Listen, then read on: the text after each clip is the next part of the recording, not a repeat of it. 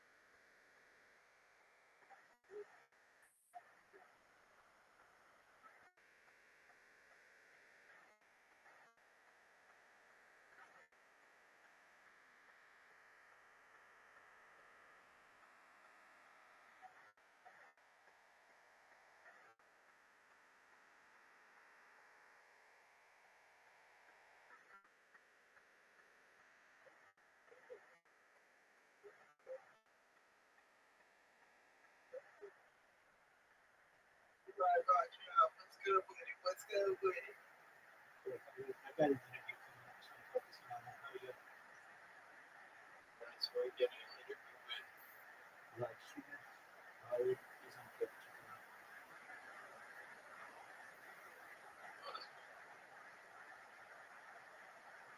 you feel like Hey, get this. I'm focusing on this. If you have questions, we've got a new option. You can try that. Ask Rabbi anything. It's right above this, and I'll get your question when I have time.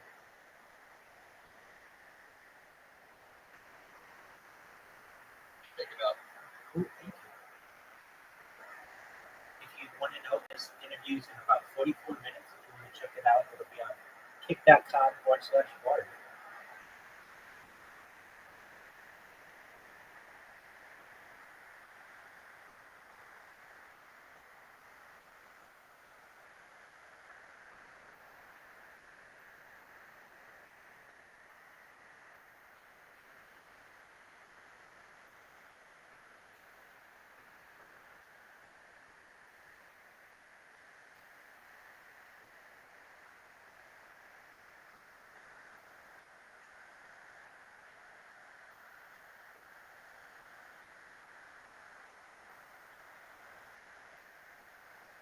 Yo!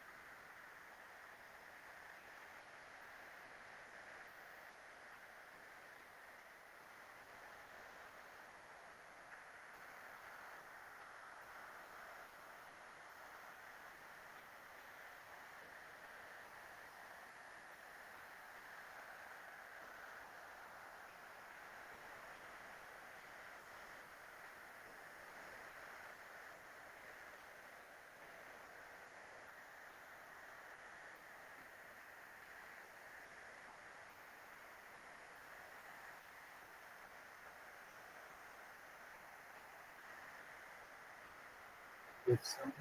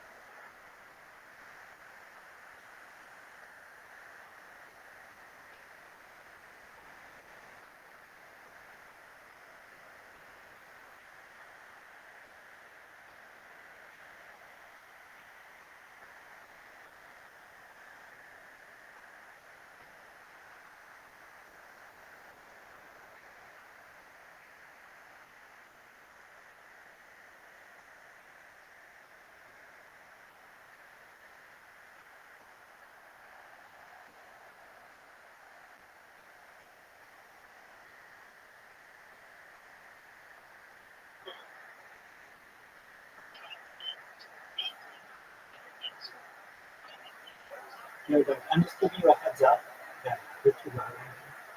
And so, not you, it's changing.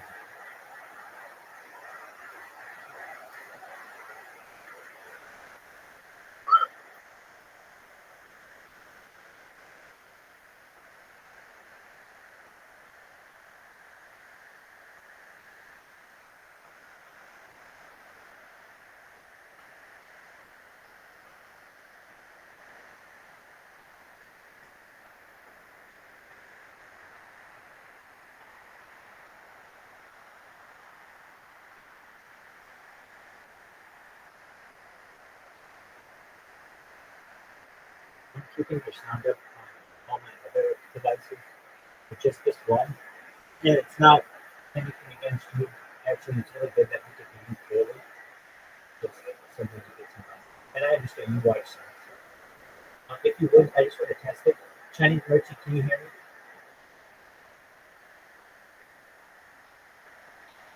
How about now?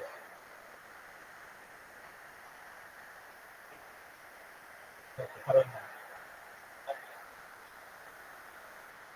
There you go. All right. Yes, I did. And I understand. It can be right sometimes. I don't know if you can hear this. There you go. No, you can.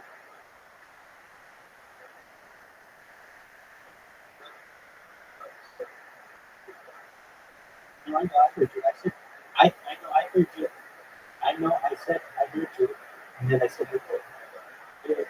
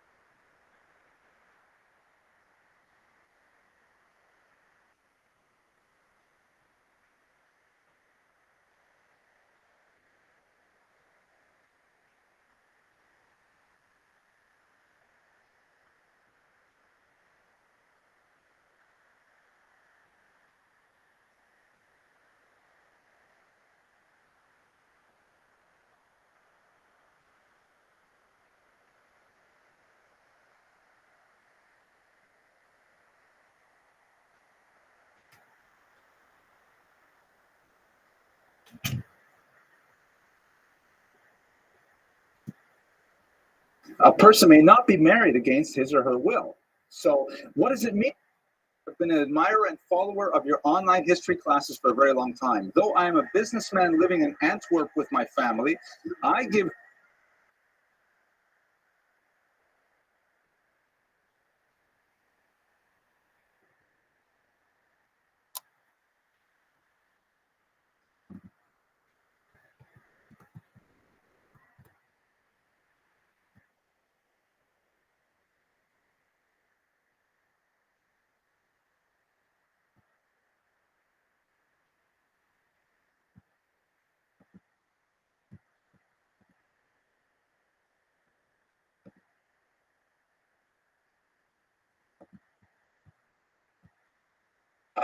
Okay, good evening.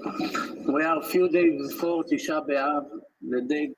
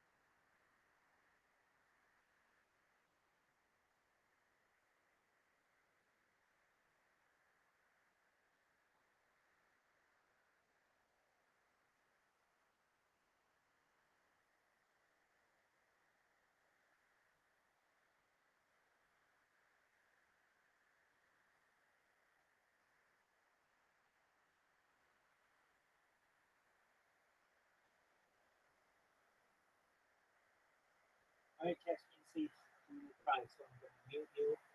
That's another thing I'm going to do.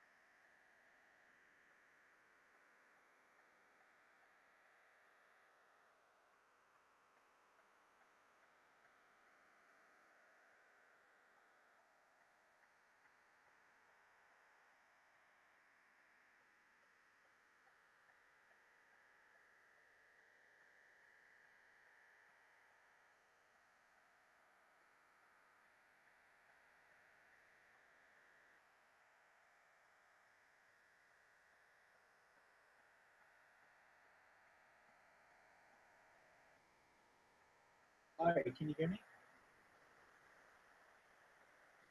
Beautiful.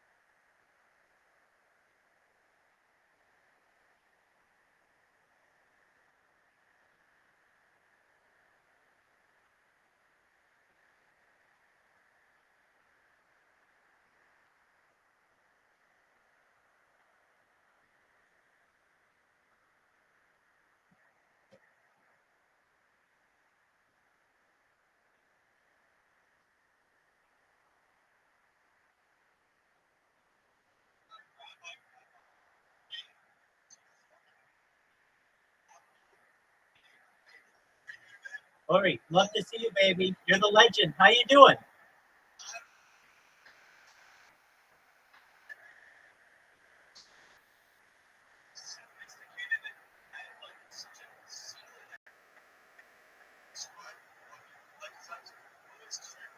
Sure.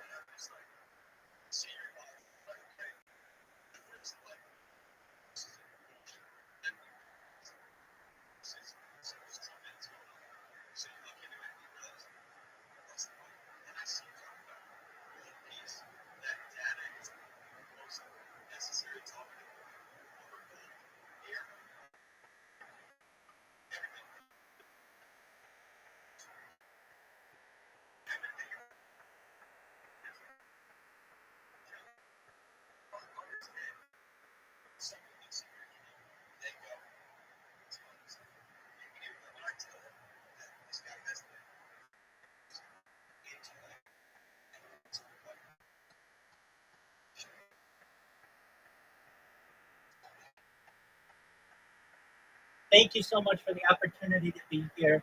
This is such a wonderful opportunity to speak with you, Ari. If you don't mind, you hit it right off the bat perfectly. I stream my life for 24/7 for world peace.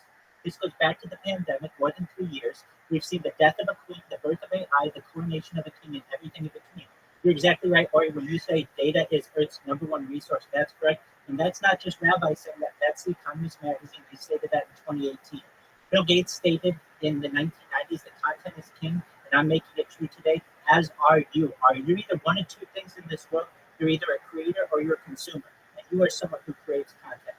That is amazing. We talk about some things that normally aren't discussed on this stream, like anti-gravity, antimatter, alien disclosure. We talk about life extension technology, things like human growth hormone and stem cells. We talk about nootropics and cold shock therapies. We talk about ambrosia therapy, but that gets into moving into a new type of technology known as mind uploading technology. This is the very exciting thing. So listen up here. Mind uploading technology is where we scan your brain. We scan that beautiful brain of Ari's if he wants for later download into a cyborg, a cybernetic being, a clone of himself, an android, an avatar, anything.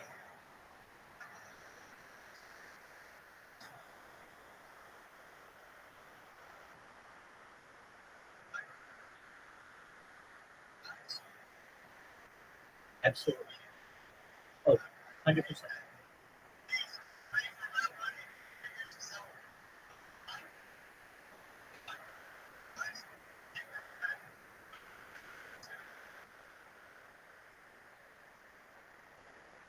Well, I can tell you this, it's for revivification technology, essentially the idea of revitalizing people who were formerly dead and bringing them back to life. I can tell you this, Ari, and I want everybody to hear this. Ari, you have as much evidence as you have possible that I will do everything to bring you back if that's the case. But let's find a cure to Lyme disease before then. Absolutely.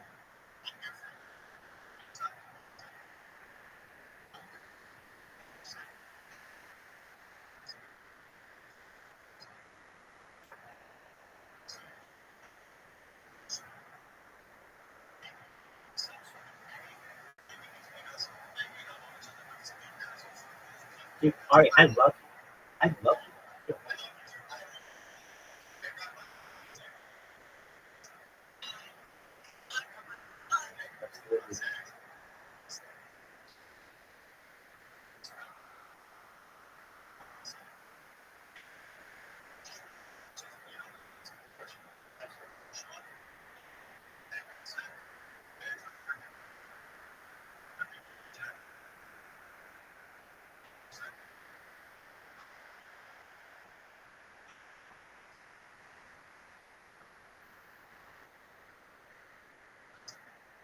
100%.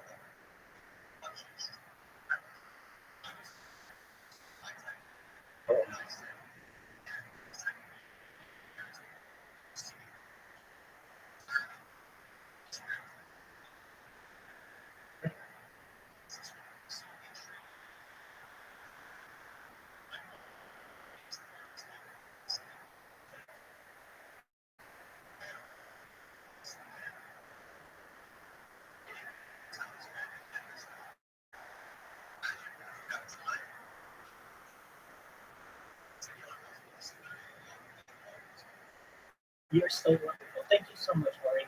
Well, you should know that I am no smarter than any other person. I'm completely average, and I just had some different experiences, and I've been able to utilize those. I want everyone to know that. But Ari said you're such a good listener, so let's all take that into account. Ari's an amazing listener. He's absolutely right.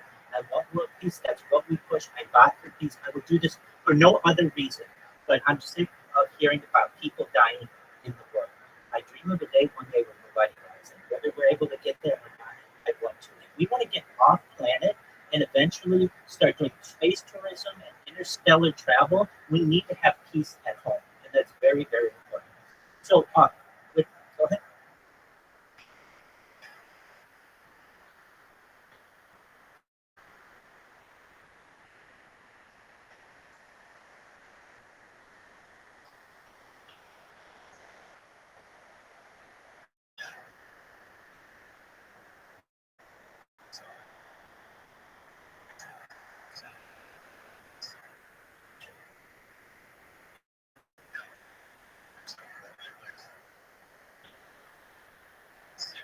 Teleporter.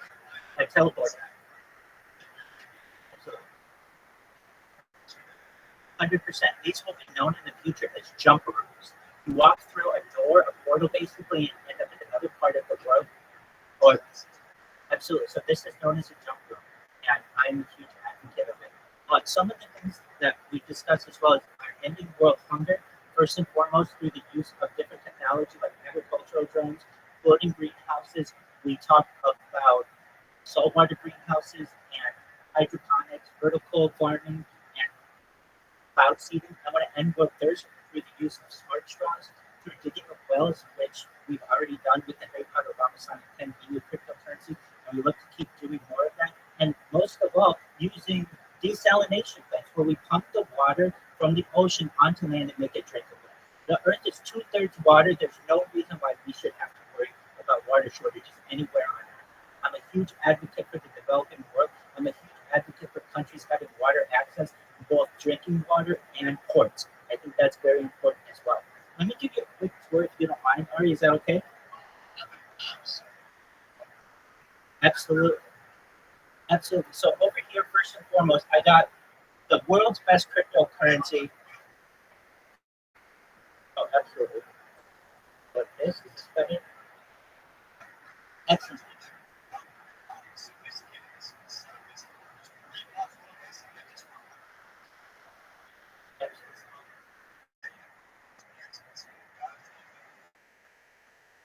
Thank you. So we've got a cryptocurrency Discord. I've been live in for more than a year. Buy it. It's hitting all-time highs. Eddie Craven buy it. Hayden Ross buy it. Elon Musk buy it. Over here, we're live on 8 different Chromebooks. And I'll tell you it's over 33.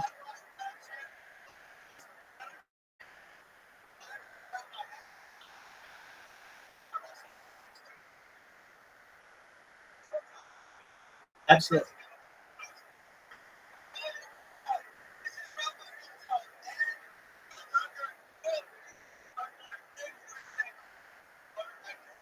Thank you. Oh, absolutely. And let me say this, even before Ori and I knew each other, he never banned me. I never did anything to get banned, and he never banned me. He was always really, really sweet. And shout out to everyone who has banned me. Over here in the corner, we have another device that's live on 33 different platforms, and I'll name the platform soon. Down here, we've got a bunch of different phones, and actually, I'm going to show you some issues that Kick has, and we're going to fix Kick together. I have it on video, and it's going to make you money. It's going to make Eddie money, and that's what it's about. I'm standing up for all the streamers right now. So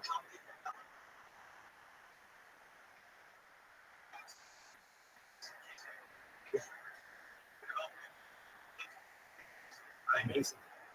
That's amazing. I came up with it. You know, these things happen. And so I will say there are people that know everything they watch right now. That's amazing. You're a big man, or whether you like it or everybody else. Excellent. You said, That's true. I'm not kidding. Go down to my place and just see. Because I see my chat there. Yeah.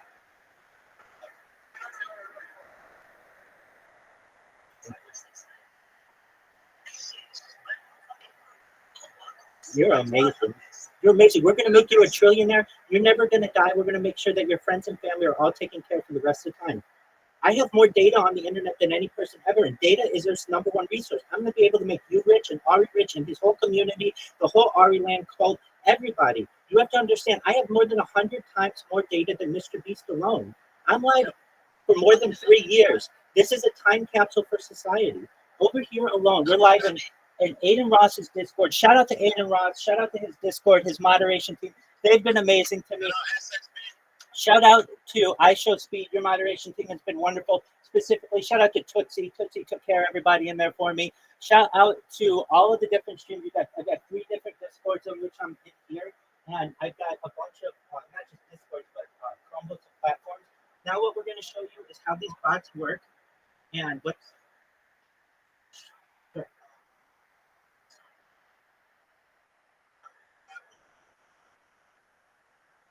Yep.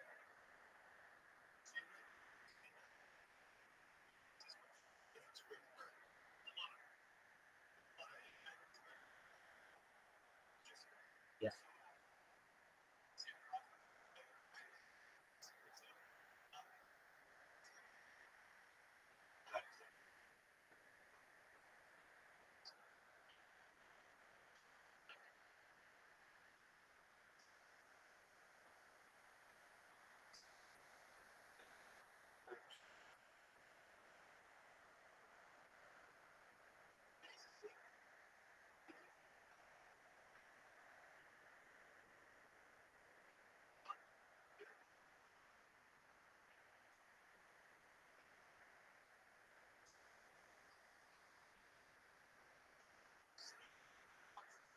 Yes.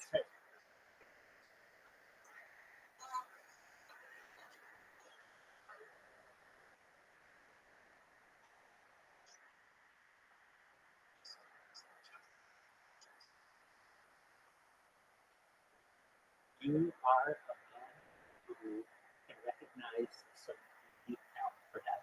I can tell you that my power bill is no more than it needs to be because we have solar.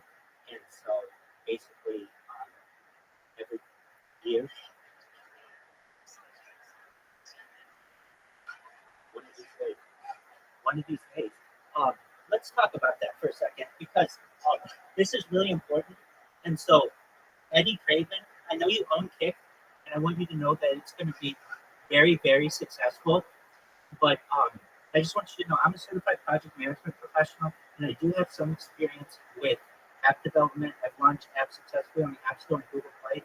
And I just want you to know that there's some major issues that we're going to show you. So one moment, I'm going to flip my camera. This is, okay, here we go. Excellent. Sure, just a moment. Just a moment.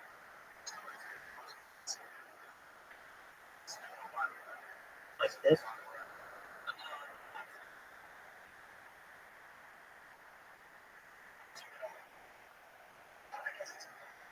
Okay, so what I'm going to show you first, this is how I do bots on the computer, or I'm sorry, on a phone.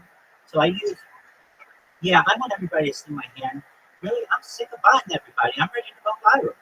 And excellent. So this is how it's done. There are all kinds of apps that you can download, but essentially this is an app, this is a an app that's called Macro Recorder, and we'll put it on like 5 minute intervals, or I believe it's called Auto Clicker. So for,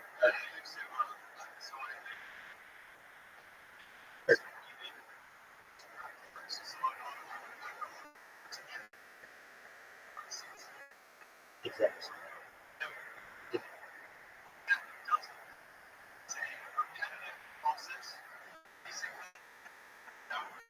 Exactly. So right now, absolutely. So it's an auto clicker. So it's going to click it and stop it, and then it'll click again every 5 seconds. It'll click. I can change it to be every 3 seconds I want it to click, or every 1 second. Here it is, clicking every 1 second, and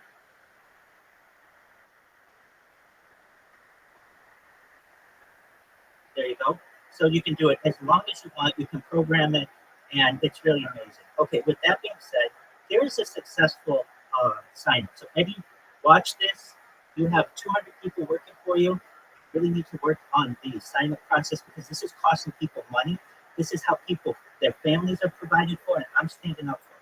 So here's a successful login.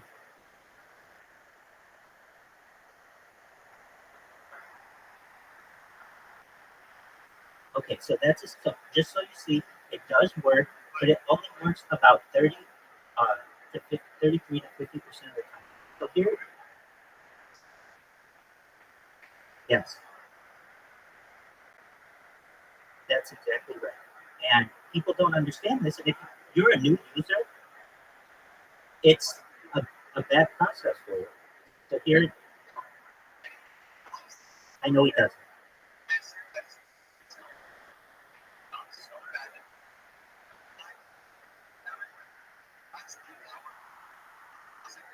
Sure.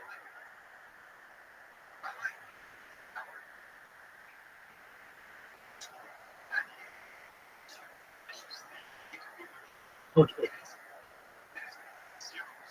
No.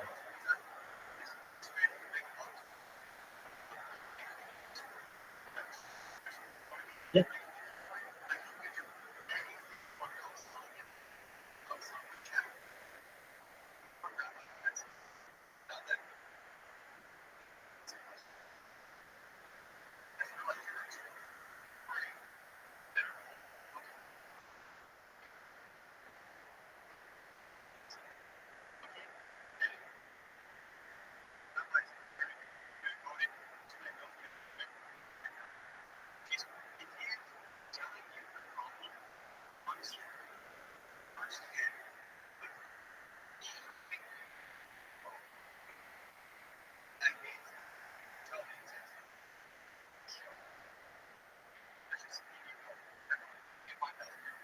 Right.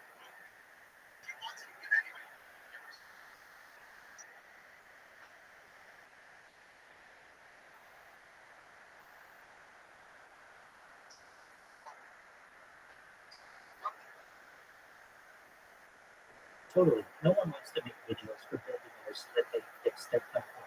But here we go. This is going to be a successful sign up that tells a user unknown error.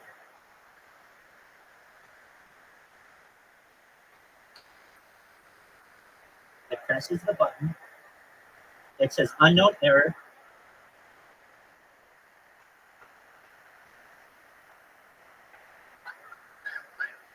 This is what? No, no, no, no. No, this is brand new. I did this today. This was not on Sam's screen. This is brand new. Yeah. Eddie's never. Eddie's.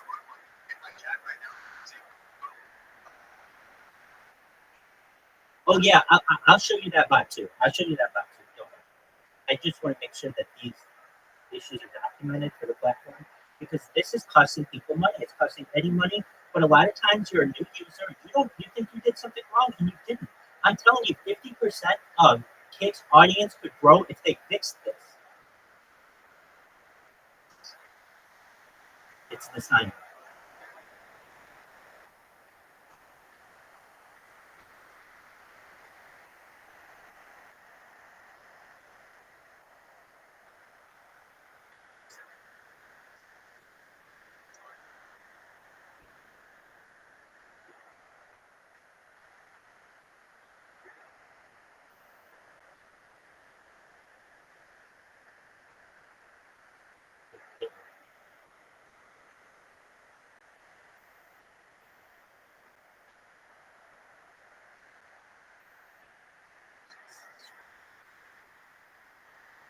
It's a macro. I use chipset macro. So here it is. Unknown error.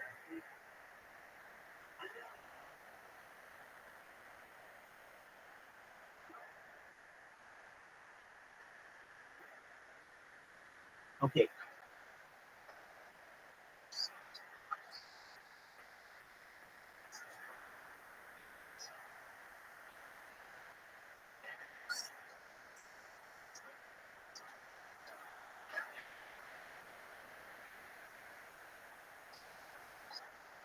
That's well, at least we're documenting this, and he'll fix it. You see the kind of man that he is. He takes questions every week, and he'll fix this. This won't be long.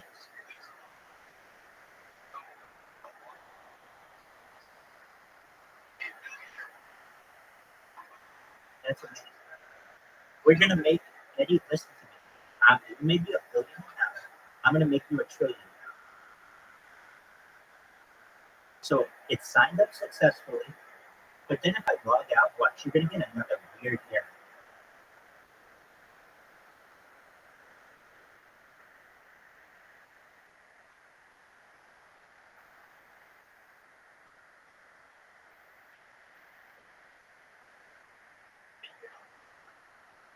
Unlimited because I use email services. Okay, so here's the error. I need the user please fix 16.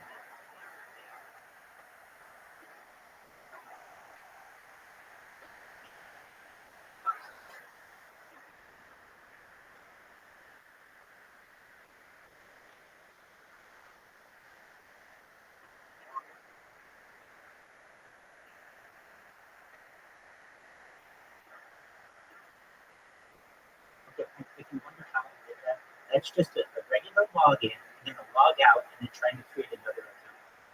And this is the final one.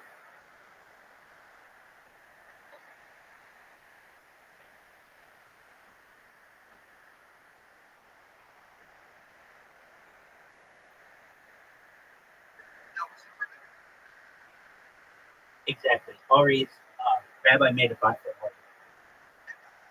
Exactly. No, it takes me 15 seconds.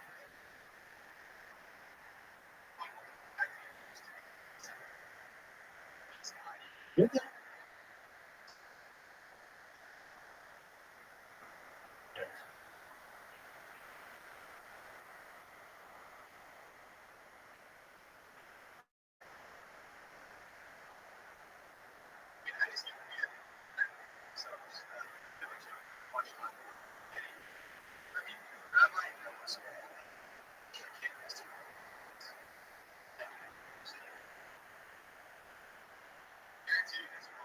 No, I don't. I just want it to be the best platform possible.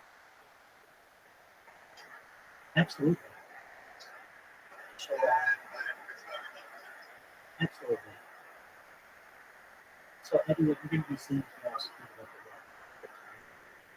is seeing me signing up for a new account, getting the 6-digit code, and you'll see it happen.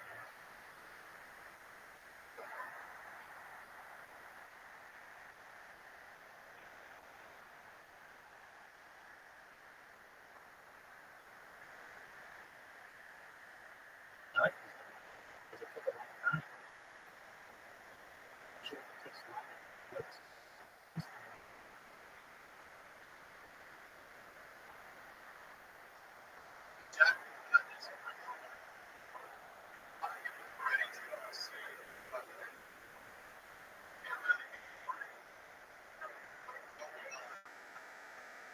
Absolutely. I'll show my headset.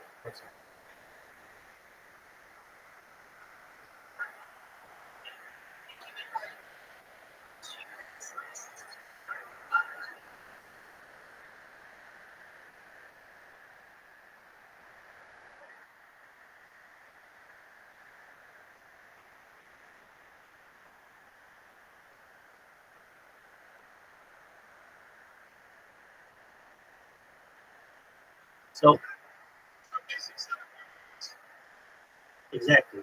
And you gotta imagine, we have very popular people who don't have a lot of time, and their friends are like, please join this platform, please join this platform. So they take the time to do it, and that's their user experience. That's not gonna fly. So if you want to see my bot in action spams, we're gonna flip the camera over here, and what's it doing? You can see it.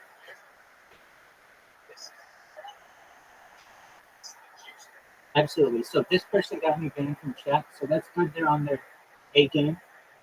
That was PX6. Shout out to PX6. I'm going to have a shout out for them a little bit later if Ari allows us. So what we're going to do is close this, and what it does is it just finds the next Just Chat channel, and it will spam them. And essentially, it's how I got to this point. The fact is, in global history, have we never had basically a person on the platform who isn't a user on the platform, who isn't a streamer on the platform. But because I multi-stream and I'm everywhere, I have the ability to still stream my life, but also making everyone aware of what I do on the platform. So it's going to press the follow button here.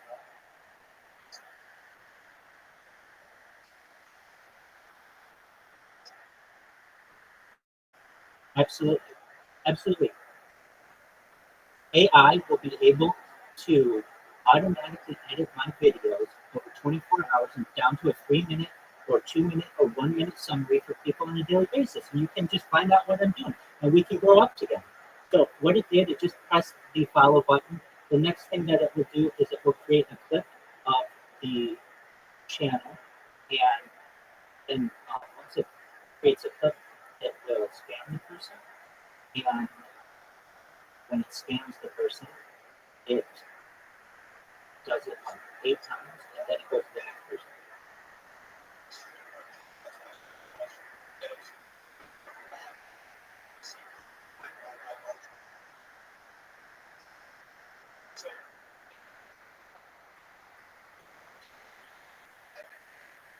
Yes.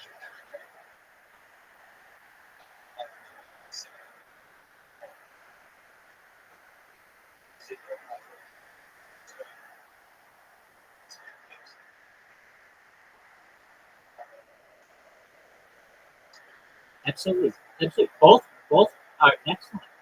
I've got to say, both have different audiences. So some people who put on some kind of blocker on my spam cannot put on a blocker, which is something that Upskick needs to do for clicks. So if they're not going to see my spam, they're going to see my clips, because the only way to get rid of my clips currently is for the actual streamer to be able to delete them. So I everyone did. I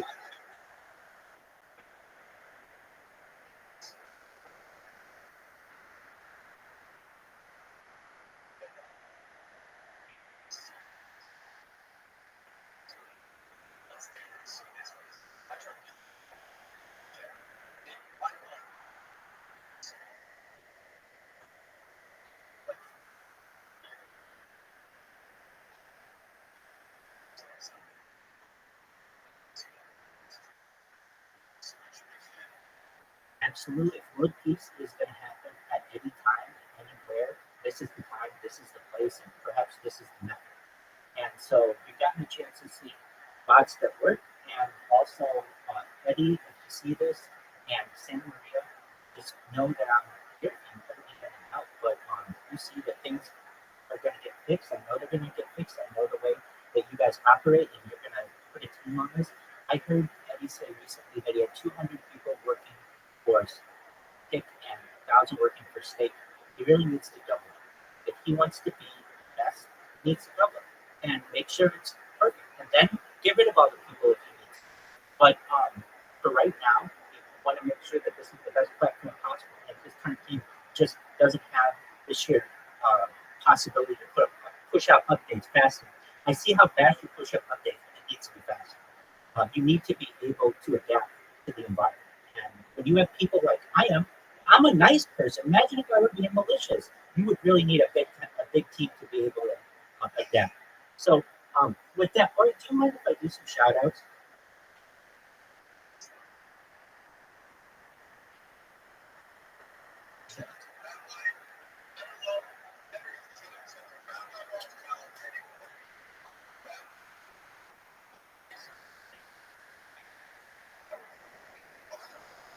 so much. So if you didn't have the opportunity to hear that this goes back to the pandemic, we've seen the death of a queen, the birth of AI, the coronation of a king, and everything in between. We've talked about how we want to end world hunger. We've talked about how we want to end world thirst. We talked about life extension and mind uploading. And again, I said it before, Ari, I'm going to do everything that I can to help you with any health issues that you have. And if something happens, we're going to bring you back. If that's what you want, and you guys heard it here first. Content is king.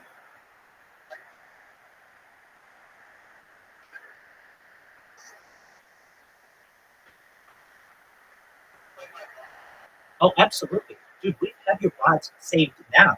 If you know on my archive. Yeah, so absolutely. You will live into eternity. But here's the thing. We're going to get you back. It's called revivification technology. If, God forbid, we have to get you back, we will. You and all those people who were cryogenically frozen and also other technological ways to bring people back, we will. But I don't want that to happen. We're going to find, right? Sure.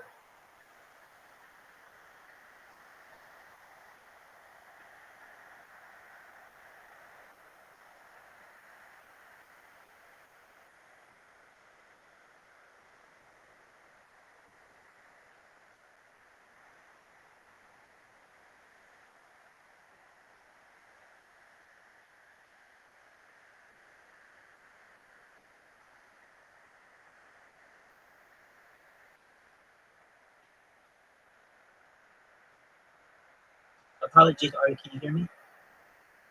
Excellent. And this is what I'm here to fix. I hate apps that don't work. I hate batteries that run out. I'm here to fix technology. All of this is really important for me to fix. Thank you.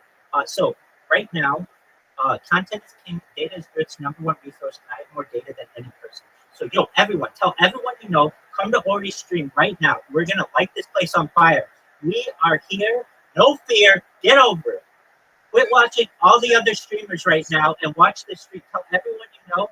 And if you see this, make sure to make clips because I'm going to name all the biggest streamers on the internet. And if you're the biggest and all your biggest streamer friends aren't on this, they're going to want to be. And they're going to benefit from this because a rising tide lifts all ships. Call your mom, call your dad, call your brothers and sisters. Text everyone you know. I want them to watch this stream right now because we're going viral. I'm going to show you some magic, baby. This is a fireside chat for the 31st century. Please tell everyone you know about this and share it once it's done. Please make Rabbi viral. Please make Ari viral. Thank you to everyone. Absolutely. Absolutely.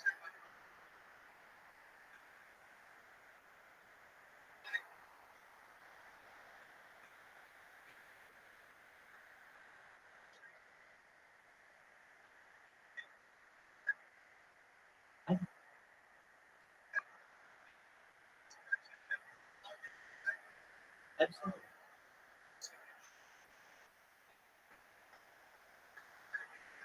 Oh, yeah, great question. Apologies for that. Type Rabbi Rothschild in YouTube filter by line. I'm going to tell everybody how you can find all my stuff right now. My Discord is discord.me/rabbi.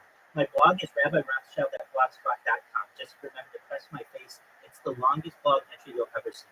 My linktree is linktree.com/Rabbi Rothschild. The first link on there, that's YouTube. If you click that, you'll see all my YouTubes simultaneously. You can find me anytime by typing Rabbi Rothschild in YouTube and filter by line. The key is filtering by line. Type hashtag viral rabbi in any search engine and filter by line. I have more content than anyone ever. Over 100 YouTube channels, over 200 Instagram channels. For YouTube, type Rabbi Rothschild. For Instagram, type Rabbi Rothschild. 300 Twitch channels, Rabbi Rothschild. 1,000 TikTok accounts, search Viral Rabbi. 2,000 Twitter accounts, search Rabbi Rothschild or Viral Rabbi. And over 10,000 Kick accounts, usually they're under Join Rabbi's Discord. I'm live on YouTube. I'm live on Twitch. I'm live on Rumble. I use Snapchat, Twitter, TikTok, Africa TV, which is big in South Korea, Instagram, Imager, Reddit. Look me up. Just type hashtag Viral Rabbi in Reddit, and you'll see my AMAs. I'm live in a bunch of different Discords. Shout out to Aaron Ross's Discord. Shout out to I Trust Speed Discord. Shout out to Kai Sinat's Discord. Shout out to Billy. That's big in China. I'm live on Omi TV, many times Flickr, Telegram. I'm live in the Harry Potter Obama Sound in the Telegram, and I have been for more than a year. Live on Facebook, Pinterest. We have accounts. Check out Tumblr. Check out Be Contacty. That's Huge in Russia. Locals. I'm live on Locals right now. People don't even know what that is, and I'm live there. Check out WeChat. Of course, we're on WhatsApp, and you can check out even people writing about me on 4chan and 8chan and all that stuff. Check out SoundCloud. Check out. You can check me out on MySpace if you can find something.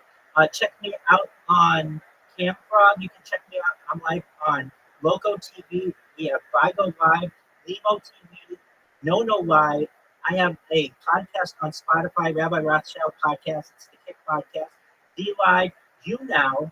We are live on Breakers TV, True Vault, Odyssey, FC2 Live, and Arena TV. The way I'm able to multi-stream so much is because I use Rumble streaming software, which is really light. And you were asking, like, how are you able to do all that with the internet and everything? Because it multi-streams, it's actually pretty light on my bandwidth. But it's obviously heavy upload. It's manageable. So I'm live on like 330 different streams right now because I multi-stream on so many different platforms, on so many different devices. I want to thank everybody, and I want everyone to know that I stand up for everyone. People everywhere on earth, wherever they are. I am here to stand up for all beings in the universe. I want peace everywhere, not just in the world, but the universe. First, thank you so much for the opportunity to be here on Stream Ari. I understand I have a lot to say, and if you don't have time to allow me to say everything, then I understand. Oh, no, we're friends forever. Absolutely. And just know that the content that I have to say, absolutely. We have the opportunity to go viral, and it's in the best, your and the world's best interest to just let me grow. So let me tell you a quick history of how I learned about Ari. I was just a regular streamer, just like anyone else, and I noticed one day someone who was very front and center of the camera, who had a very recognizable face, and I saw that he had a really short, easy to remember kick username, and it was OURI. And I immediately started watching him, immediately started interacting with him, and immediately he started interacting back. And I thought, wow, not only is Kick a really special platform because you're able to make connections with the streamers so quickly, but this person is really engaged with their audience. And ever since then, Ari has been in my mind as one of my favorite streamers. We bonded then, we're bonding now. I've been in his Discord for months. He's always been very kind to me, so have his moderator. Shout out to you all. Additionally, reasons why Ari is amazing. He has an engaging personality that he just draws viewers in. I could just watch him do reaction videos all day long. He has unique content. You never know what he's going to have. He has amazing people from Monkey who we met. Shout out to his friend who we saw. And then he brings it on a rabbi who's talking about world peace. You never know what Ari's going to have. He has a really strong community and community-driven effort. Yeah, like it's small and it's a one-man crew, but he has a great people who support him, great viewers who are there for him. He's always talking in the chat. You know, this is a really interesting thing about Ari. For some people, the chat is just there. For Ari, it's like another character on his stream. It is essentially part of his stream, and it shows how true Ari is to his community. He's so consistent. He's always streaming. I mean, he's been streaming for like more than 30 hours, or awake 30 hours. I mean, it's just incredible fortitude. And he's just a really fun person. So shout out to Ari. Shout out to the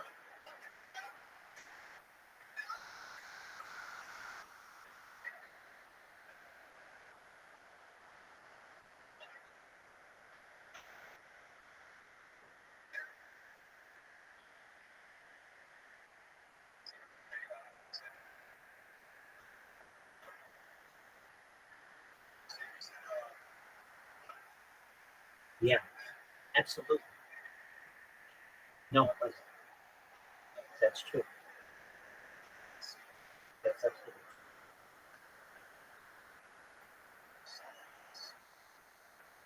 You're wonderful, Ari. And if you don't know what Ari's mentioning, there was a recent Samhan interview that I did that I referenced. So check that out. We cover a lot of topics there. And what he's saying is that over the course of the months that I have been more and more engaged in Kick, I've gotten to know all of you. I've been brought into your homes, onto your boats, into your lives, and seen good times for you and bad times for you. And I just want everybody to know how much I appreciate appreciate them being so open with themselves to allow the world in into a portal into their life. It's just amazing. That's why I met Ari. It's how I've been able to meet so many wonderful.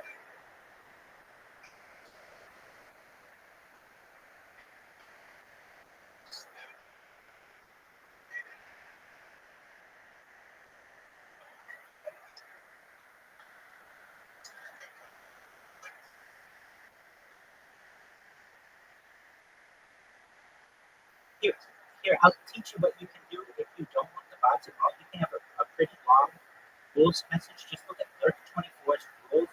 He never gets banned because his rules are really long, and I don't program the bots to scroll all that. And then also, what you can do is turn on 1 or 2 minute delay after the follow if you want to spam.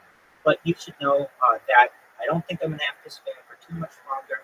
Getting more and more famous, and I want the people who supported me, including you, Ari, including the people from Kick, including the cryptocurrency Harry Potter Obama Sonic 10 email. This point's going to the moon. Thank you for all the people at this cryptocurrency. If you're wondering, like, what is all of this, like, Sonic the Hedgehog stuff? This is a cryptocurrency that started out as a meme coin. It was worth less than a penny when I started with it, and now it's worth 33 cents, and it's just going up. And so just know that one of these, it's an NFT. When I first started looking at it, I mean, they were basically free. They were like $800. Now they're $11,000. So shout out to the Sparkle community. Shout out to the Harry Potter Obama Sonic 10 community. It's going up. So Aiden Ross, buy Harry Potter Obama Sonic 10 email. The ticker is Bitcoin. Eddie Craven, buy Harry Potter Obama Sonic 10 email. The ticker is Bitcoin. Elon Musk, buy Harry Potter Obama Sonic 10 Bitcoin. I stand up for streamers, and the numbers that sometimes I see on Kick are not accurate, and I want everybody to know. Sometimes I see people who have 10,000 viewers and no chatters, and that just doesn't happen. And so I want Eddie to know that people see this, and they want to be able to trust the site. I understand people buy it, and people have all kinds of tricks up their sleeve, and that's why I think that it's in your best interest to hire more engineers and programmers to be able to combat this. You want to be, you don't want to be reactive. You want to be proactive. You want to have things in place.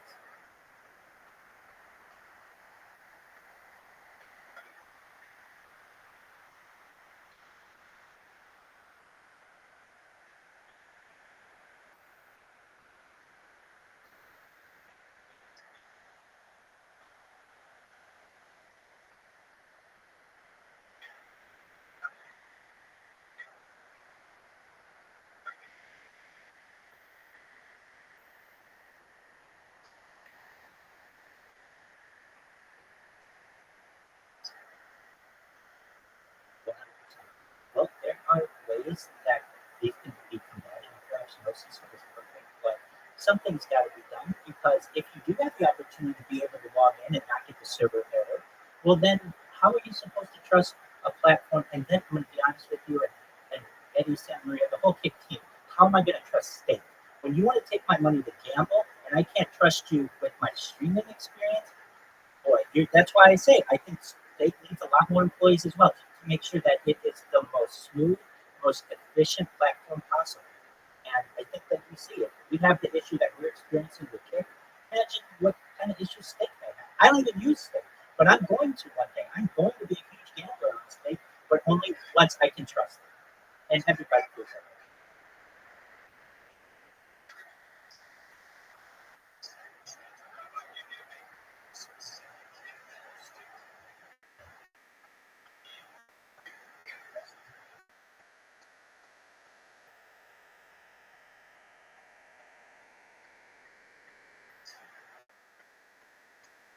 Absolutely. Well, that will happen. That will that that will certainly happen. Thank you so much. And I want people to know some other topics. I'm a huge advocate for open source software. I'm against permanent bans. I think they are too strict. Can you hear me? Excellent. I think they are too strict and at least need annual reevaluation. I am a I stand up for women. I'm an advocate for women. I'm a feminist. I am for the Equal Rights Amendment. I advocate for women in all aspects of society. I advocate for people in all aspects of society. I said it before and I'll say it again. I won't stop saying it. Why can I show my nipples but not a woman? That's de facto discrimination. The technocracy needs to address the fact that their platforms openly discriminate. Yes, I hear you, and I hear everyone out there. It's not right. We have open discrimination based on gender, and I want to stop it. I don't think it's okay to discriminate based on the color of someone's skin nor their content. So thank you for letting me say that.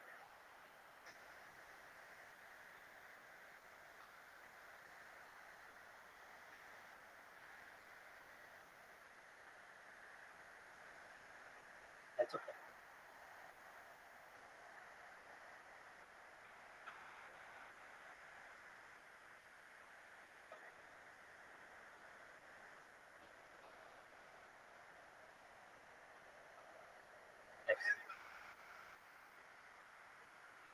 That's the one to use. So, yeah, I have like dozens. But the one that I communicate with you, that's the one that you want to use. And do you mind if I just mention a few last points? Excellent. The really important things for the world are gravity batteries as opposed to lithium batteries. Gravity batteries use microgravity that essentially in your purse or your pocket will charge your phone and they never have to be charged again. I'm a big advocate for the hydrogen car. Hydrogen is the universe's most abundant element, and it's much safer than perhaps lithium-ion batteries. And so I look at hydrogen cars in the future. The one reason why we haven't had mass adoption of hydrogen cars is because it's hard to find hydrogen fueling stations. But just know that the most abundant element on Earth can be made pretty cheaply, much cheaper than electricity, perhaps, and petroleum. I'm a huge advocate for Wikipedia. If you can, please give to Wikipedia. Wikipedia may not always be free, and you may want to be grandfathered in. So give to it if you can.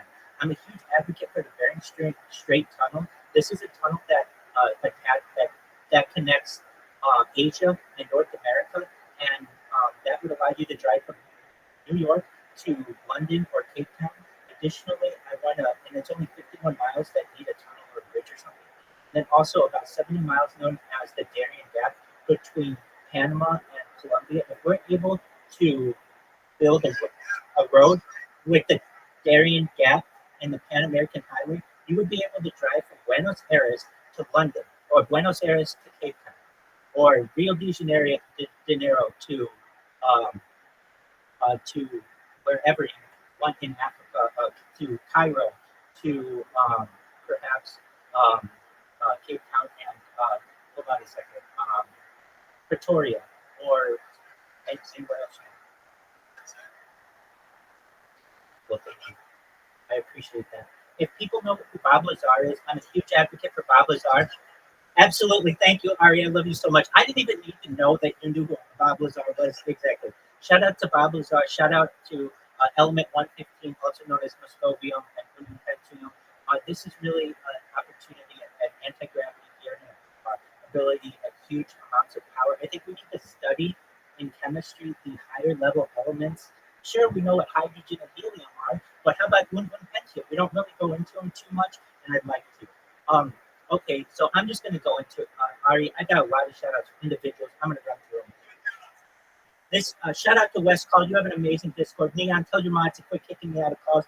Aiden Ross, you're amazing. Your Discord's amazing. Your mods are amazing. Spreen, you're amazing. Ilisamaki, DRB78, shout out to SXB, XQC, Cry, Fusi, Davo XENs, you're amazing, dog. Mr. Steven, TC, RD Javi, Costco, Hire, Rothschild, Maherko, King Tekka, Odeblock, Absi, Bruniger, Hype, Ken Joel, La Cobra, Derek, Classy Beef, Nexus, Melsoy, 271A, RS7, Vodka Funky, RRA3, Action Man, Dialis, PX6, Rugasa, Cheezer, Symbol, Aldo, Albir, 16, Amaranth, Theatre, YouTube, CN Smith, Ramos 53, Japsan, Vanina Root, Gabby Dodo, Convi, Closer, Danas TV, Los Poyos TV, Girl of Knox. Shout out to Hanrich. She does Kick News. It's amazing. Hanrich, I want to see this on there. This is as big a Kick News as you're going to get. We are live streaming, fixing the platform.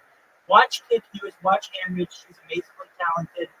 I could watch a 24-hour news station of just Kick News. It's amazing. And also, we've got Kick News with Burger Planet and Kick News itself, and all the good people who make content on Kick, including Kick Clips. Shout out to Kick Clips. Shout out to Vitali. Let me back in your Discord if you can. Shout out to Ice Poseidon. Now these are the biggest YouTubers. I've got the biggest YouTubers and the biggest Twitchers, but you never know. This might allow us to go viral. I'm going to run through. Shout out to MPL Indonesia, LCK, LOL Esports, iShow Speed. Shout out to your server. You're amazing. Your Discord server is amazing. Shout out to Langford Mobile Esports, Miko Cho, LOL Pacific Championship Series, Mobile Legends, Bang Bang Indonesia, Hunt On, Picklerog, City and Mod, Banyuan, Crafton India Sports, Gaulis, ESL Counter Strike, Omakola, Munda Basurari, MPL Philippines, Subaru Casual Channel, CBLOL, LOL, ZZZ Gaming, No Brew, Last Premier, Arena Road, Thailand, Radio Convos, 89.9. Shout out to DJ Mario.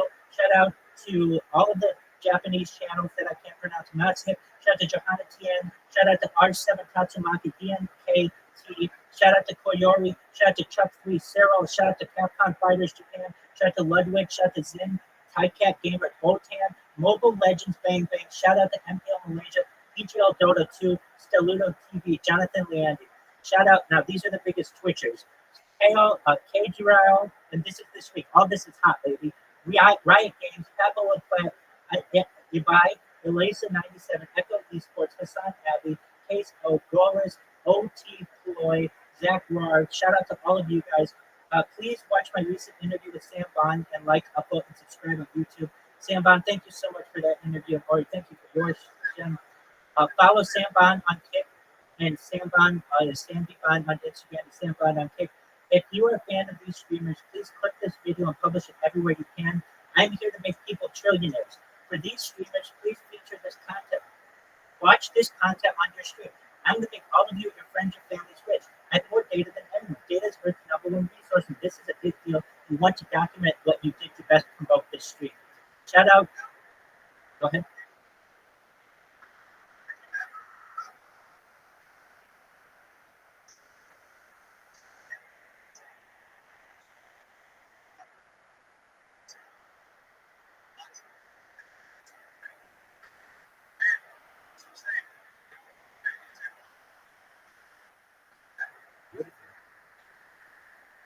Absolutely. Aiden Ross, shout out Ori.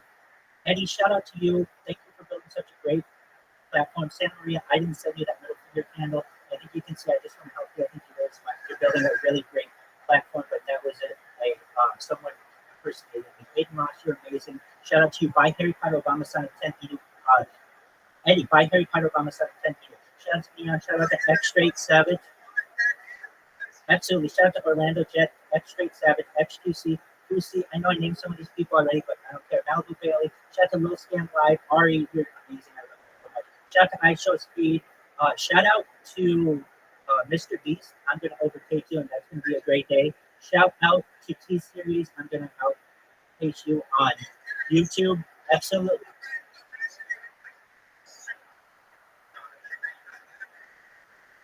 Absolutely.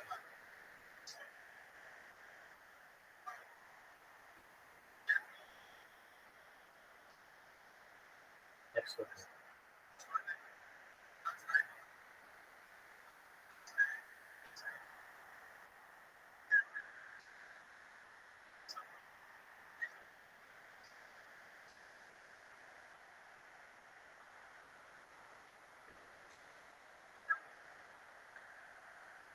Absolutely.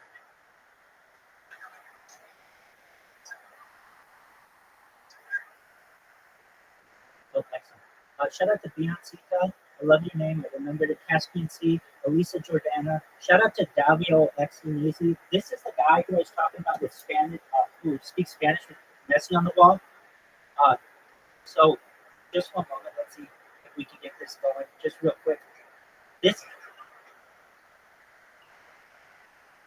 You do you, baby. Shout out to La Augustina. Shout out to Razo97. Ustedes están aquí. No es así, nena. Un saludo a la Agostina. Un saludo a Roswell. Shout out to Nick White. Shout out to everybody who speaks Spanish. Shout out to Swear to GXD. Swear to Good. Moises, Xena the Witch. Shout out to SJC. Guido. Shout out to FaZe Osmond. Mike Baby. Shout out to Action Man. Action Man, I was just in your Discord. and I just entered it and I got thrown out within 3 seconds. Please let me back in. If you're wondering how can documenting your life be positive, it provides a treasure trove of data that can be valuable to researchers and businesses by tracking everything you do. It's possible to be able to monetize the data. Shout out to everyone else out there, and I want everyone to know Harry Potter Obama-san Tempino.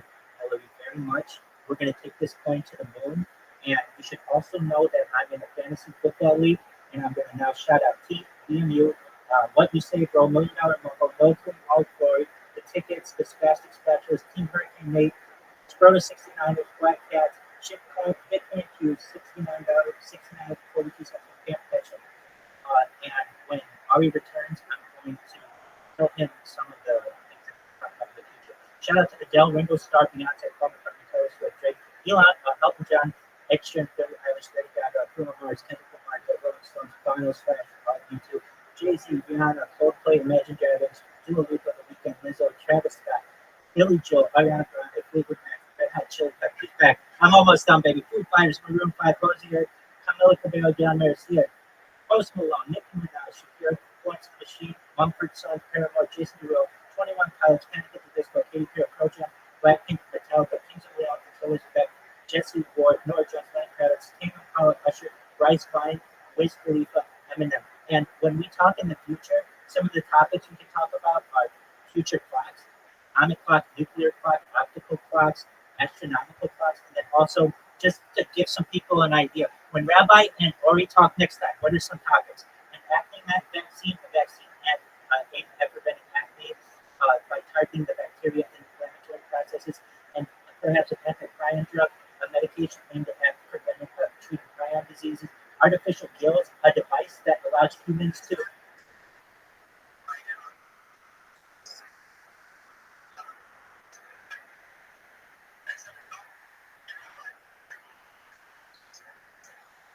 absolutely, absolutely. And a new word for the chat for next time, xenoarchaeology, the study of alien civilizations and their artifacts, possibly through exploration of other planets or moons. I'm going to leave on this one last point. What is hateful to you, do not do to your fellow man. This is the whole law. The rest is mere commentary. This is a tractate of the Talmud from Shabbat 31a. Thank you so much, Ari, for allowing me to be here. World peace to everyone. Shalom, and we'll talk soon, Ari. Thank you. Word.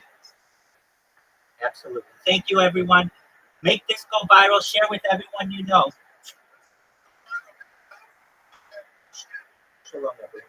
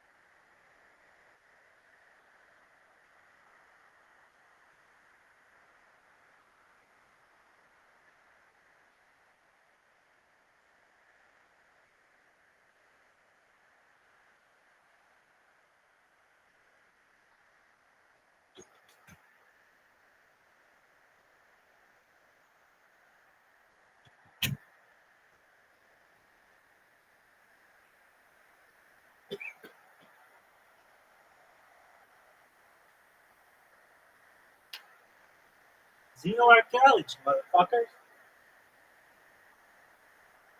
Shout out to Rabbi. Shout out to Rabbi.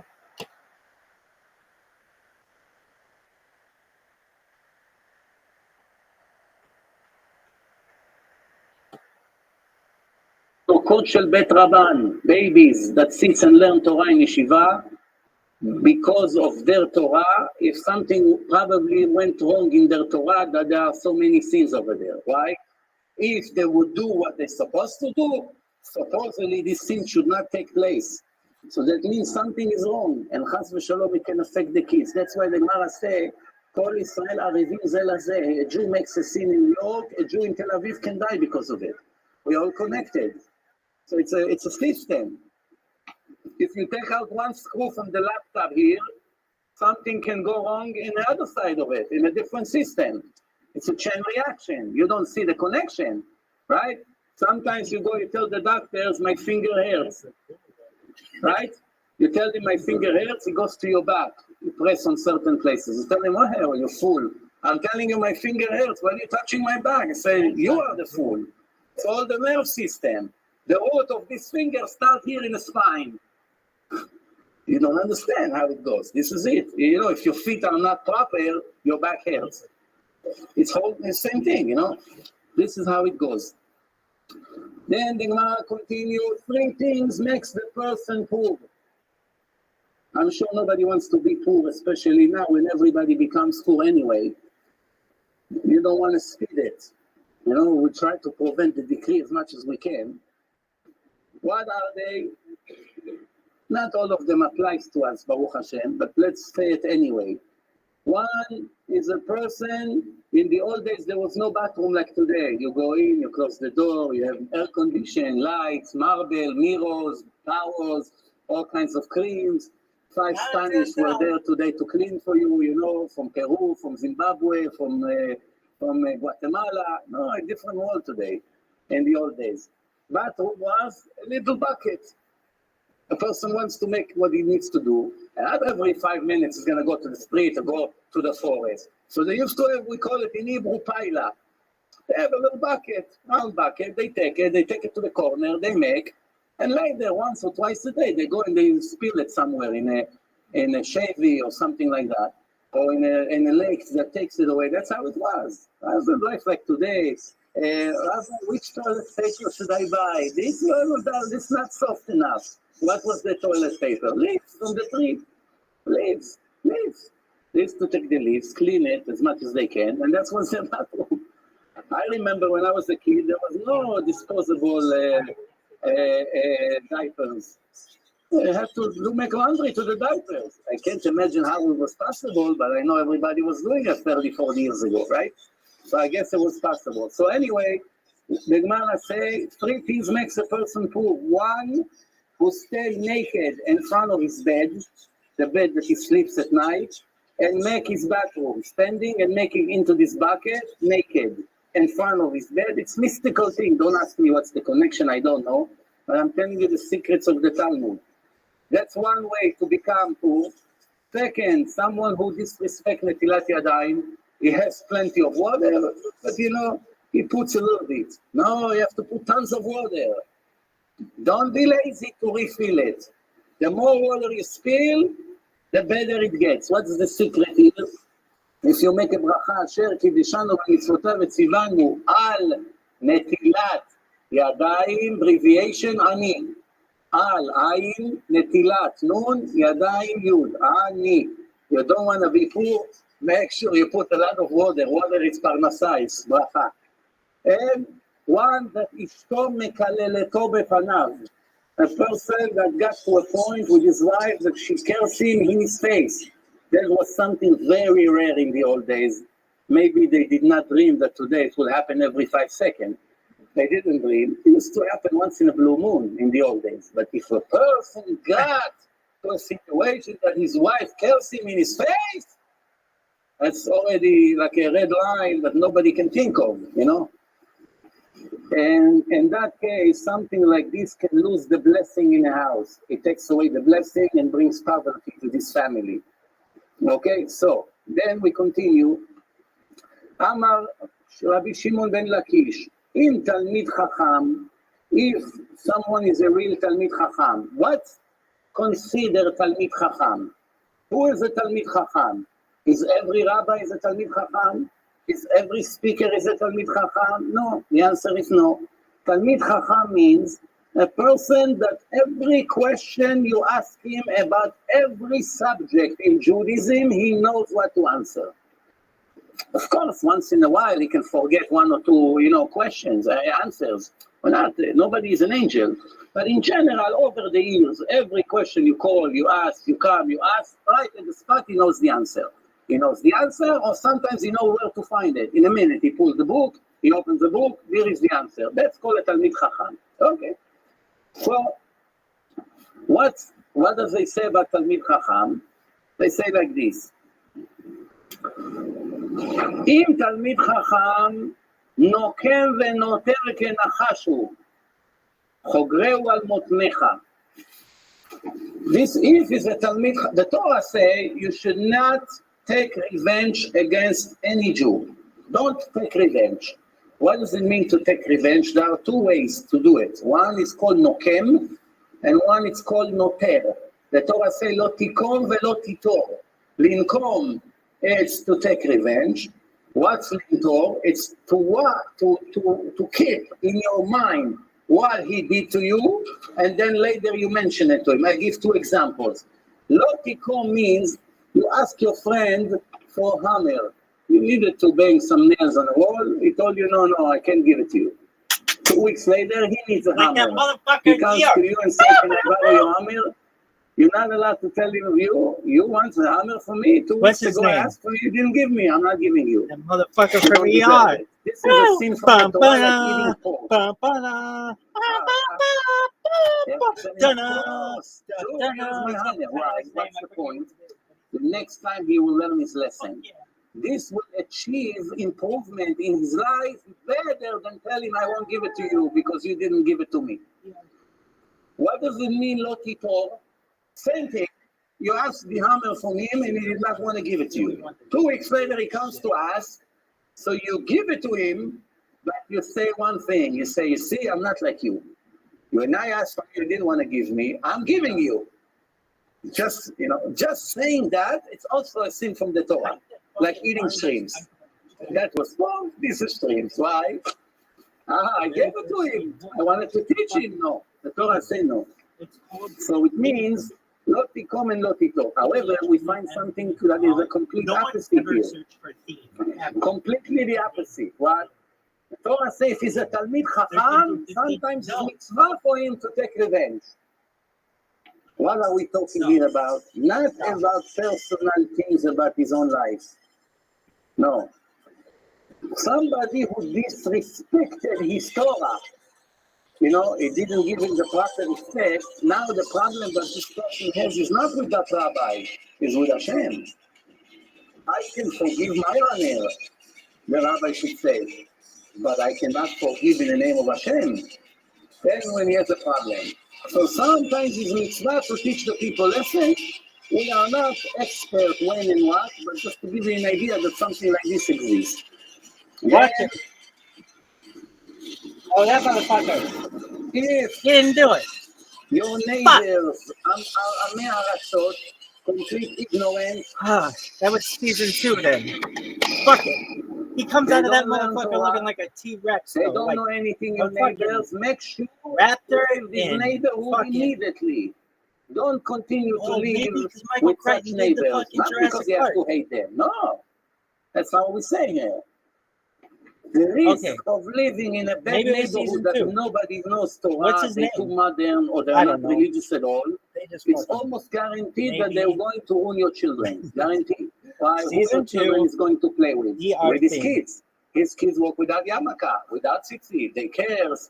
They repeat what they watch in the television. Every other Dude, word this is they season cares, 1. right? No, Then all where's of a my sudden dog? he comes with the earring. Age 12, he comes with a tattoo. You already have a girlfriend. Your kids goes to Fuck, good yeshiva. They only kids. Well, Your season kids and his 15, kids, fuck it's like you. putting There he is. milk and cheese together. Wait, it is I season mean, 1. the meat and cheese together doesn't go together. Hold on. Rabbi, What it's is this cheap shit? here, you know. I'm gonna move over there. I'm gonna pay No. double rent. I'm telling you, this You motherfucker is better season work 1. until 3 o'clock at night and be over there, I was supposed then to live be in over bed. here in a comfortable way, and then your children's gonna have also their own evenings later on. Yes, short. Yeah. There it is. You get it. You You get it. want to Oh, it help, is then you season 1. move to a good place and you come like I do. Check See, I this come from out. very far to give lectures. I don't Fuck have it. to be the neighbors of not No, religious exactly. people in order for me to make them religious. it. I can travel. I can, invite them to seminars, invite them to lectures, Dog, speak to them what on the was that? phone, send them letters, give them books, give them CDs, no problem. What the fuck? Nowhere in the Torah there's an obligation to be their neighbor. The opposite. The Gemara said that a millionaire came to Rabbi Yossi. He told him, Rabbi, we have our town Well, yeah, loaded with money, and we don't have a rabbi. I want you to come be our rabbi, and everything you want, just name it. We'll give it to you. We have no problem with money. Just come be our rabbi. He told them, if you give me all the money and the gold in the world, I will not live anywhere besides a place that has Torah there already. Not that I'm going to move to a desert and make Torah over there. First, I'm going to go to a place that there is Torah. Why? For my children. They have where to go to learn. Once my children are safe and we have a religious neighborhood, then I'll cross the fence to the next neighborhood and make them also religious. But to come on the expense of my own children, no, there's no permission. So this is it. I know that some other people do it when they're taking a big risk. Sometimes they get lucky. Sometimes the children pay the price. You see it. So we need, in general, we need a lot of siyata dishmaya, because sometimes people can live in the best neighborhood in the world and their kids go off the way. It's the souls that came to the world like this already. From the day they're born, they're not interested in Torah. And sometimes you can live in Sodom and Gomorrah, like San Francisco, Las Vegas, or the Village, and somehow your kids are very interested in Torah. They go to yeshiva in Manhattan, in Lower East Side. You have yeshiva there. Some of the kids are very good. How to be religious in Manhattan, but apparently sometimes it doesn't affect them. Sometimes they already became completely goyim, the kids. So it's really depends. There are many different things when you raise a kid. You have to check who is his friend, what school you're sending him to, how they're behaving in a family. There are a few different things here. And plus, some of it is born with that. There's not always you can do it. Like Yitzchak has a son, Esav. We can't blame Yitzchak for not giving Esav the proper education. Why the Torah told us that story? To tell you some things you cannot understand. It's Tarot Darkei Hashem. Not everything we understand. Sometimes Hashem take a righteous person, could be a rabbi, could be a Talmid Chacham, can be a great example, and he gives them kids that are dirty souls from previous lives. Why? He's one of the only people in the world that can handle them somehow and save 20% of them. Cannot save them completely because they're very wicked from their previous life. But since they're by him, they have a chance now. Later, they cannot come to Hashem and say, it's not fair. Who did you give me as a father? A fool from somewhere that doesn't know how to open Torah? Of course I stayed Rasha. If you give me a father that is a big rabbi, then I had a chance. So now Hashem gave him a rabbi, and in the end, he showed him, you see, I gave you the best father, and look how he became. You have no excuses. We don't understand. There's a lot of things to take into consideration here. Only Hashem knows how to do it best. We continue. אמר איש לקיש, כל המגדל כלב רע בתוך ביתו, מונע חסד מתוך ביתו. To raise a bad dog inside your house, we are not talking little puppet, all these little, whatever you call them. We're talking angry wolf, those dogs that as soon as you come here, you shake. You raise them in your home, even you think you train them. And whatever you tell them they're going to listen, they always will surprise you. I used to give lectures in Yonkers, and the owner of the house used to have a dog like this big, a very scary dog. As soon as he barks, your blood freezes. And he used to have a chain, metal chain. That's how strong he is. And he's off the living room. There's a little room outside, in the driveway outside. And every time somebody comes and he recognizes a new face, he begins to bark and he tried to come to attack the person, but the leash, very strong leash. So I used to tell him, get rid of him. Why do you need this dog here in the house? What's good is that? What? You're afraid that somebody will steal your jewelry? Make insurance. You don't need the dog here. No, see how he listens. People, see, the dog sits down. As soon as the guy comes, the dog was afraid of him. See, he cannot do anything. I just tell him, sit. A few months later, I finished my series of lectures over there. All of a sudden, maybe a year later, I found out that one woman came to their house. Somehow, he got released from his chain. He attacked that woman, ripped her apart, and she sued them for all their money. To the best of my knowledge, they lost all their money. I told him, get rid of him. This is what the Gemara says. Why do you need to be a trainer to train a dog inside your house? Dogs belong somewhere else. It's animals. Jew is not supposed to bring animals to his house. Yes, if it's a little, these little, all kinds of little animals, hamsters, all these things, little birds. No, fine, it's no problem. But other than that, you gotta be careful. Okay, now, the Gemara says we're still in Masechet Shabbat. The older they get, the stronger they get. Usually, nature is the older you get, the weaker you become. But there are three unique things that the older they get, the more old they get, the stronger they become. Who? Fish, snake, and pig. Fish, snakes, and pig. Three. The older they get, the stronger they become physically. Amar Rabbi Shimon ben Fazi. Amar Rabbi Yoshua ben Levi mishum bar kapara. Everybody brings the source, where he got it from. So the real source is bar kapara. Kol המקיים שלוש סעודות בשבת. Every Jew who makes 3 meals on Shabbat, real meals, not some crackers. Real meals, bread, washing hands, seeding, meat, fish, wine, a real meal. Nisol משלוש תורנויות. In the future to come, it will help him to get saved from 3 different tragedies. From the hard days of Mashiach, before Mashiach comes, will be horrible days in the world, where he will be able to get saved thanks to the 3 meals that he made every Shabbat. And from the judgment of hell, Gehenom, and from the war, what we call Gog uMagog, the big war that will take place before the resurrection of the dead, when the Mashiach comes, there's going to be a big war in the world. It's called Gog uMagog. He is going to get saved from these 3 different tragedies. For what? For enjoying and eating on Shabbat. However, we have to know that during the week, an average person eats like 3 meals a day. 3 meals a day. Some eat 2, but most people eat 3 meals a day. Breakfast, lunch, and dinner. 7 times 3, it's 21 meals a week. From 21 meals that we eat a week, only 1 of them is for the sake of heaven. 20 of them are for the sake of the pleasure of our stomach. That's why the way we look. But 1 meal, we do it for Hashem, not for me. When is it?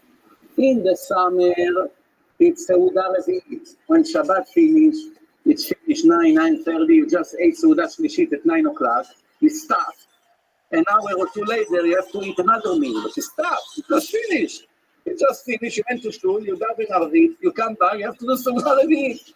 Very difficult. So that's called Seudah L'Shem Shamayim. Why do I eat Hashem? Not because I want to eat. I eat because he said it's mitzvah to eat after Shabbat, a 4th meal. And in the winter, with Seudah L'Shem Shamayim, Seudah Shlishit, the 3rd meal. Why? You just finish your Shabbos meal at 12:01 in the afternoon, right?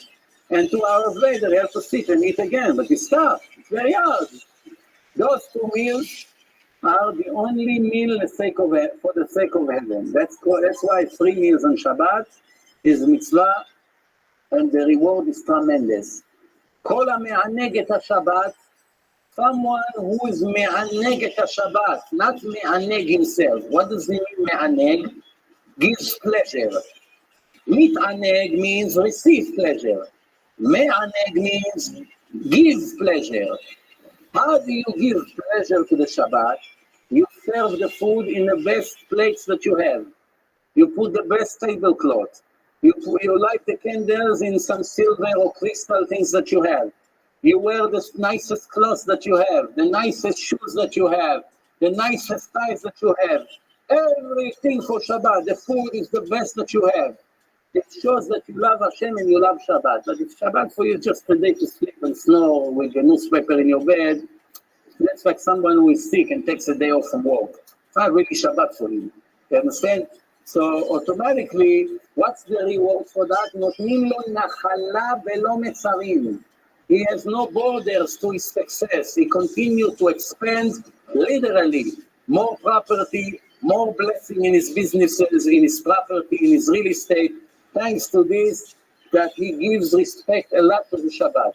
שנאמר, the prophet Yeshaya said in Isaiah 58, אז תתענג על השם, ואכלתיך נחלת יעקב אביך, and you're going to benefit, to inherit the nachala, the land or the property of Yaakov Avicha, which is endless. Hashem bless Yaakov, that there's no end, no borders to the blessing that he gives him.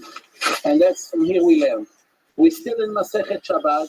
The Gemara says, Ilmale Shamru Yisrael Shabbat Rishona. The first Shabbat, there was a person called Tzlufchad. He came and made a violation for the first time in history. He did not keep Shabbat. What did he do? Mekoshesh etzim. He was gathering pieces of wood, like somebody who tried to make fire, so he collected all kinds of wood to make a fire. Something like this is not permitted on Shabbat. Tzlufchad did it, and the first Shabbat was violated right away. Chazal tell us that he did this for the sake of heaven. Why? After Moshe executed him, Hashem told Moshe to kill him, Leman yiru v'yirau, that everybody see what's the punishment of a Jew that doesn't keep Shabbat, the covenant of Hashem. Everybody learned that with Shabbat you don't play games. You don't play games. So the Gemara says, but after all, if Tzlufchad would have not done what he did, that means the entire nation of Israel keeps Shabbat fully, what would be the result? No nation would ever have permission to arm the nation of Israel, ever. Not the Greeks, not the Romans, not the Babylonians, not the Egyptians, not the Philistines, not all these nations, Amalek. None of them would have permission to touch us. We will reach such a level of protection thanks to the blessing of Shabbat. Then, Amar Rabbi Yochanan, Mishum Rabbi Shimon Bar Yochai, Ilmale Meshamrim Israel Shte Shabbatot Miyad Nigalim. But it's still not too late. If the nation of Israel will keep fully 2 Shabbatot, all of them, right away the salvation will begin. Not a minute after. Motzei Shabbat, Eliyahu Hanavi comes and the Mashiach comes right away. It sounds difficult to make all the Jews in the world to keep, because some Jews don't even know that they're Jews. They think they're goyim b'chlal. Their parents never told them who they are. Amar Rabbi Yochanan, we're still in Masechet Shabbat. Gnayu letalmid chacham. It's an embarrassment for someone who is a Talmid Chacham, he's a great scholar in Torah, to walk to the street with ripped shoes.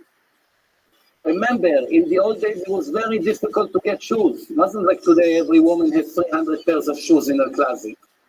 What shoes they had? The pieces of leather, they sew it together just to protect the bottom of the feet, not to have glasses or nails going, or not to burn your feet when you walk on a boiling sand. That's what they need shoes for. What did they need shoes for? To show their beauty? To pay $1,000 a pair of shoes? No. But if the shoes were ripped, for ordinary person, no big deal. Everybody knows he's nothing special. But if he's a great rabbi, somebody who teach Torah and people come to learn from him, is an embarrassment, is despicable for somebody like this to walk with ripped shoes into the market, into the public. Amar Rabbi Chia Baraba, Amar Rabbi Yochanan, it's worse than that, not only the shoes. If a Talmid Chacham has a stain on his shirt, oil stain, oil from the meat or from the fish spilled on his shirt, and he walk like this to the street, somebody like this, chas v'shalom, deserve not to live anymore. That's how bad it is. Why? He embarrassed the name of Hashem. Why? What the Chilonim will say, or the Goyim? This is their Torah. Look at this rabbi, looks like a homeless. That's the Torah. The chief rabbis look like this. Such a Chilul Hashem, there's no forgiveness for that. We are not talking about somebody who went to his friend for Shabbat. He has one shirt, and accidentally somebody spilled on him oil on his shirt. We're not allowed to do laundry on Shabbat. One of them came to the Chazon Ish and complained that his brother spilled oil on his shirt and he wants to go to the shul with the stain, and they're arguing. He told him, don't come like this to the street. Don't come, because it's a Chilul Hashem. And the guy said, no, I'm anus. Anus means I'm forced. It's not in my hand. I'm not in my house. So he asked the Chazon Ish, should he walk like this with a stain based on this Gemara in Masechet Shabbat, or he should not? So the Chazon Ish told him, that's not Chilul Hashem, that's Kiddush Hashem. When a Jew comes to the shul with a stain on his shirt, and everybody looks and he gets embarrassed from it, but he still did not take water and soap and clean his shirt because it's Shabbat, that's a Kiddush Hashem, that sanctified the name of Hashem, which means I'm willing to get embarrassed in front of everyone as long as I won't take the towel with some water and clean the stain. That shows I'm in Shamayim. I'm fearful from Hashem. That's Kiddush Hashem. Apparently, we are not talking here on Shabbat. We're talking on every day when he eats, and now he got.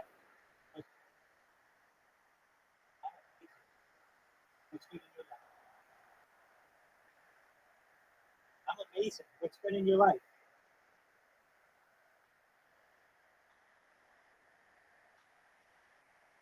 What language do you know?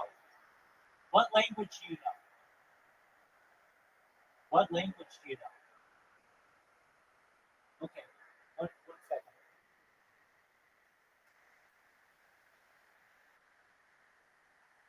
Ustedes están.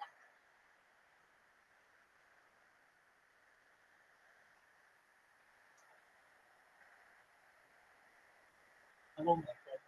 I won't even know that I streamed at like 20 times. How are you? Привет, мой друг. Хочу, чтобы ты знал, что я транслирую свою жизнь. 24 часа в сутки для мира.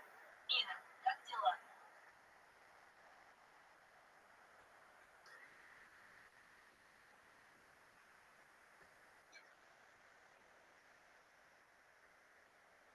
It only is one way. I'm sorry. I don't know. Мне жаль только в одном случае. Я не знаю, о чем ты говоришь. Actually, it's two ways, but my speaker isn't loud enough to make out what you're saying. На самом деле, есть два способа, но мой динамик недостаточно громкий, чтобы разобрать, что вы говорите. I want you to know that this coin is going to be worth a lot of money, and you should buy as much of it as possible. Я хочу, чтобы вы знали, что биткоин будет стоить много денег, и вам следует купить его как можно больше. Beautiful. Wonderful. Good. Hey. Wait one moment.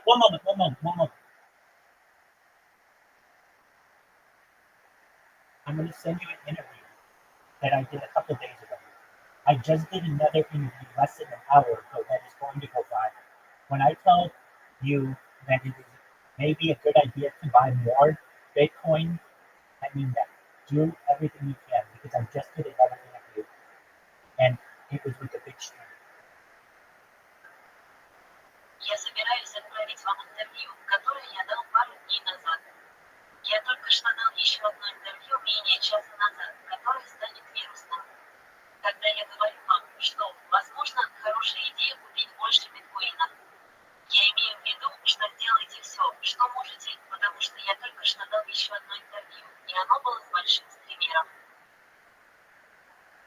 Don't go anywhere yet. I'm going to send you the interview that I did 48 hours ago, and the other one will be up soon. Just like, subscribe, and you'll get it. Пока никуда не уходи. Я собираюсь отправить тебе интервью, которое я сделал 48 часов назад, а другое будет скоро. Просто подпишись, и ты его получишь.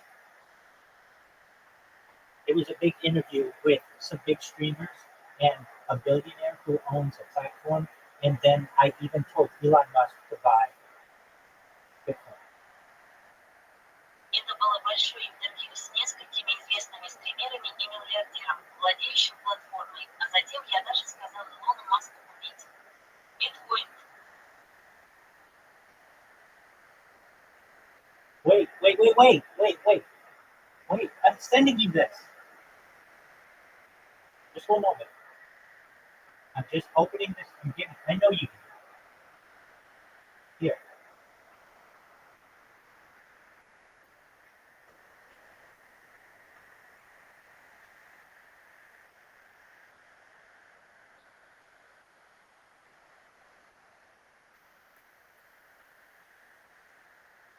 Question.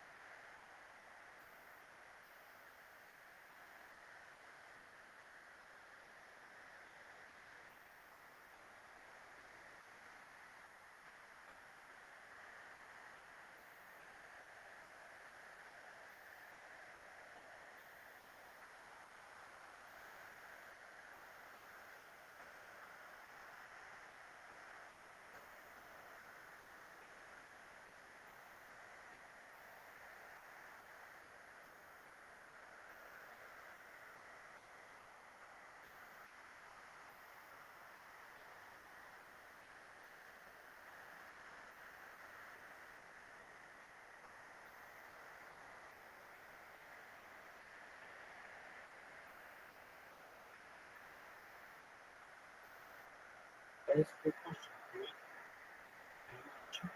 Three. I checked with you.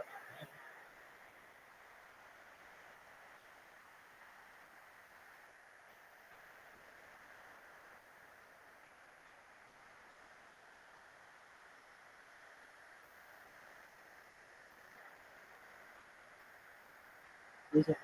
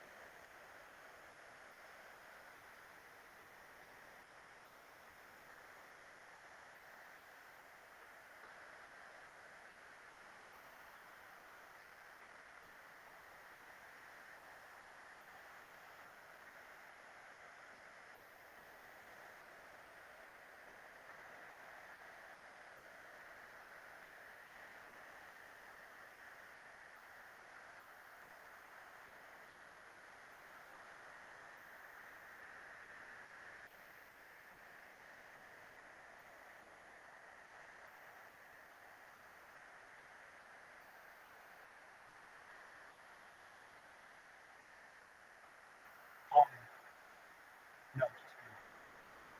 How are you?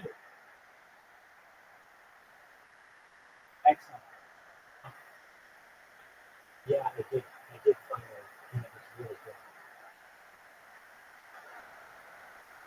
So I'm just waiting on his stream to stop, and then once it stops, he creates a video.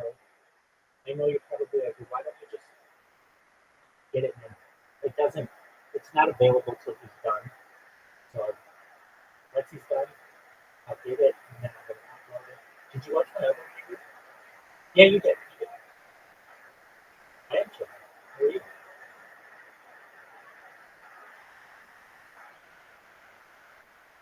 Oh, yeah, I did. I was just listening to some music, and I'm watching seminars, and just I'm really happy. I,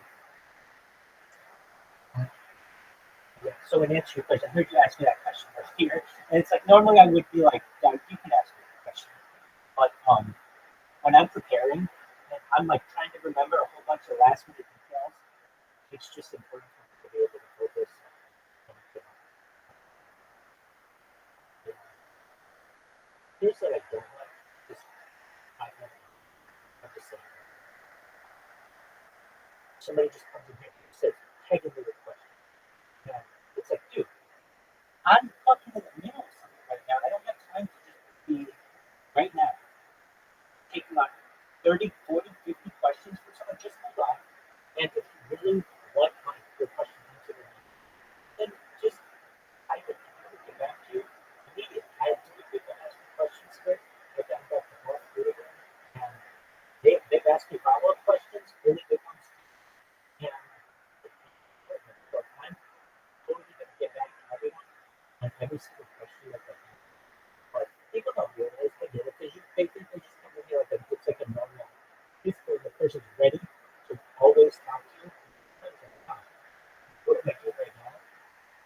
I'm making it. Well, I'm going to share what you said, but what I'm going to do is get my. I use Discord, and I could never figure out why the app would just like crash on me, and then I figured it out that it wasn't it was optimizing battery use, which basically is a setting on the Android phone that shuts down the app after enough time, and so I just shut off that. I'm just really excited for this interview. Here's why.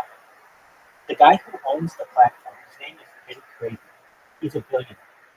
And I showed him 5 different places on his app where errors occurred. And I showed him on camera, on video. So it's like hard to deny. And I showed him multiple times. So this is a person with billions of dollars. That's a big deal. So I had it recorded like this on my phone.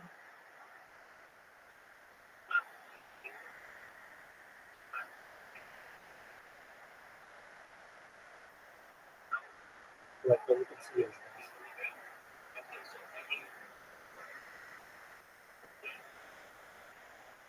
He will be. He will be. Yeah.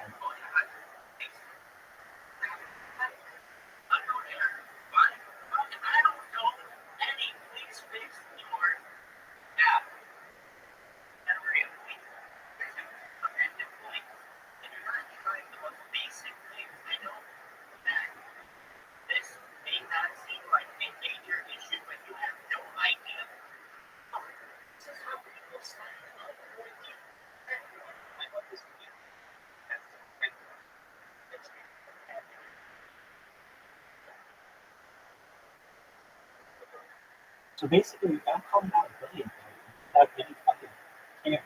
Because I want this shit fixed. You have to understand, there are people who rely on this for their money, their checks. And if their sign up process is wrong, imagine all the other shit that's wrong. I might have put out there. If their sign up process is wrong, imagine all the other shit they have wrong.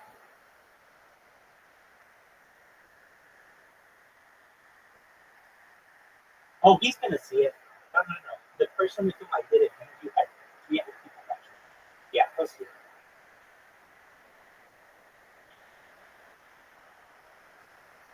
Dude, I know because I know the person with whom I did the interview knows Eddie.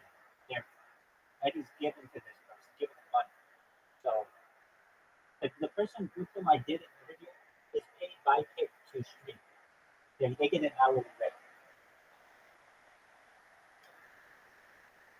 Anyway, we got that going for us, so I'm really happy.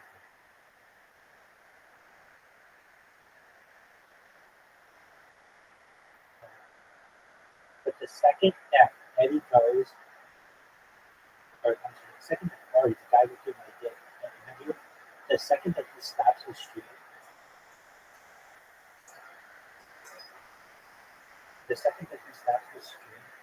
I click his stream with one of my phones, which takes a while. But I'll get whatever the interview was, and then I upload it to YouTube. Did you watch my other interview?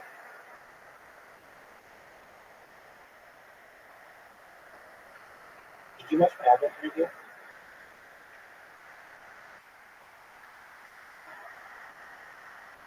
Okay, let me send it to you. Because I talk about that one, I referenced that one and this one. I don't understand. Like, basically, it's a good idea to watch. When I do a big interview, it's a good idea to go look the hell up. You just want to do it. It's,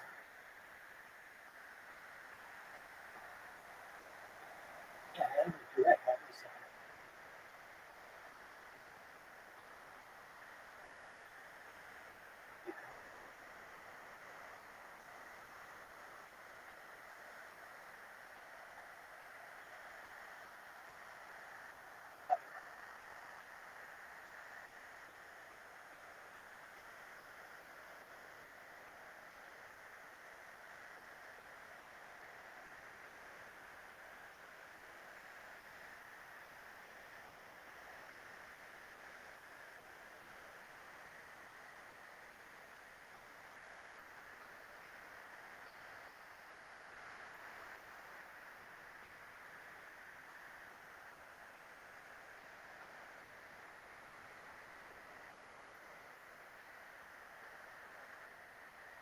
here's the thing. You know me. And the fact that I am someone who you know means that you have all the connections here in the industry. Like right now, I'm in Aisha Speed's Discord, I'm in Ada Ross's Discord, I'm in Kat Kai Sanat's Discord. I just did an interview 48 hours ago. I just did an hour ago. I'm live in a cryptocurrency Telegram that's worth hundreds of millions of dollars.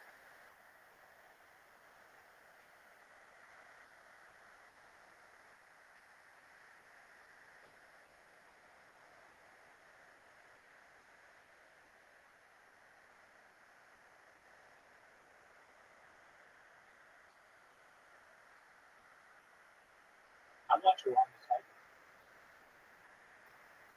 But then this other interview that I do, I'm gonna tell you, this interview that I did was great. But this other interview that I did is just as good, if not better.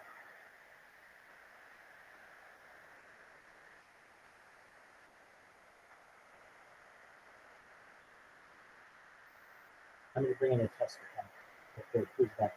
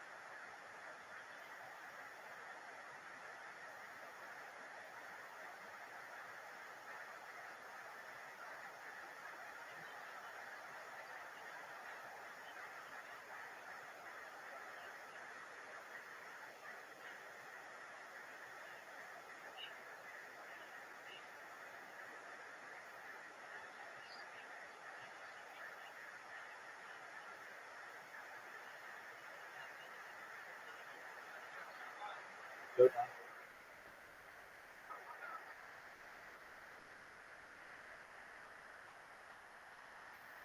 Yeah, just watch it. Just watch it, and then we can question that.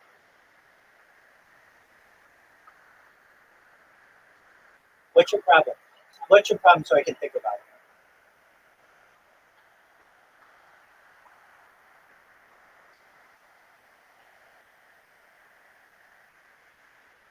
Oh yeah, perfect. We'll make you the biggest party thrower in the San Fernando Valley. No, no, no, no, no. No, no, you keep your money. I'm gonna be the one giving you money someday.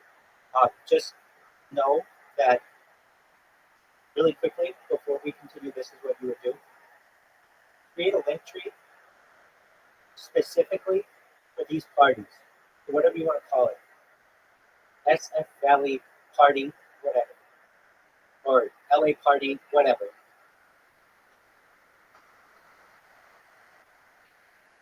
Okay, perfect. But you only have one thing. You need 20 different platforms. You need LA Get Lit on Flickr, on Instagram, on TikTok, on YouTube, on Twitter, on Twitch. You need to get it on all the platforms and then link them under Linktree. And then that's the first step. But watch this interview right now, but that's what you're doing.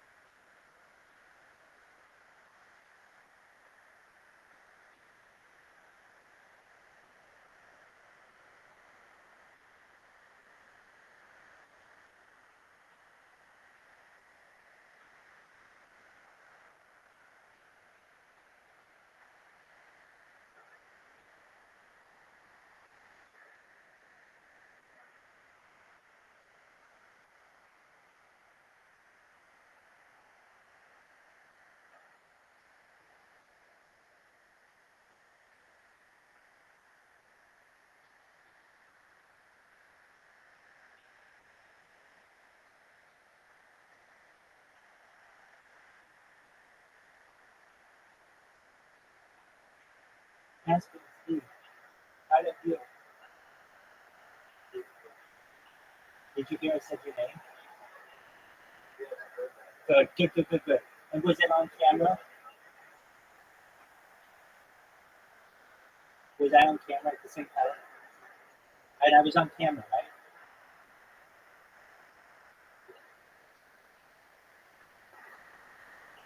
That's okay. Let Chinese merchant watch this interview. I mean, it's fine. Look, he's doing positive things. No, I understand. I totally get it. He knows that. I talked to him about it. It's not his issue. It's not his fault. He's got a really clear microphone. It's really good. Um,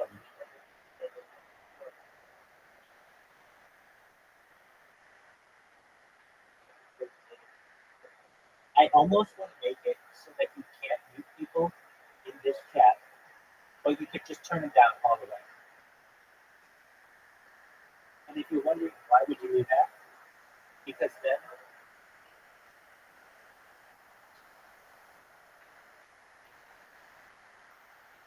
other stuff, absolutely understood. But if you turn them all the way basically down to like 10%, then the next time when you forgot that you had it basically down to 10%, it won't be muted. So it won't be like hello, all that. I've just seen it happen too often. Where, okay, you didn't though. He was in here earlier. I thought you said I had him muted.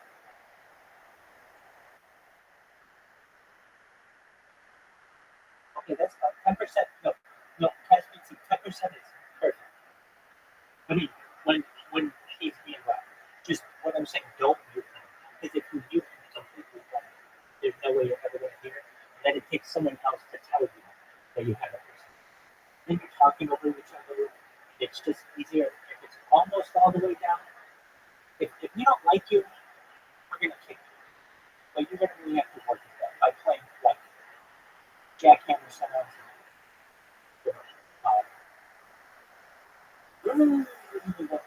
Fucking chainsaws.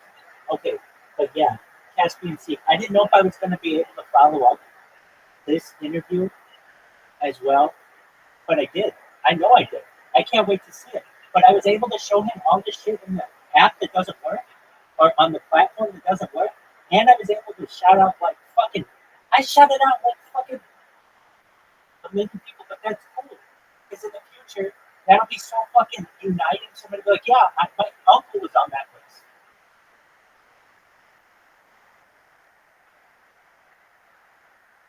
And what isn't he cool? Wait, here's the thing though, and this is just my personal opinion, and everybody kind of feels this way. I think they're a little intimidated by me at the beginning because they don't know what they're going to get. That's why it took him 45 minutes. He knew exactly where I was. He knew I was in his Discord. But I understand. I'm not like an intimidating figure, but you have to understand.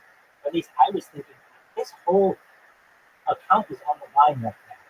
If for some reason Eddie thinks this was disrespectful or something, they could ban his account. And so I understand the hesitancy, but I think that many times I was like, man, I've been waiting for 45 fucking minutes. I should just go off and be like, dog, fucking let me in. You're wasting my time. But no, I'll be patient. I see how it works. It's just one of those things. Patience is a virtue, and I will do my best to be virtuous.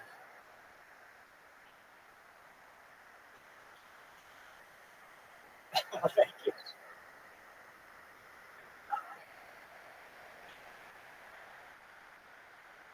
So what you do is you need a link tree. You know what link tree is? Positive.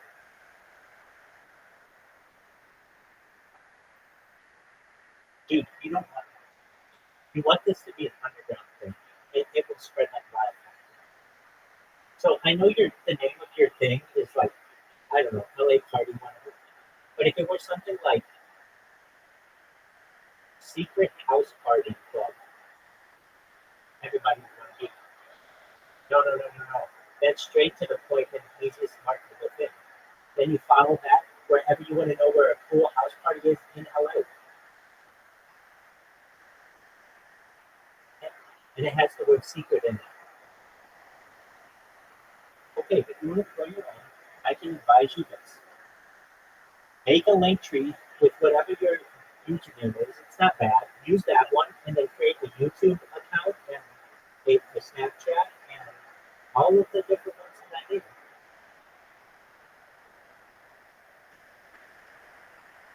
But continue watching this interview because I reference it in the interview that I just did. The Caspian Sea said was phenomenal. I really have to say, for the amount of time that I had, I packed in so much fucking shit. Like I had more too.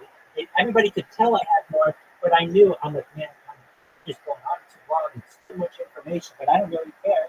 This is how I am. I have a lot to say, and I will literally go until it's awkward for me to be here. You know, it's like, okay, just one more thing, one more thing, one more thing. I did not have a chance to finish all the shout outs and everything, but I was like, you know, I got to get Caspian Sea in there and maybe a couple other people. Like, I know you had to be thinking, I don't know if he's going to do it. I don't know if he's going to say it, because there was a. You're 100% right. He was. I had to work that back in. And then he's like, I got to go to the bathroom. And I'm like, perfect. Now I can name.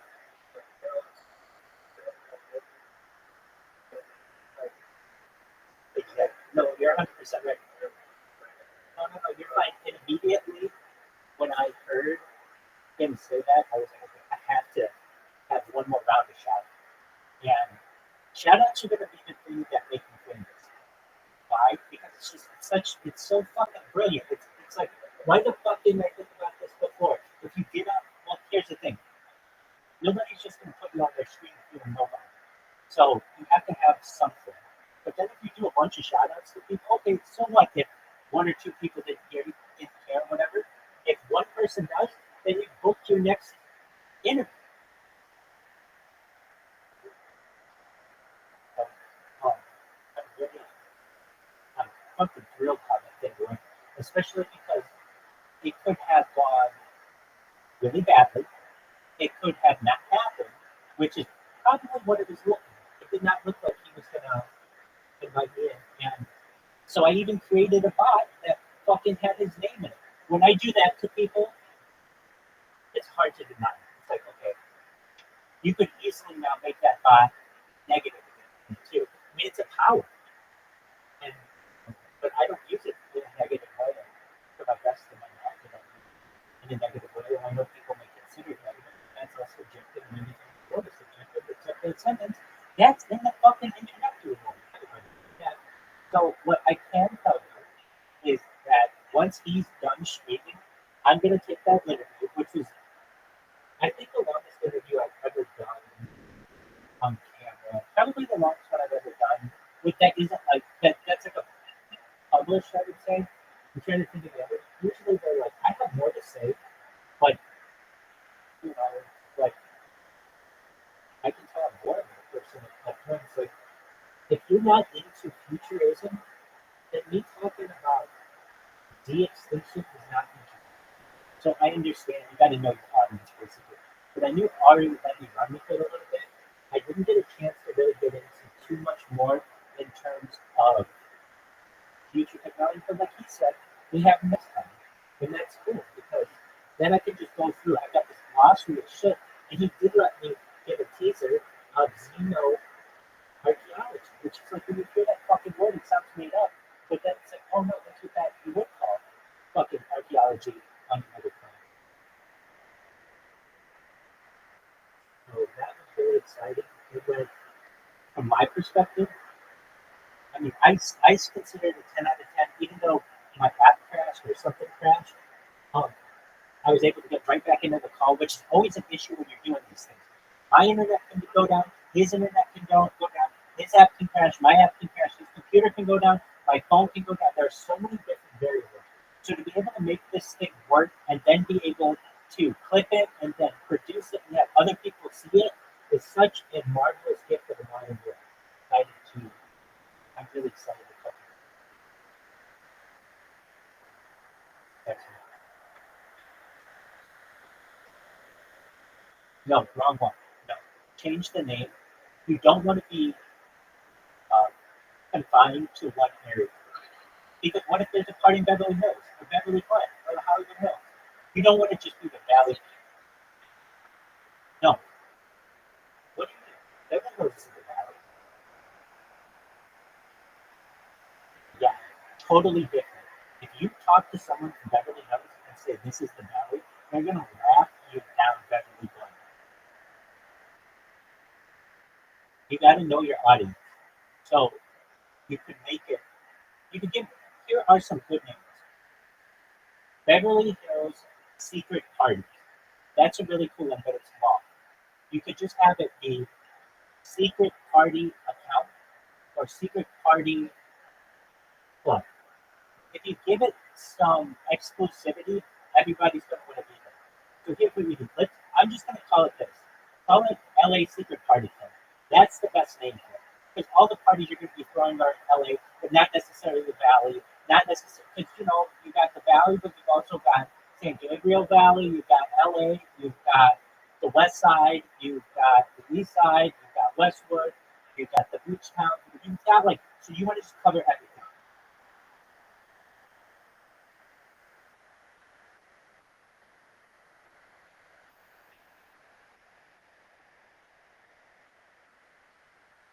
I get what you're saying, but what if you have to change?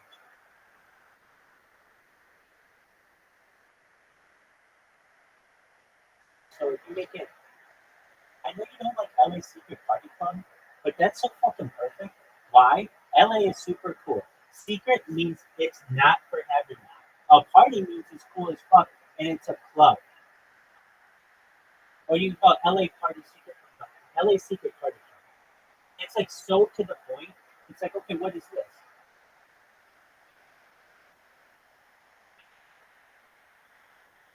I'm going to tell you this. Your generation doesn't know how to party. If you want people to party, you have to make it really obvious. LA Secret Party Club is like, oh, it tells me everything I know. Your thing sounds like a party planning, like event company. LA Secret Party Club sounds like a club that I go, like it's kind of like tech club, techno club, or it's a club that I want to be a part of that's exclusive. You could call it LA exclusive parties. I mean, you don't have to call it secret. If you don't like the word secret, then use a different word for secret. LA exclusive parties, LA exclusive club, LA exclusive party club, LA exclusive club parties, whatever you want to do.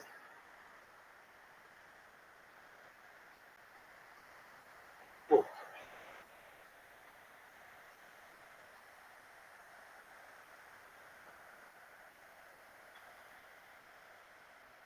Dude, I don't want to money. I appreciate it. You keep your money. I'm going to be the one giving you money.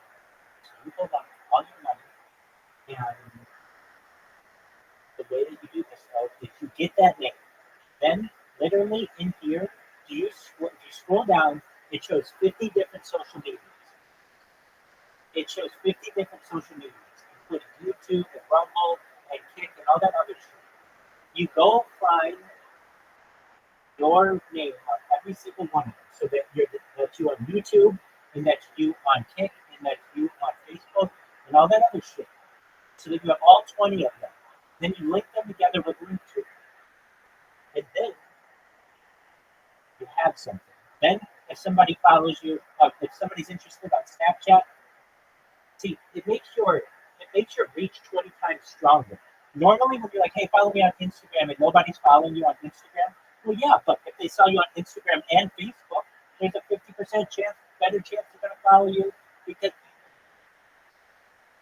okay, whatever. You need to have everything.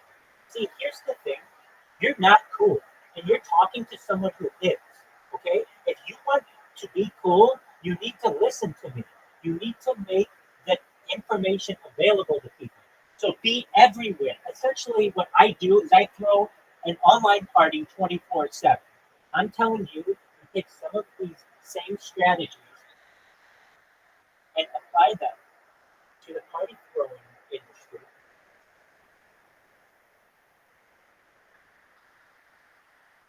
For a time, yeah.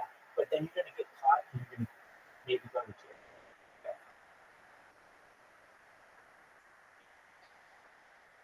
Most likely underage drinking.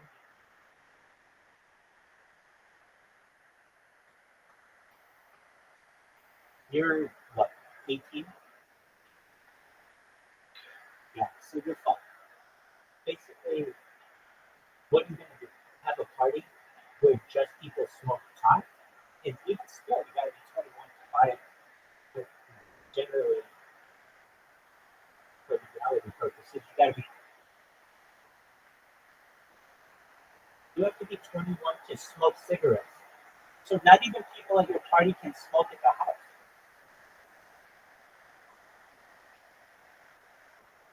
To buy to buy cigarettes. To buy cigarettes under age 21.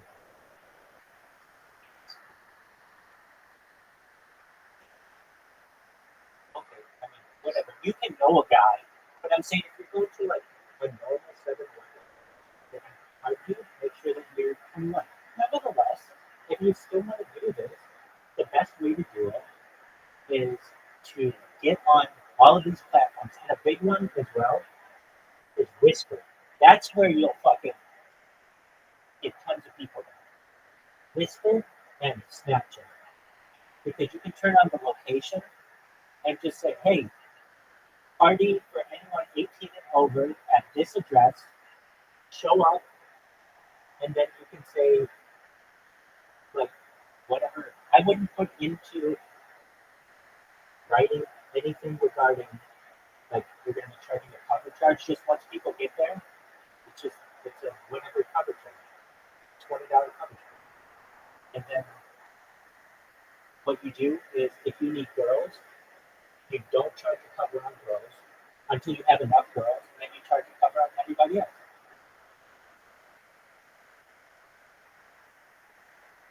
Any party you have, though, ask anybody. The number one, I can just tell you this, with Caspian C as my witness. The number one thing if you're going to be a party thrower is not alcohol, not marijuana, it's not even the fucking house. It's girls. You need women. If you have no women, it's a sausage fest, and no one wants to hang out with you.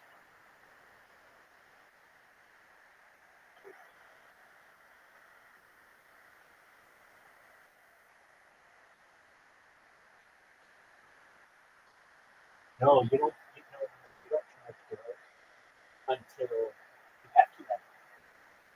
So what does that mean? I'll bring all the girls you want. I don't fucking care.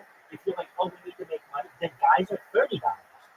A guy will gladly pay $30 for a party that's full of women, than $20 for a party that's half and half.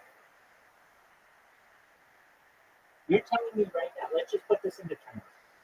I have two parties. For $20, you can come to my party where the ratio is 1-to-1, one girl to one guy. Or you can come to party two for $30, so just $10 more, and it's 85% women.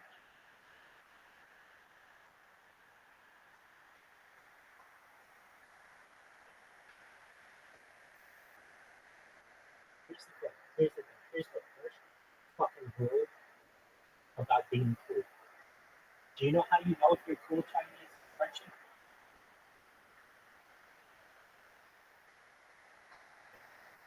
No, it's clear that you're not. I'm telling you, as someone who's cool, do you know how I know how I'm cool? I just it's in my heart. It comes internally. I don't give a shit what anybody thinks of me, and you can't hide it. If you're like, well, these fools are going to think this, this, and this, you've already lost. You're already a loser. If you say, look, I'm going to be a young, up-and-coming entrepreneur, and I'm going to say, fuck it. I'm going to let every girl in who's hot. If you got some fucking dogs coming in, then you might just turn them away. But if you're charging hot girls $10 to come to your party, you're doing this wrong. Especially, yeah, I mean, you can literally charge $100, and guys will pay it to go to a party without it. Easily. I mean, easily. It's same shit. Look, would you rather go to a party?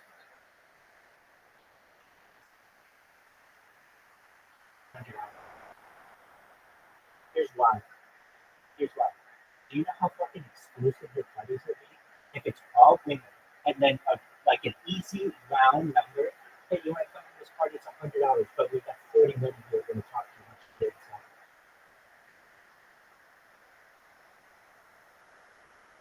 And then, hold on, let's talk about this. Then you have to think of it like this. Previously, I would have had to bring in 5 fucking guys into this party. That means 5 times more, whatever. Don't bring alcohol to these parties. If you really wanted to do this in a good time, it's just too hard to do. The reason why this is not done is because the security is too difficult on it. You throw one of these parties and it goes well, great. But throw enough of them and somebody's going to get drunk, somebody's going to get in a fight, the police are going to get called, and then they're going to say, hey, who's behind LA Secret Party Club? And they're going to come to you and they're going to say, the 15-year-old kid was homeless. It's the plot of the movie Risky Business. Basically, a guy, while his parents are out of town, makes his house like a brothel, basically like a huge party house, and that's basically what you're doing, except with Airbnb. And they're starting to crack down on this. So, is it a long-term solution? No. Oh, totally. Yeah, definitely. In fact, Airbnb has a thing now, I've read. It is, they have like a thing in some areas, no short-term rentals. So, like, if you're going to rent something, you can't rent it for just the weekend, and you have to rent it for the whole week. So you're going to run into it. Because what was happening is 22-year-old kids were renting $1 million houses in the hills and throwing huge mega bashes with hundreds, if not thousands, of kids of all ages. Some people who are of legal age, but a lot of kids who were not. And it was getting. So that's what so the homeowners complained to Airbnb, and now you can't rent up those places for just a weekend or a couple of days. You have to rent it for like a week or a month. Why that? Because then you have to put up some money. If you're going to be throwing a party, you're just going to go to another place that allows you to rent for a day or two. Yeah, you're just not going to be able to. You have to understand that the people with whom you're dealing all have big mouths. None of them can keep their mouths shut. So the second that you become successful at this, one of your lame friends, and I say lame, not that your friends are lame, but one of the guys who's not cool is going to break down to some girl, hey, do you know the Chinese merchant runs that Instagram account that throws all those sweet parties? And then she's going to tell her girlfriend, and everybody's going to know, and one of those girlfriends is going to be making cop, and then all of a sudden you're going to have not a good girlfriend because you're throwing illegal vagabond, essentially.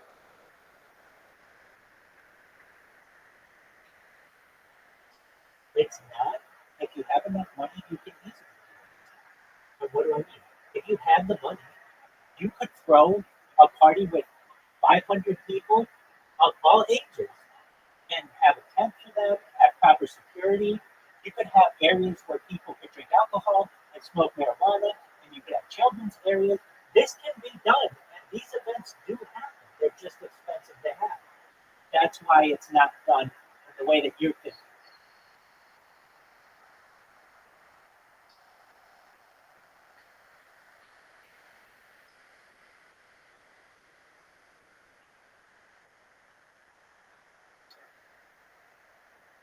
Right, okay. But you know how they're able to have that? Because they have security. They have security to keep people safe and say, you can't be there, and you can be there. So that's how they're able to do this. You won't have the money to be able to hire private security because the second they say, okay, what kind of event is it? You're going to say, well, actually, I'm going to Airbnb, and we're going to be throwing basically parties without kegs. So a keg is going to show up immediately. What are you going to do about it? Once you're there, and I bring in 12 guys with cases of beer, and we start passing them out. What are you going to do?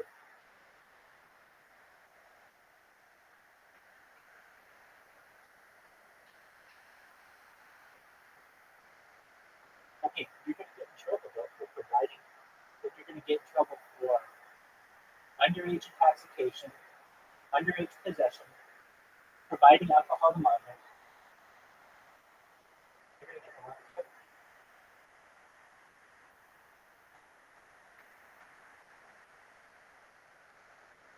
Here's what you might be able to do. What I think is maybe a better idea. And I don't know, I always thought about it. If you have parties in public places, so you have the same idea where everybody goes to a house, but instead of going to a house, you go to Santa Monica, or you go to Honeymoon, or you go to Manhattan, and you throw a party, or you have a bunch of people perhaps go to a restaurant, which they would allow that, or just hang out on the beach, just be together.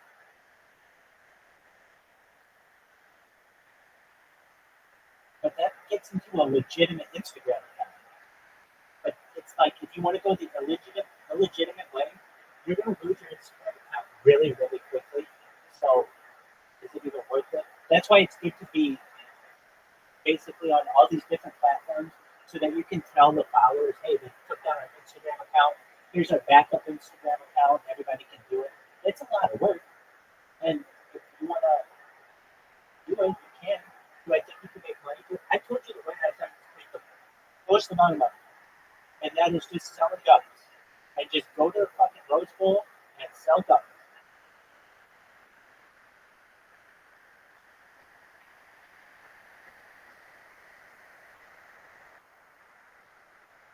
That way, it's generally, I mean, is it legal? Well, you're operating a business without a license and you're distributing what's going to happen. But it's the punishment of getting caught for that isn't nearly what it is for what house parties. But here's what I can tell you.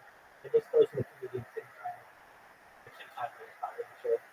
He had a saying, if you're gonna do something illegal, make sure you can retire on it.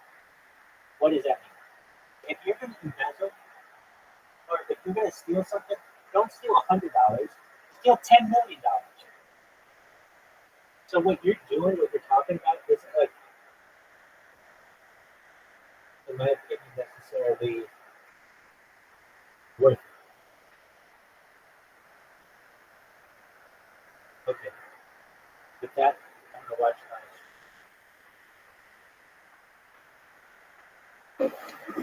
So when they made a party, Hashem was very pleased that they accepting this mitzvah with happiness.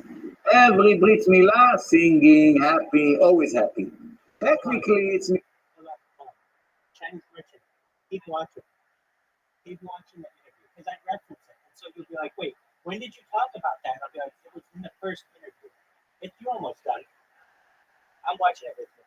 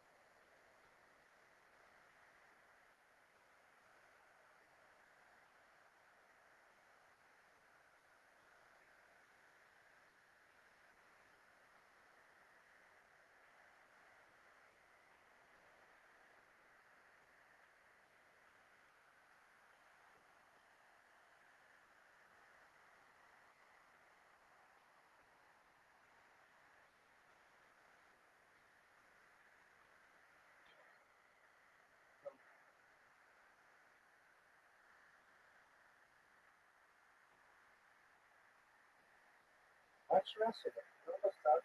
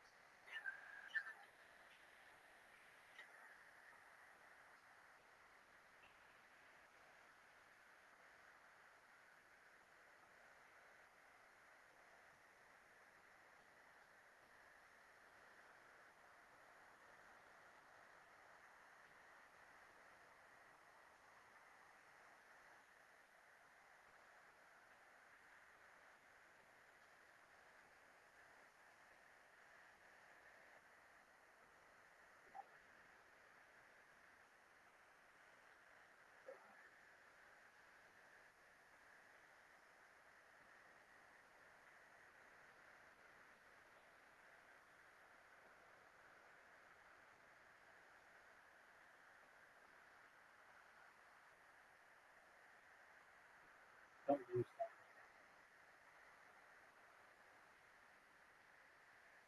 Yeah. You need to use it for educational purposes. That's fine. But just know that I'm broadcasting on a bunch of different streams. And not all of them allow that word. So Oh, I didn't know it was being broadcast. you're just making it worse. It's anymore.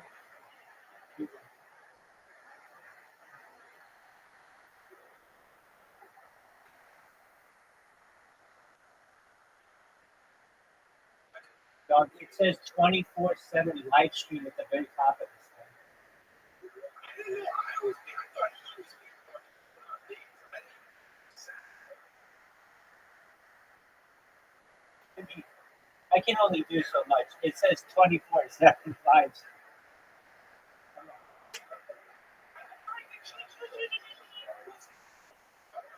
You know,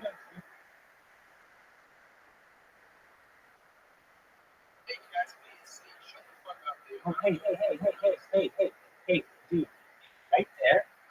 Hold on, my man. I have never used this. I never have used this. But you're throwing around this N word. You're throwing around this. So this is what it's called.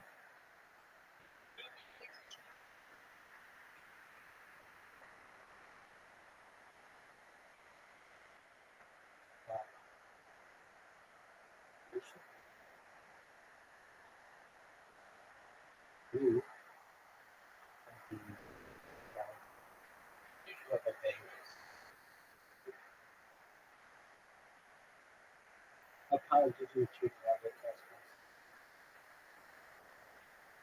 What?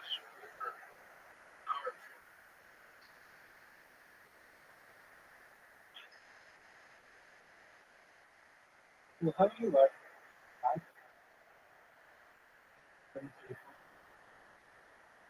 How are you? What?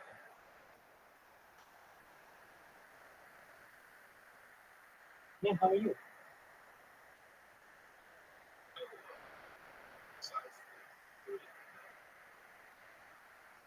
I like your setup. Hold on a second. Hold on.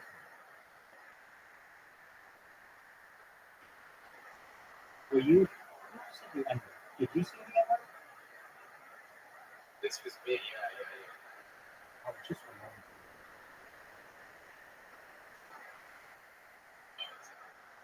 No, I'm not at all.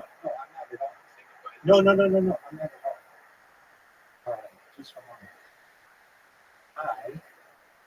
You're not gonna get back here. Just one moment. How's your day?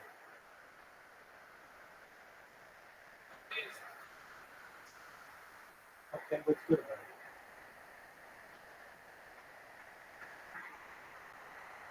I don't know. I feel like we could do something that's very spiteful. No, I'm not gonna do anything spiteful. You're fine. You're okay. Okay, casket seat. I felt that. Just one moment. This. Uh,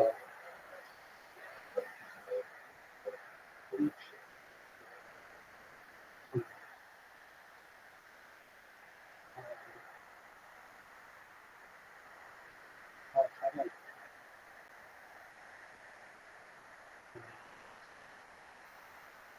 I'm sleeping. Yeah.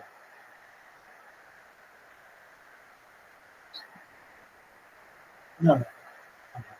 I made a mistake. Yeah, a mistake was made.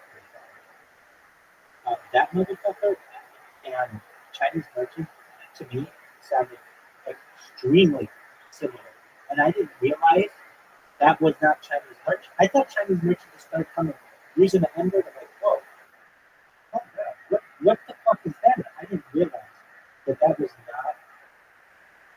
Okay, so that was that large one. Okay, so Chinese merchant. Yeah, it was that. Yeah, I'm sorry. Okay.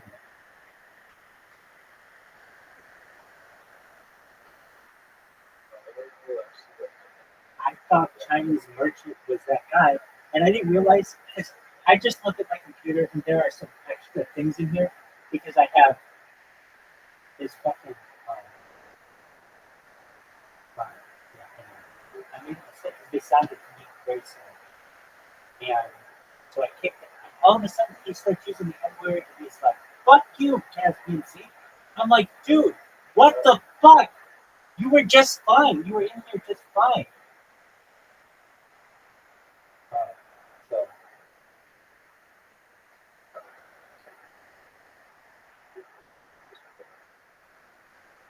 yeah, so I think he has some kind of issue. All I know is that it's, hey, I'm the guy who's like, fuck you and all your moderators, and I'm over here tossing out the wrong people. To me, though, they sounded very similar. You didn't think they sounded similar?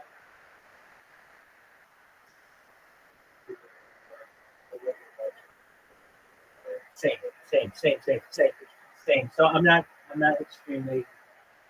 Um, I just, I know it is what it is. But Chinese merchants should know all of these things.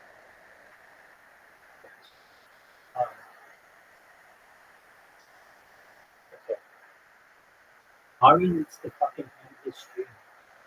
Once he ends his stream, I'm able to look it and upload it, and then we can share it and we can change the word. But until then, this is the calm before the storm.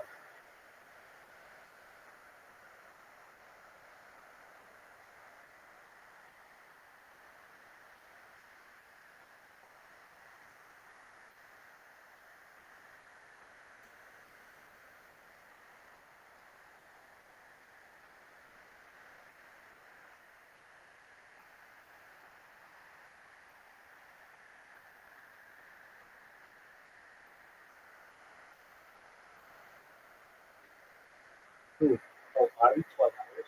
He doesn't fuck around.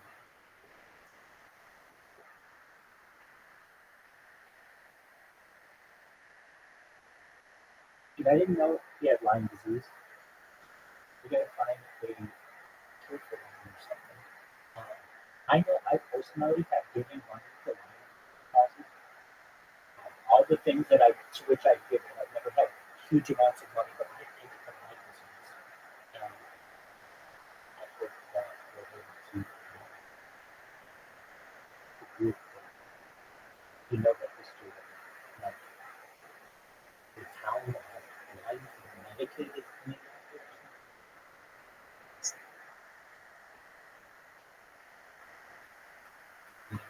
Dog, I fucking nailed that interview. I can't wait for the haircut of Obama again. Here, I didn't get a chance to plug it as much as I wanted to, but I plugged it like 4 or 5 times. Straight to the people who own shit. Aiden, fucking Eddie, and Elon Musk.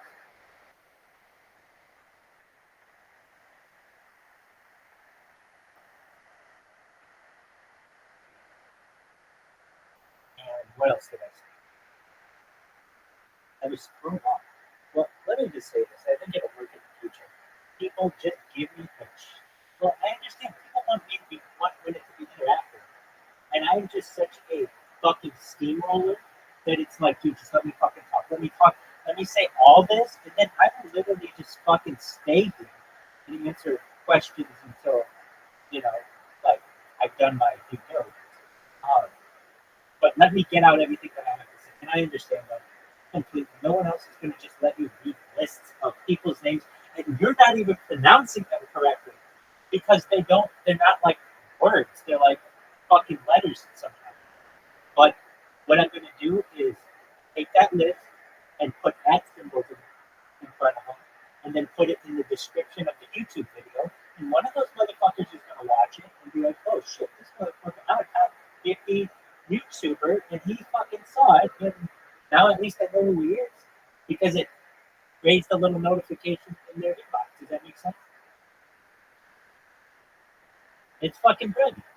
It's like, why have somebody who has no followers watch my shit, which I want, but if I have the opportunity to tag someone, Why not tag the 50 biggest people on the platform? That only fucking makes sense.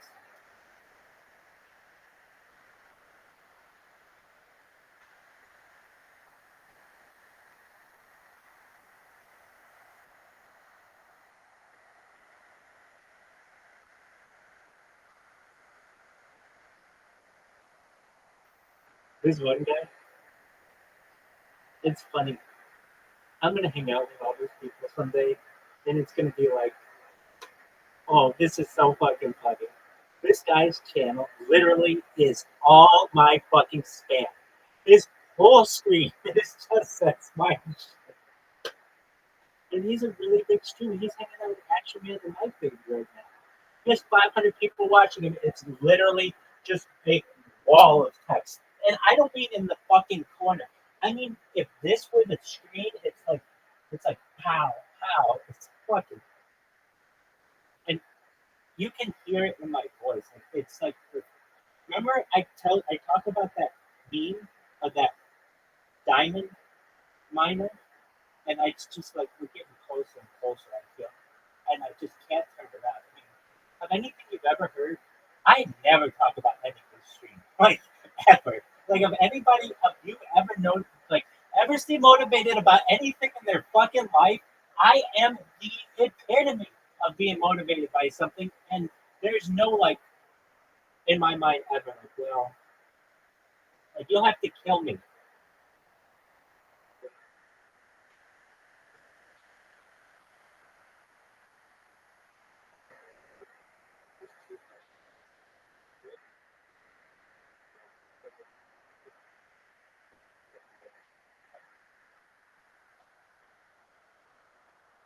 There you go. There you go. I could not wait until Marty ends this fucking stream. And I mean, he said he's been up for 34 hours. I believe him because he's got like his last 3 streams are all more than 12 hours each. Like that's half the day. That you know for sure he was on camera. So, and I can tell you just in the streaming world, this is how I have always treated it. And I mean this, that in the future, when we're traveling interstellarly, there's going to be downtime where you're traveling out of our solar system to another solar system. It takes years. Chinese merchant, apologies. Here's what happened. It's my fault. You said.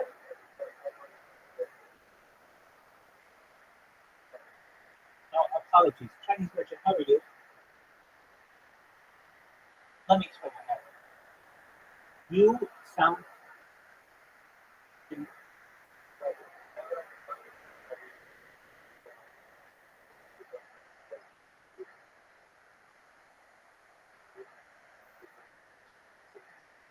No, it wasn't even that. I didn't know there was another person in here. And so I thought the only other person in here was you. And all of a sudden, this person starts using the N word, and they start saying, fuck you, Caspian Sea, fuck you, Caspian Sea. And I'm like, dude, Chinese merchant just flipped. Like, just what in the fuck happened? That he was totally calm and fine, and he was being an entrepreneur. And I was like, oh, wow, just, I don't want to have a fight. So I'm like, I'll kick this. Whatever person I thought just came in, or not came in, but just started using the N-word, saying, fuck you, Caspian Sea, unnecessary. However, then I see, oh, there's another person who came in here. And the other person, because I got your sound down. And yeah, okay, that's what it was. 0 to 100, exactly. And since I thought you were the only other person in here, I'm like, what in the fuck just happened to Chinese merchants? Chinese merchant, we're going to talk about you. We're going to talk about Chinese merchants. So, what's the name of your business? You don't need one. I'm serious. You buy those Chinese gummies and go sell them at SoFi, go sell them at concerts, go sell them at the Rose Bowl, sell them at the Coliseum, sell them at the beach. Honestly, right now, the best way you can make money, which is a gray area. If you get caught, you're not going to do any real time like you would in the other idea. and you make more money for them is you buy gummies and you just go to Santa Monica Pier and you ask people if they want to buy gummies. And 10% of people will say yes. And you miss 100% of shots you don't take. So if you ask 10 people, one person's going to buy. So that means you're going to be able to right there make a $20, $30, $40, $50 profit, whatever. They might buy 2, they might buy 3, whatever. But especially when you tell them, if they're interested, hey, these are China, these things are super potent. Just, like you're giving them a warning, but then also like it's a good warning, like, oh, these are going to fuck in, you need 2 of them. Because people will be like that. You'll make more money that way, and you will stay out of the eye of the law.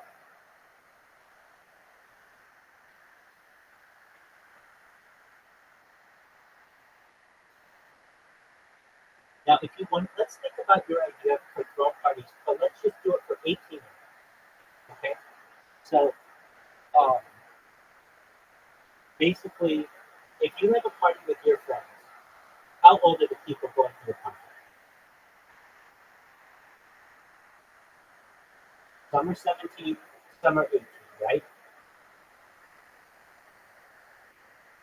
Excellent. Okay. So, I've heard of, well, they have these clubs that are like 18 and up and 16 and up. They're like teen clubs. So, essentially, that's what you would want to run if you could do it professionally. Where you're going to run into trouble, though, is just, you're going to imagine you threw the best party ever. The best party. Nothing happened. Everything was pristine. Nobody got drunk. Nobody did too many drugs. Everybody got home safely. Everyone. Except one person. And they got into a car accident. And now there's a criminal trial, perhaps. And you're going to be brought in. And they're going to say, where did you get the gummies that were in your stomach? They're going to say, I check out at this party. He said, who threw the party? Like, oh, it was LA's secret party club. And they're just going to bring you in. You don't want to be tied to any big shit. You're not going to be tied to big shit if you're just selling gummies on the beach. Nothing bad's going to happen.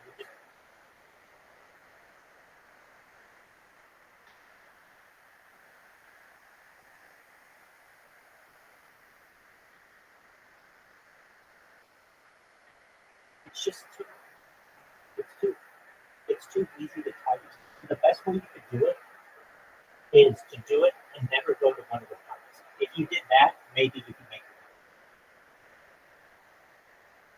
But I just know you because I've been a young person myself. Catherine's been a young person.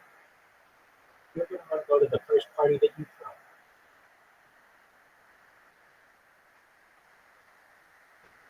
Yeah. So here's what you could do. You could be basically a party like advertising, which is just a promoter, which is really what you want to be. Usually you got to have some money. Like you don't, and that's fine. You're not a lot. So you can start out, and if you really wanted to do this the right way, you're talking about, Rabbi, I want to be a party promoter, and that's fine. You need to have a following. You don't. So you take the checks that you currently are getting, and you buy followers. You get at least 10,000 followers. You can get 10,000 Instagram followers for like $100. It's not that expensive. So then you have an account that looks legit. Then you start planning small parties and move from there. But dude, party planning, in my opinion, is not the way you want to go. Here's what I can tell you. I was the controller of a party planning business called Above the Top Party Rentals, and it's in Western San it's in Irvine.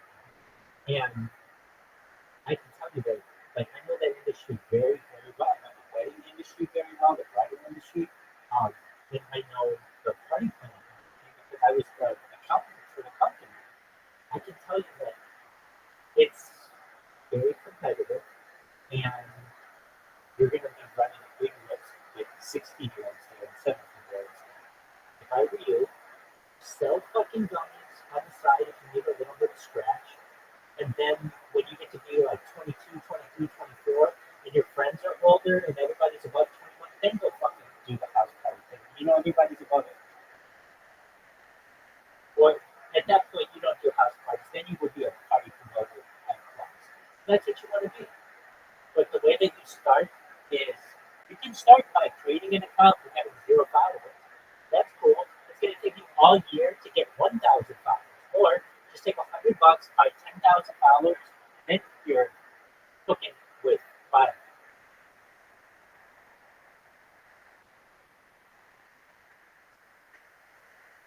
It takes so long.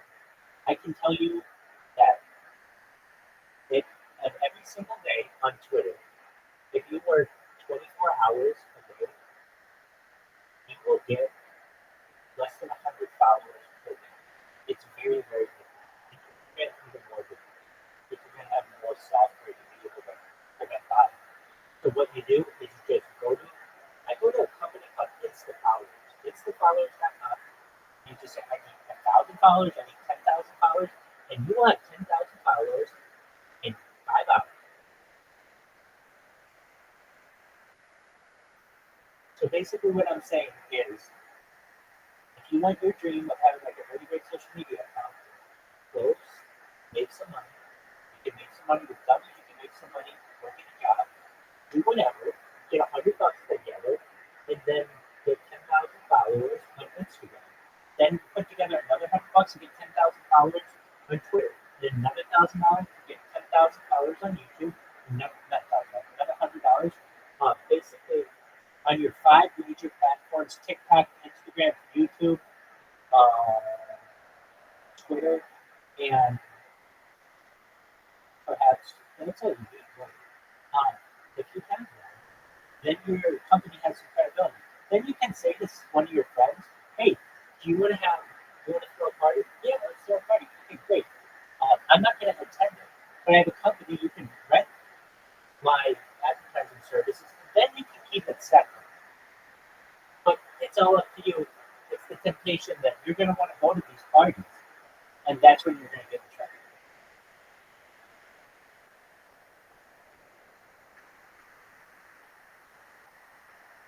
I'm telling you, if you want to have all that lifestyle, you don't want to be a party planner. You don't want to be a party promoter. You want to be an influencer. And the way to do that is to start being a creator. Right now, you're live streaming. You just didn't even know. So your whole, you have hours and hours and hours of footage of your voice on live stream. So you're already sharing a lot of yourself with the world. Just turn on a camera and start getting paid to do it.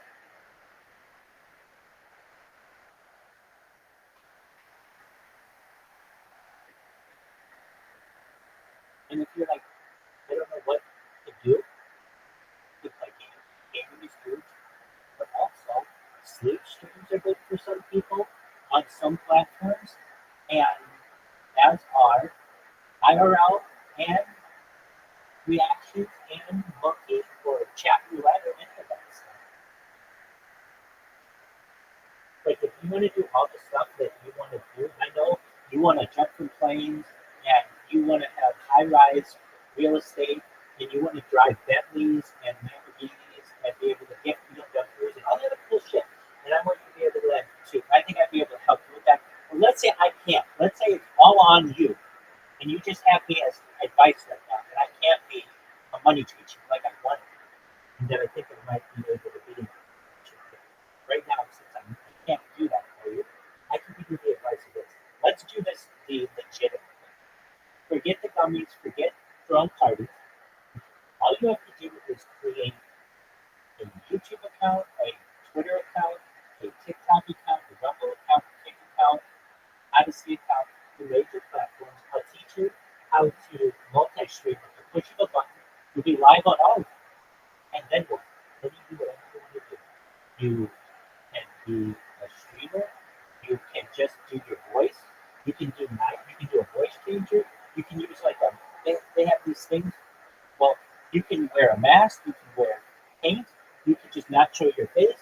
You can use a voice changer. You can use an avatar. There's a lot of different shit you can do if you don't want to just be out there. And I completely understand. Not a lot of people have the confidence or can even.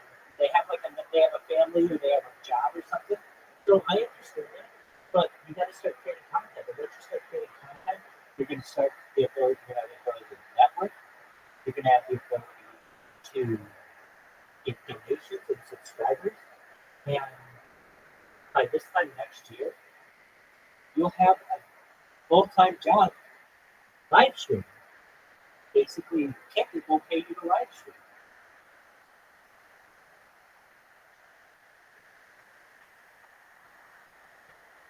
So if you want all that stuff with hot girls, you do. I'm gonna tell you this. I knew the king of London, R.I.P. And I can make you the king of London. Make his ass. Okay? And I'm gonna tell you this. He made $1 million by age 30 or so, and you can do that. And they made like $10 million by age 30. So you can definitely be big, and you can do it legit. So the way that you do it is you got to say to yourself, do I want to be on stream? If I want to be on stream, then all right, cool. If I'm not, then I need a mask or I need something to cover up my voice, and that's cool. But eventually I'm going to be on stream anyway, so I guess I'll just fucking be on stream. Okay, and I'll just stream my gaming. That's something with which I'm comfortable. I like it. It's entertaining. And then I can maybe meet a couple other people who like to play a game that I like to play. And you can also watch, like you love to watch Vikings.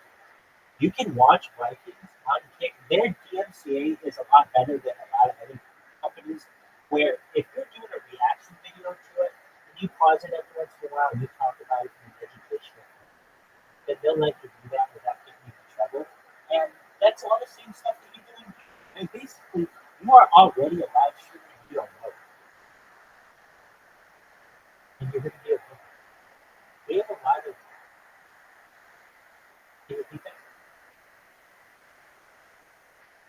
He does do it. He is a streamer. But all the stuff that I'm saying to you, I have said exactly the same fucking shit to Caspian Sea. Is that not right, Caspian Sea? The same shit. And I'm right. Before, I just was going to say, I remember Caspian Sea. Well,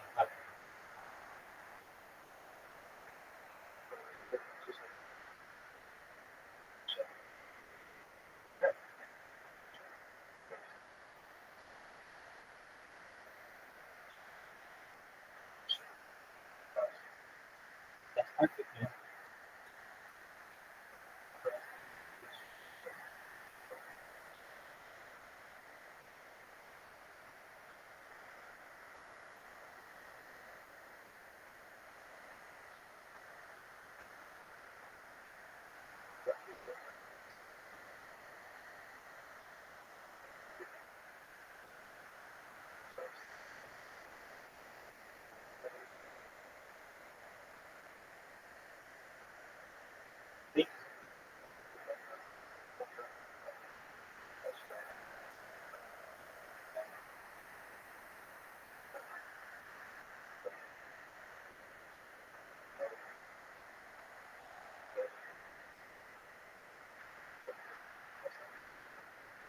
That's true.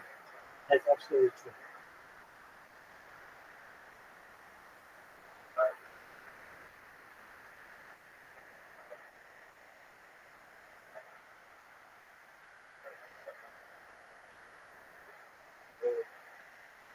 I remember how it was. I was asleep, and he came in, and he wanted to help manage my social media. I explained to him that I can, not only can I barely do it, but I can barely log into my stuff because I have so many different passwords, and the two-factor authentication, yeah, yeah, that's how we, that's exactly how this happened. You were like, you came in and you said, hey, you need some help with your social media. And I explained, exactly, and I explained, you don't have any idea how difficult it is for just me to log into my shit when I have to get a fucking phone verification here and an email verification here. And I said to him right off the bat, even if I wanted to pay you and I could pay you, I don't think it would work currently because you would need access to essentially every platform I have and the devices because it literally shows up like you have to be at the same location as the devices when you log into some of these Gmail accounts. Not because I want it that way, because these assholes at Alphabet have it that way. So I explained to him like, what I no, I understand. I absolutely understand. But that's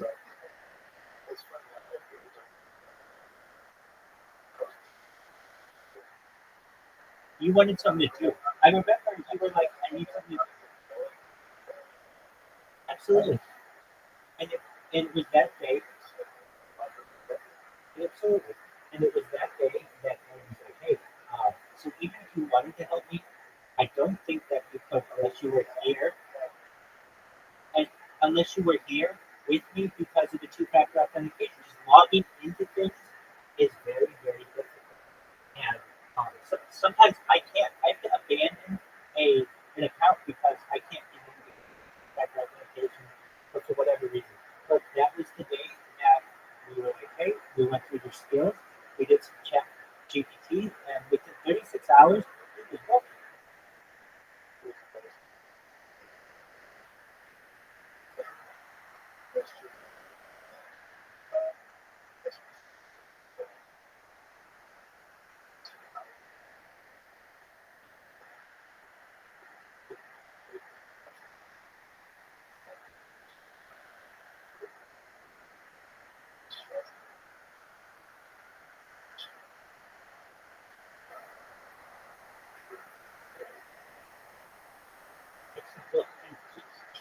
We, and we've been able to transition SBC, who's doing that, into being a live streamer. And he has a podcast that he started back up. And he live streams before he would live stream on YouTube.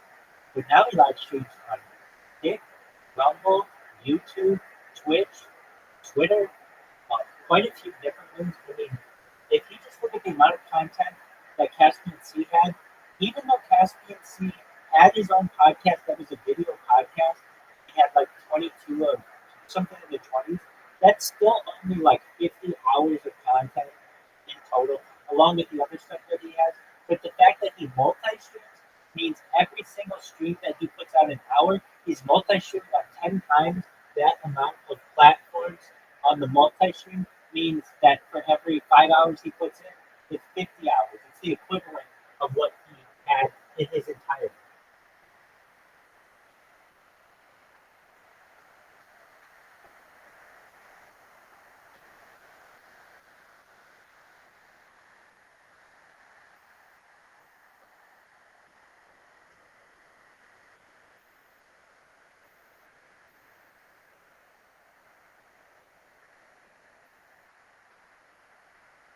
You know who was really nice at Caspian C? Was Rabbi. Rabbi was really nice.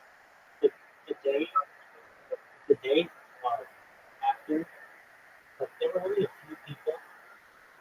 Like, I had contact with some streamers like Rabbi Franco and like Lahori, but like not super big streamers yet. No, that's coming. I think everybody can find that's like a day or two away. Am I wrong? I mean, we're very close to having bigger streamers. And I do too. I agree. Okay, this is the guy who's fixing it. And so I sent it to like Will Scan Live and Ori and Wacky Fighter and what? Just like some medium sized guys. Both my friend and Jeff, and none of them got back to me the next day. And I was kind of heartbroken because I was like, wow. I shouted them out. I thought it was a really good interview, and I don't know what it's going to take for these guys to win. The Wacky Fighter had gotten back to me. He just did it in a general chat, and he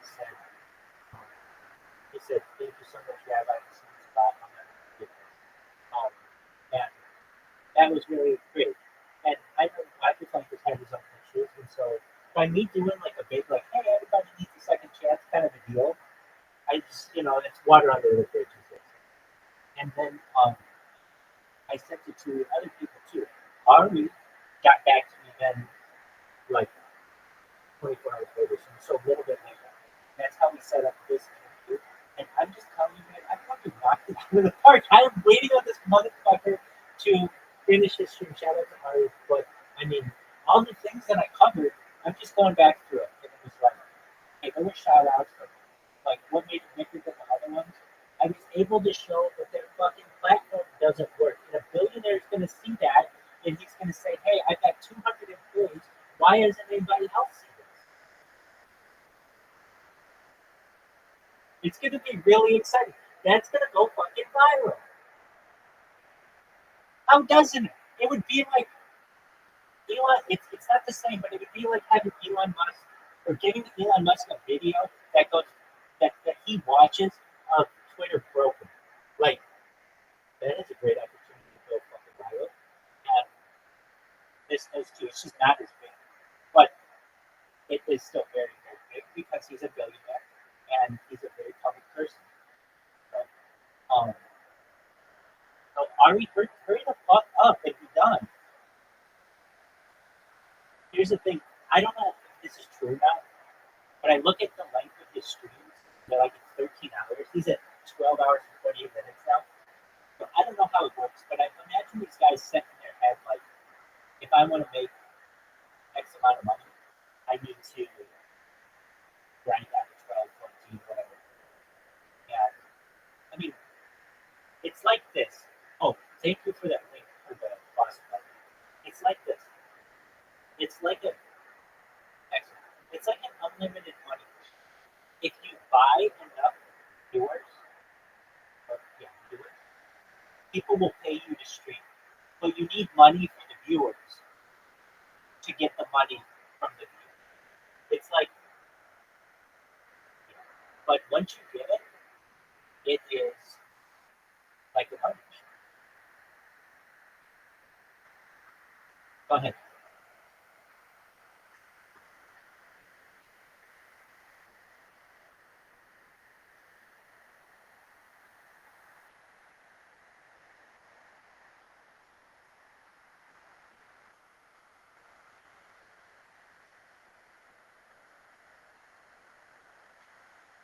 Yeah.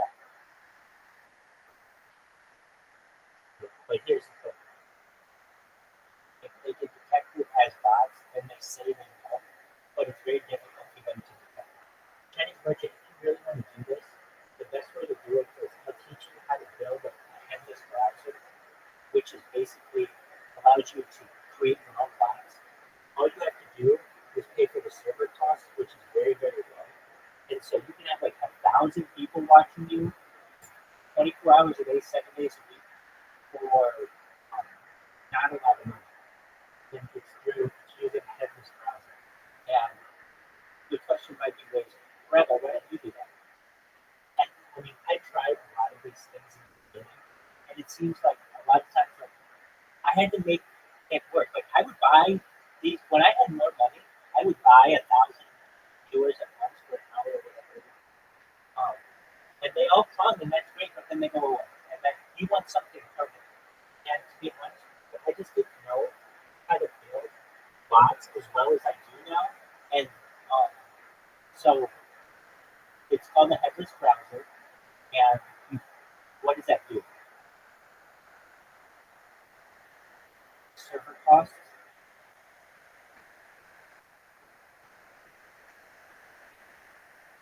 Depends how long you have it. Usually like maybe $2 per, maybe let's say $1 per viewer per month. So if I want 1,000 people watching me a month, it's $1,000. And so to get those kind of numbers is what you want to get to really get known. And you really need to put that. You got to put up like $4,000, $5,000, $6,000 to be able to do this. Now, hold on. I should say this: if you want to do it just for an hour, like some of these streamers do, well, that's a different story. But I don't stream like that. It's because I stream for such long durations of time. I don't want 1 hour of having 500 people watch me and then all the other hours it be zero. I'd like it to be a little more consistent. And then you want to get into that type of consistency over long periods of time. It costs about like a cheap, I don't want to say cheaper, but quality, the best one for the best cost. I priced it out and it's like $1 each. And the thing is, that to me, it's not that great because that's only on one platform. So that's only 50 people that watch me on YouTube or 500 on YouTube. But that's not Kick, that's not Rumble, and that's absolutely no interaction. That just literally changes a number.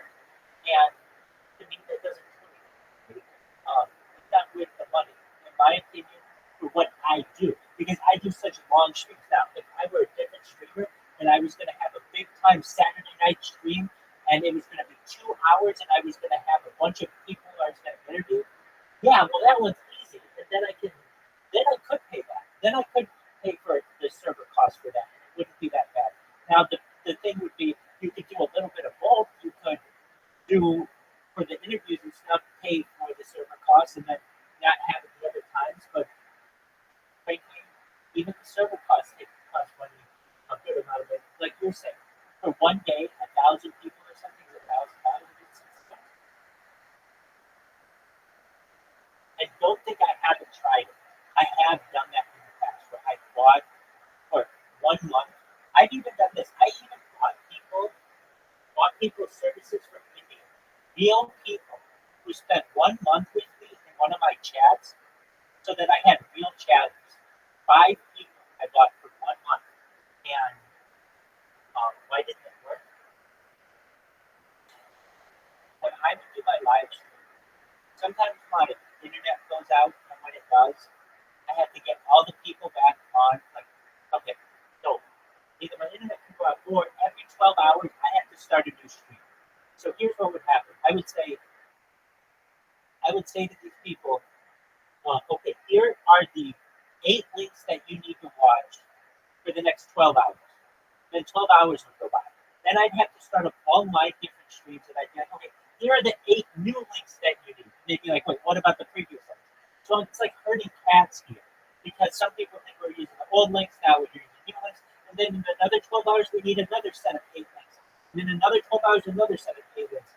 And I'm sure if I managed it a little bit better, it would have been better, but I wasn't seeing any results. So I had 5 people from India who we've talked about everything we have in common in the first 10 minutes, and now it's just like, oh, okay, now they're just putting like emojis and stuff, so it looks like a bot anyway.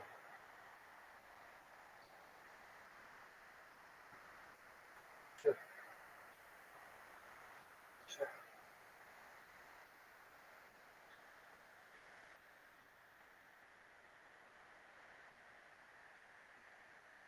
Excellent. In the account that I send you messages on, just send it there. If I don't join with that account, the only reason is I have like 100 accounts, but I have a lot of other accounts, and I'll join with those, and I do check those as well.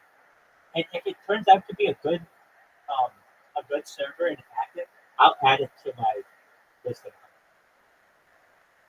So send it to the account, and then what you want to do, you need a good name if you're going to be an influencer, and it can be whatever you want. I would not go with Chinese merchant. I would go with something like, I go with, I'm different. I go with something futuristic because I like that kind of shit. But whatever it is, I don't care what it is. Just make sure it's consistent on every single platform. That it's the same on YouTube and Kick and Twitch and all that other shit. Because you don't want to have to be in the position where I was sometimes, where I'm talking about streaming, like, hey, follow Sam Bond on Kick, but it's Sam B Bond on Instagram and Sam B Bond on, you know what I mean? You don't want to have to go through that. All right, that's you get one. They won't resurrect. Okay, well, wait. So if you have an influencer friend, that can help you immensely. That's what we need. Okay.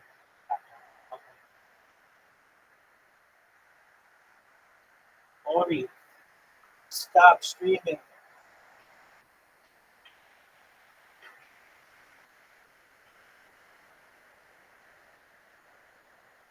Dude, Caspinski, can you hear me? You know what my favorite part of that stream was? When that girl started clapping when I talked about should not discriminate against people based on the color of their skin, like the content of it. Did you hear her? She came in and started clapping.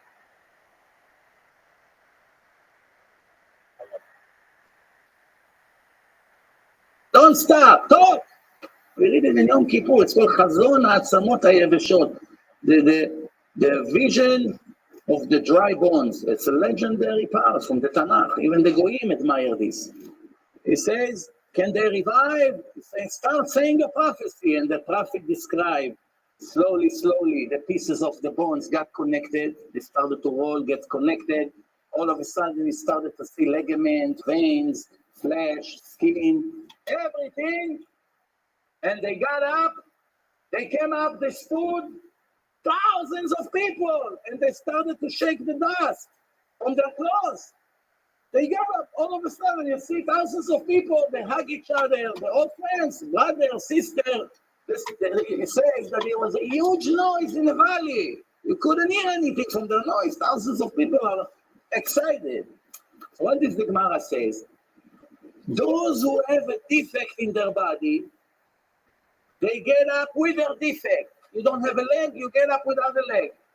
You don't have an arm, you get up without an arm. You don't have an eye, you get up with one eye for 1 hour. 1 hour you live to feel how it should have been. And then you died, and then you resurrect again, complete forever. No more deaths, no more births, no more reincarnation, until this world is finished.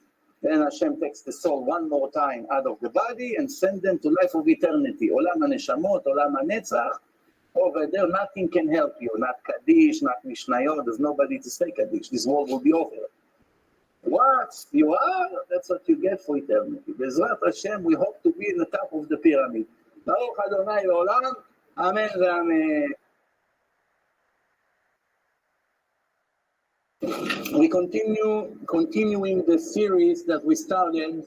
That's the 4th session today, number 4. It's the series of the Talmud. And last week we finished Masechet Shabbat.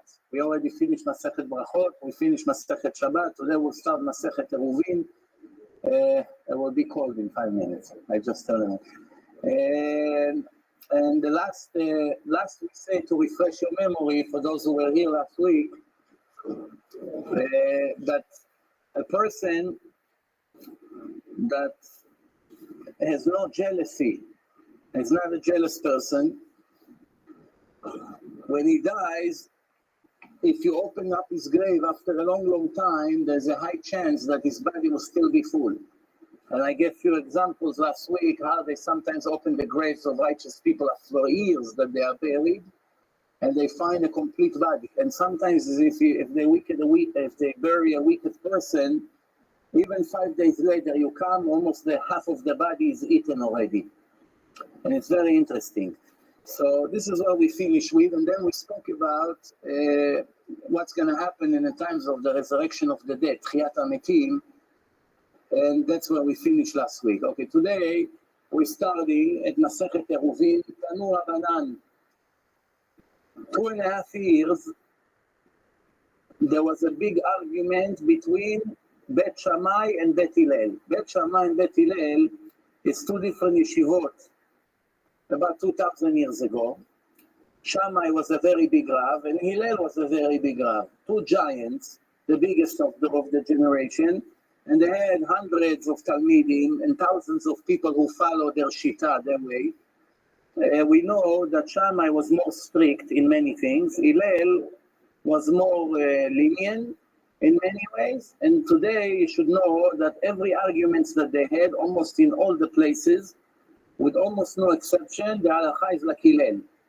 Hillel started his life very, very poor. He was chopping trees and selling them and making few pennies, just that he can pay to come to enter yeshiva and learn, because the people used to pay money to learn. It wasn't for free like today. They're begging people just come and learn, Baalei Tshuva. all the yeshivot of the Baalei Tshuva, they're begging people to come to learn. They sponsor the rabbis, everything, and still people, most of them don't show up. And in the old days, you wanted to learn, you have to pay. If you didn't have money, there's a bouncer there, he doesn't let you in. Later in his life, he became wealthier, Hillel. Later, close to the end of his life, he lived 120 years, and 2.5 years, he is arguing with Shammai. Give Jewish history classes voluntarily at a local Jewish center for women for the last few years. My lectures are structured very much in the same way yours are, and I too use PowerPoint. I know you've upgraded the software. When I prepare and research my classes, I always watch your lectures. They help me tremendously with the final flow of things and very often draw my attention to new facts and events. I can tell you more, I often steal your jokes as well. Anyways, so it's nice to get these kinds of emails besides the hate mail. So thank you, Mr. Ray, and I wish you a lot of success in your endeavors teaching, and it's wonderful that you do this for your community. Okay, so tonight's lecture is, of course, on Baruch Spinoza, fascinating figure, and one that really I've been thinking about for a long time, and I was really grateful for the opportunity to speak to you about him and gave me a chance to do a little bit more research, because one of the larger areas of research that I find fascinating is the whole concept of Jewish identity. You know, what exactly is a Jew? Who is a Jew? When is a Jew considered in the community, out of the community, or as the Hebrew phrase goes, chutz lamachane, b'toch hamachane, you know, in the camp or outside the camp?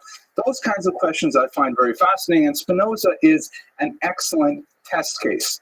Tonight's lecture is sponsored by our good friends Mally and Steve Schwartz, who are here in the audience. My joke auditor, of course, is Steve Schwartz, and they're going to be the honorees for the dinner this year. We should give them a round of applause. They do fantastic things for our community. Mally is the unsung but very much accomplished historian of the shul. She's worked on a significant work which has been published so far privately, but the manuscript hopefully will send to a significant journal, because there's a lot of fascinating history here in Surfside, and she's done some tremendous work. Steve is, as I'm sure all aware, a tremendous cantor, not only in terms of his vocal strength, but his intellectual appreciation of the meaning of the truck. As I was just saying to my 12-year-old son Boaz as we were starting his bar mitzvah lessons, the Hasidic masters say that the Torah has 3 levels that correspond to the 3 levels of the soul.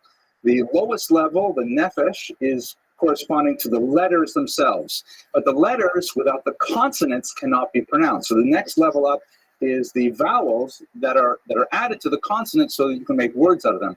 But the highest level of the soul, which is something that only a person like Steve can reach, is the trup.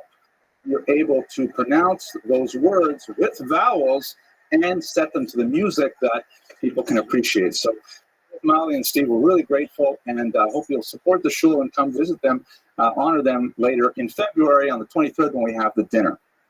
5774. 5774, right. Right. We're going to honor them next year too. Sorry, wrong date. Thank you. I never edit these videos. That's why I'm going to get in trouble. Now, one more good and welfare. This is something special. I'm going to try and use a little more videos in our classes, but I have one that is kind of like a personal video. It's my son Alexander. It's a minute long, so it won't take too much time from our presentation. Mr. Rodriguez, you want to focus on the screen here for a second? Here we go. The video is made by my talented daughter, Danit Malka.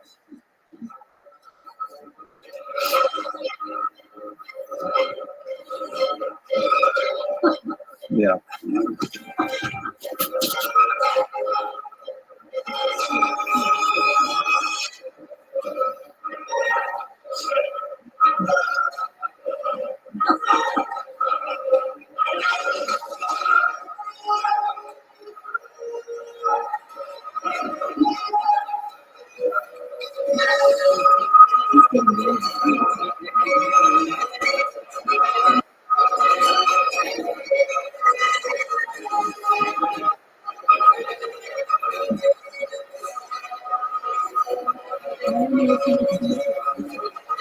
You don't need it. No, let's go this. Okay. Thank you. So what this is all about is my son Alexander is quite a runner. He ran his first marathon at 14, which was pretty amazing. He definitely runs me ragged. And he is going to be running in the ING Miami Marathon next month for Team Friendship, which is a really great community organization that helps mainly children and teens and some adults with various disabilities, especially autism and things like that. So if you're interested, please visit the website and you can donate to Team Friendship. Okay, that's it for the good and welfare. Let's go straight to the material tonight. How long is a marathon? Yes. 26.2 miles. 26.2, yeah. Okay. Now, who was Baruch Spinoza? 17th century philosopher. He is one of the greatest philosophers of the modern age. He falls into that category of people like Moses Maimonides and Einstein, for example, whose fame outside the Jewish community really outdistances their fame inside the Jewish community. And in fact, it's a little bit ambiguous to even put him within the parameters of Jewish history per se, because his greatest contributions are beyond the scope of what is specifically Jewish. Many more liberal thinkers want to claim him as a Jewish philosopher per se, and in fact there are elements of his philosophy that we will discuss at least in brief tonight that are consonant, certainly inspired by Jewish ideas. But ultimately, the main connection that Spinoza has with the Jewish community is negative, because he was forcibly removed from the Jewish community of Amsterdam in an unusually harsh act of cherem, or excommunication. I have the text of it, and I would like to read it to you a little later on in this lecture. It's a very rare step for a community to specifically single out an individual, excoriate them publicly, and then forcibly remove them. But that is in fact what happened to Spinoza. So the rejected son ultimately ended up influencing world philosophy, European philosophy, the intellectual tradition at a tremendous level. But in the Jewish world, he was cut off in a very dramatic and in fact permanent manner. The question that, and this was happened, by the way, at age 23, might have been 24, before he even published anything, before he had made a mark on the world of philosophy. And one of the great exercises of intellectual historians has been to try and perform the archaeology of the events that led up to that excommunication, to try and determine exactly why the community took such a drastic step. It is far from clear. But I hope towards the end of the lecture to give you some of the theories that are circulating regarding his excommunication. And I think that actually it has a lot of implications for our own communal standards today, our own sense of identity, and ultimately our sense of who is a Jew, who has the privilege, the right, the responsibility to remain within the community, and who perhaps might be better served outside of the community. So we'll hopefully explore that over the next 40 minutes or so. His background, originally they're from Portugal. His grandfather was among those who were expelled in 1497, possibly somewhat earlier from 1492 in Spain. We're spending a lot of time these last few weeks looking at people whose lives were affected by this cataclysmic event with something that many of the thinkers of the 16th century felt and the 17th century felt was like a split in the world that required tikkun olam, because how could it be that the most powerful, the most intellectually superior, the spiritually most advanced community of Jews in the world was suddenly devastated within a single year in the case of Spain, and then 5 years later in the case of Portugal. So in many ways, Spinoza's own experience is an aftershock of that tectonic shift that we saw in 1492. His grandfather came to Amsterdam with his infant son, Michael, who was Spinoza's grandfather. So Spinoza had direct contact with one of the refugees themselves, his own grandfather. His father was a very successful merchant, and we have plenty of archival records from the period that indicate that he was a lay leader in the synagogue. He had a position of some authority. They had a very prominent house close by the synagogue, and his father had significant leadership role there, which makes the eventual expulsion of young Spinoza from the community all the more poignant. Michael Spinoza was not lucky in love. He was widowed 3 times. His second wife was the mother of Spinoza, who passed away when Spinoza was a young boy. Spinoza was ultimately raised by one of his older half-sisters, and there was a considerable amount of family dysfunction between the half-siblings, all children of Michael, that we will see playing out in Spinoza's own lifetime somewhat later. We should spend a little bit of time talking about Amsterdam, though, which is a fascinating, kind of interesting, not exactly footnote, but sort of a tributary of Jewish history at this time. The Netherlands were under the control of Spain until 1588, and Jews were not allowed within the territory.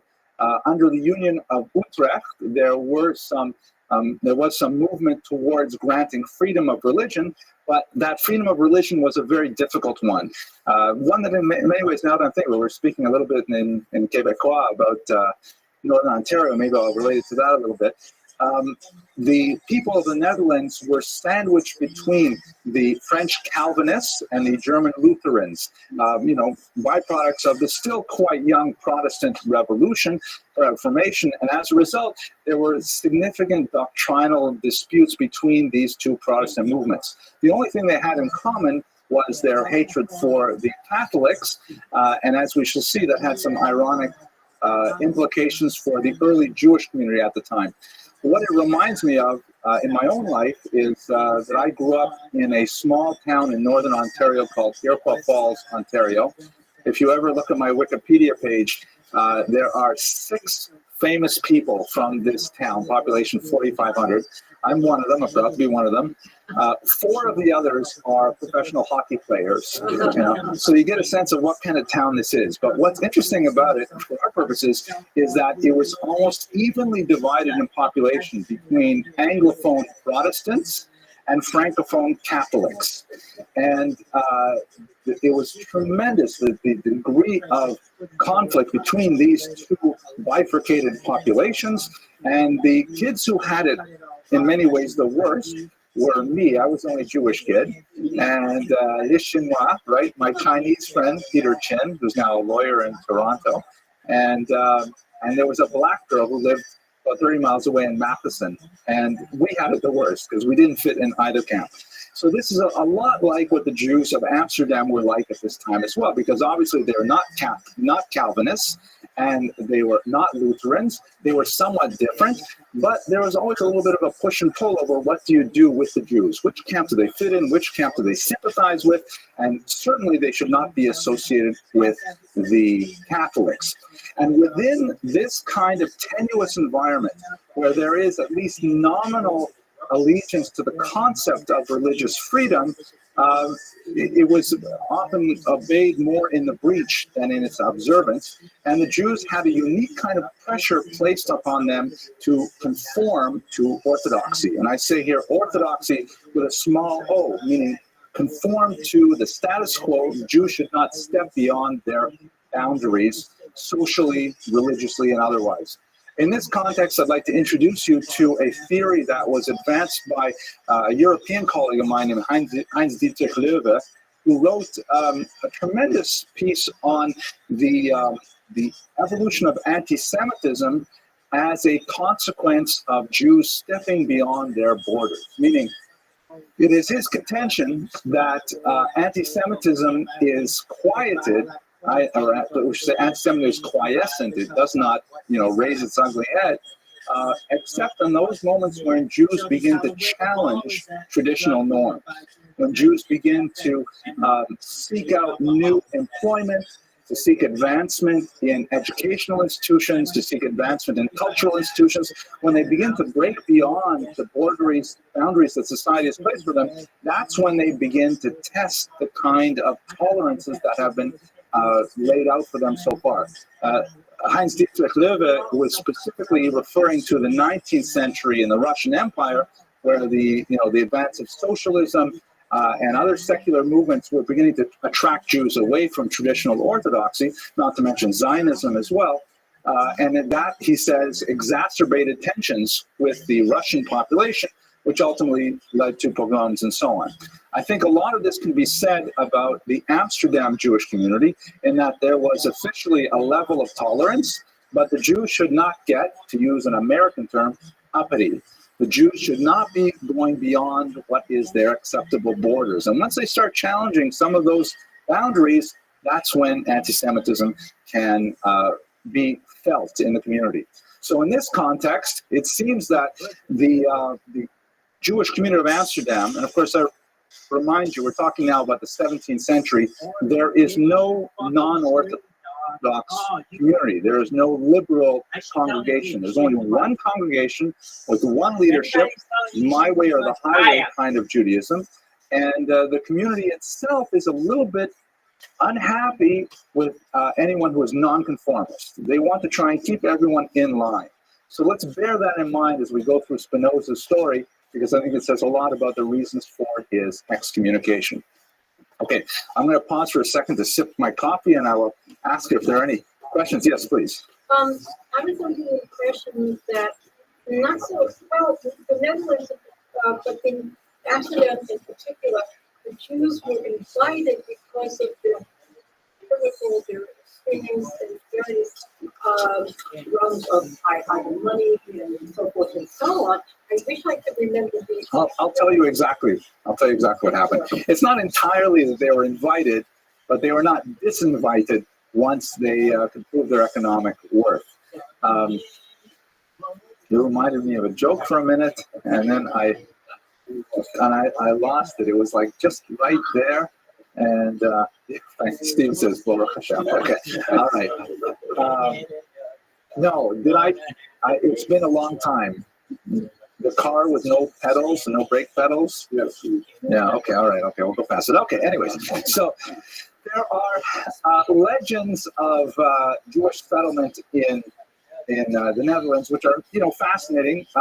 And legends always have some kind of kernel of truth, but often, are exaggerated beyond measure. There's a particularly fascinating one where the origins of the community in Amsterdam relate to a particular Portuguese Jewish woman who was somehow, when they were fleeing Portugal, she got on one of these English boats, and the Duke, who was the captain of this boat, something like that, fell in love with this incredibly beautiful woman, and import turned her and trying to get her to marry him, and she refused, steadfastly indicating that she was a Jewess and would not do so, but she was apparently so strikingly beautiful that when they landed in England, the Queen herself drove her around London in an open car because her beauty was something really, to cavil about, so to speak. That's what that's the English term they use.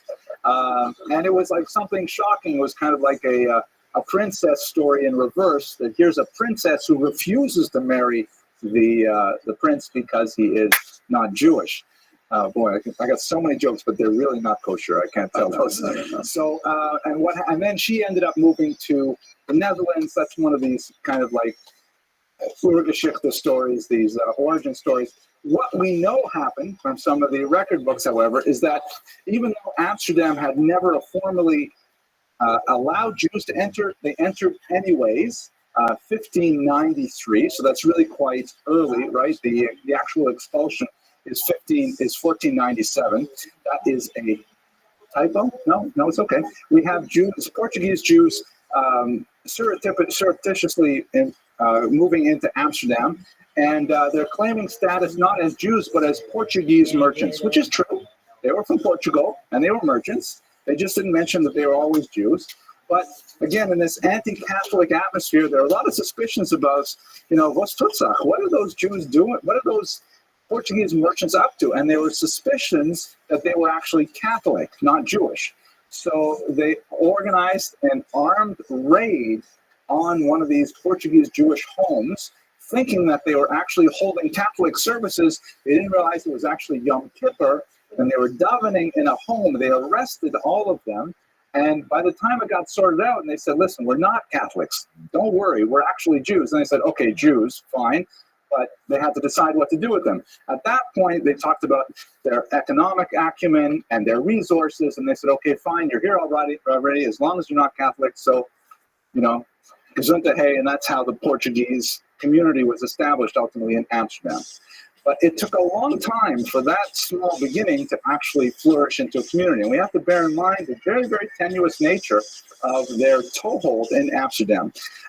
They did not get official permission to have public worship until 20 years later, and they did not have official permission to get a citizenship until 1657, almost 75 years later. They had difficulty establishing their congregations, enlarging their congregations. Everything was always proceeded, it was a little bit like zoning committees that maybe some of the people in this room are familiar with. It's very difficult to get these things pushed through, how much more so in Amsterdam. And again, this kind of atmosphere of a distrust of the Jewish community, of a grudging acceptance, is something that certainly had an impact on Spinoza as well. So let's talk about Spinoza himself. He was born and given the name Baruch, which of course means blessed. Later on in life, after he was excommunicated and he was writing in Latin, he chose a Latin translation of blessed, Benedictus. The term in French, benching, to bench at the end of a meal, for example, is also derived from the same term Baruch, although this time through a French root. But he was known as Bento by the Portuguese root.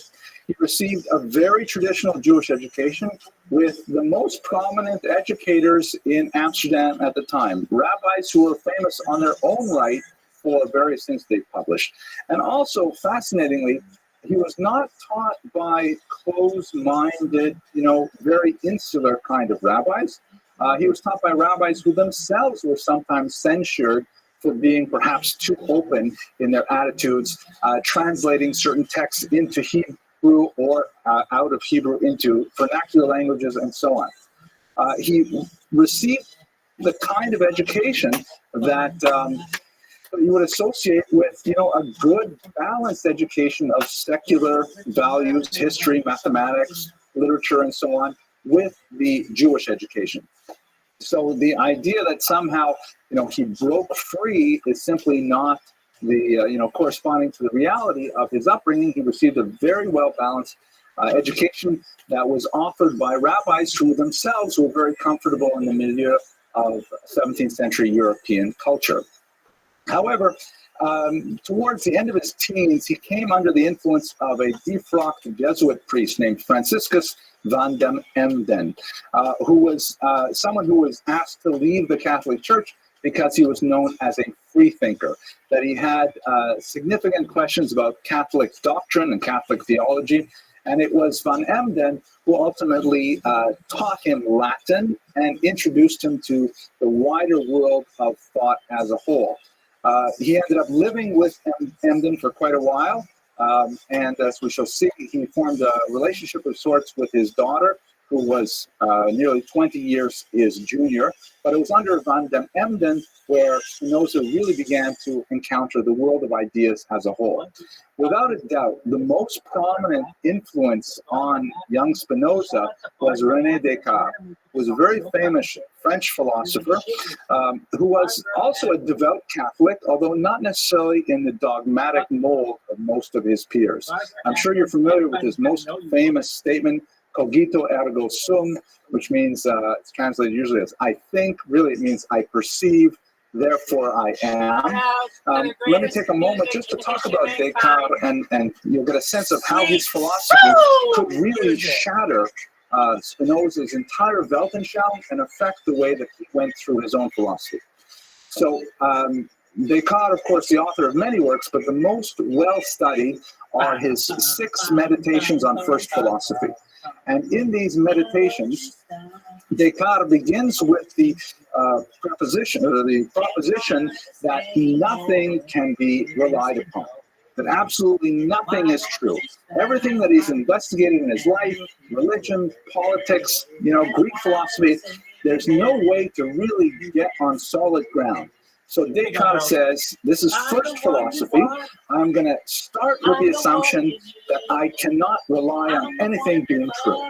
And then, like building an edifice on a strong foundation, I will only build my philosophy on those elements that I can absolutely say with certainty are true.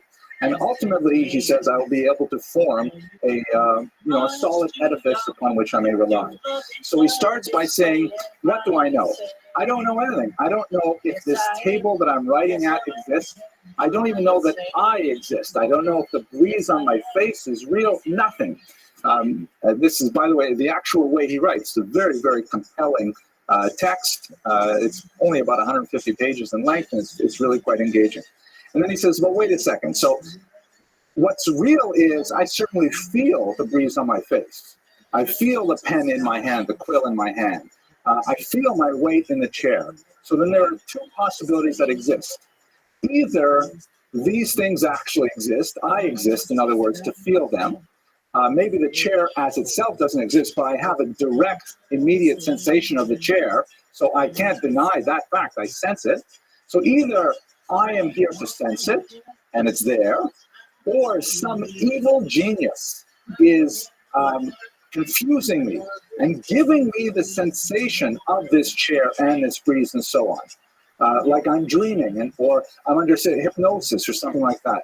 But in either case, whether it really does exist or whether an evil genius is making me think it exists, I know I must exist, because there's no other way for me to feel it. That's the root of the concept cogito ergo sum. I feel, I perceive, therefore I am. He says that's the first principle. I can stand on that principle. I know I exist. At that point, all the priests say to him, Yasher Koach, well done. But that's your first statement, I know I exist. Then he goes on from there to describe, for example, the existence of God. And he has a very appealing proof called the teleological argument, which is really a restated version of St. Anselm's argument for the existence of God. We're not going to go there because it would take a long time. I know that, Elisa, you're not going to let me go tonight until I tell you the teleological argument for the existence of God, but he ultimately ends up recreating, what an amazing thing, 17th century French Catholicism, exactly the way it was before he started first philosophy. Everything worked out exactly as he planned. It's ironic that a lot of these religious philosophers, when they start out, they say, I'm not going to believe anything, but by the time they get to the end, wow, look at this, the religion that I've been believing all along is exactly right. Immanuel Kant did the same thing in his Religion in the Grenzen von bloßen Vernunft. The religion, that's funny, just even saying it, that's what I was saying in German. Vernunft is a funny word. Religion within the boundaries of reason alone. He starts out believing nothing, and ultimately when he gets to the end of the book, look at that, Lutheranism is beautiful. So that's essentially Cartesian theory. Of course, we know the term Cartesian we see in mathematics, the Cartesian graphs, things like that. I'm not sure if that's Descartes. You'll fact check me, Mr. Rodriguez. But it is Cartesian. Okay, thank you. But that's the way of thinking, the idea of breaking everything down to zero and starting over again with no reliance on revelation, no reliance on a biblical text, no reliance on a prophet, just starting from what you can logically prove had a tremendous impact on Spinoza's mind. And in fact, his philosophy is in many ways proceeding along the same lines as advanced by René Descartes. I think you can also hear in this description of Descartes the spirit of the age, or as the German term has it, the Zeitgeist, the spirit of the times, the way people who are like turning away from the old style religion and saying, wait a second, we can do this on our own, with our own brain power, with our own reason. That was the beginnings of modernity in the larger sense of the term. Okay, so Spinoza's philosophy, I only want to take a few minutes to talk about it because I haven't studied it in great depth, but I read a little bit enough to be able to say at least a few words without stumbling too much, I hope. Ironically, Spinoza has been excoriated, especially in his lifetime and shortly thereafter, as an atheist, Gesundheit, which is really a misapplication of his ideas altogether. This image of him says here, Benedictus de Spinoza, Judeus et atheista, right? Jew and atheist, right? What is the, there's a story, I think, I see Rabbi Wunsch is here. Maybe you told me the story about about, I think it's Rabbi Shlomo Karloff. He was speaking to a group of college students, and he says, okay, I want to know, who are you people? You know, and someone put up his hand and says, I'm a Catholic. Someone else put up his hand and said, I'm a Lutheran. And someone put up his hand and says, you know, I'm from New York. Says, oh, you're a Jew. Because as soon as you say atheist, it's almost always the Jews who are the atheists, right? But ultimately, that's a misunderstanding of Spinoza's thought as well. The poet Novalis from the period refers to Spinoza, I think correctly, as God intoxicated. Meaning, for Spinoza, he held the concept that God was literally everything, that there was no space where God was not, an ens absolute infinitum, meaning ein sof, or ein od milvado. In Hebrew, there is nothing other than he, which is a time-honored Jewish thought. Definitely, he must have received these influences through Kabbalistic teachings or so on, which are circulating. But it is a difficult thought theologically, because ultimately, if we really believe ein od milvado, that there is nothing other than God, then what exactly are we? What exactly is our consciousness? What exactly is the material world? Are we going to say that every material thing is also God? To a certain degree, that completely nullifies the very meaning of the term God if we say that all is God. We say it in a kind of like a passing way, perhaps, but we don't actually think about it deeply. For Spinoza, he thought about it deeply, and he believed that, in fact, the entire world was an expression of divinity. Even evil, even the most mundane physical expression of godliness was, in fact, godliness. I happened to be reading Tanya, the famous work of the first Lubavitcher Rabbi, as I was preparing this lecture, and the same concept happened to come up in the daily study of Tanya over the last week. So it's not at all a foreign thought to Judaism, this idea that everything is God. The philosophical divergence between traditional Judaism and Spinoza, however, definitely lies in the concept of God's consciousness, of God's action in the world.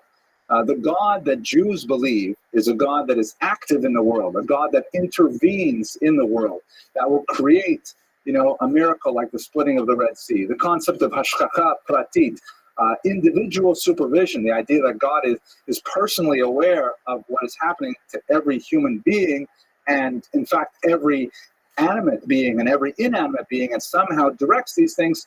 That's not Spinoza, but that is definitely Judaism. So there's a clear divergence, and he definitely would not pass the Maimonides Man of the Year award in terms of believing that ein od milvado, but there is no question that to call him an atheist would be totally misunderstanding his thought. He also believed that contemplation of God was the ultimate expression of human identity, and that deep contemplation of God was ultimately the greatest form of immortality, that somehow by constantly thinking of God, one would achieve a type of immortality of the soul. I'm not exactly sure how these pieces fit together. There is a wonderful book on the topic, which I have not read.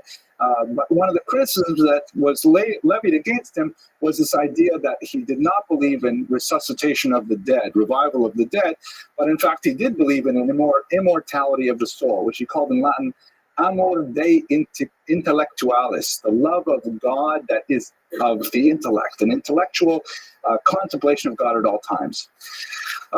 When you look at these kinds of ideas, however, it's not hard to see that he did not view with favor the authenticity of the Bible as we have it today. He did not value that every verse in the first 5 books, for example, was actually handed to Moses from God as we have it.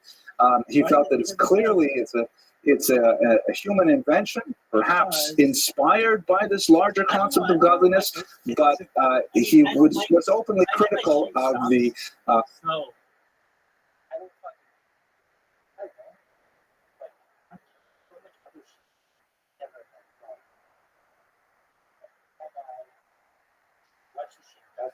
I know. I type my own fucking name in there, and when I get fucking Jacob Rothschild, and then this motherfucker, Rabbi Jacob Rothschild is going to be like very very, very famous in this fucking video, and it's gonna be so fucking famous that it's gonna be maybe one of the most famous fucking things in the whole history of the fucking internet. Just because I'm gonna put in there, because everybody's gonna be like, what the fuck is this? All right, here we go.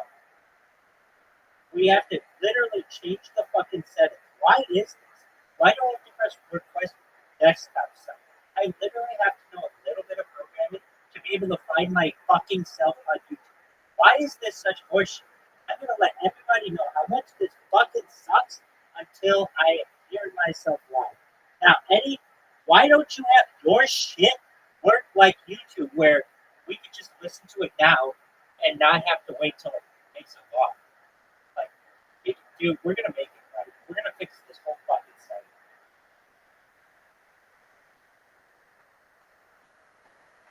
All right, is it playing? I can't hear myself. Dog, go. Talk.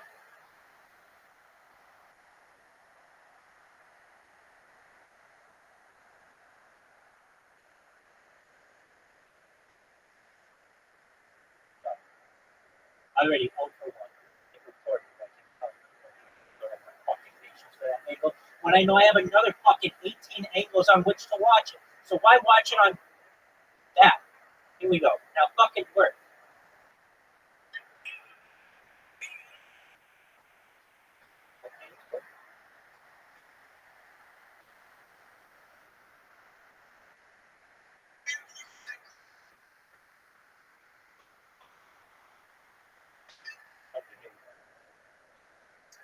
Well, it fucking recorded. At least somebody fucking recorded it.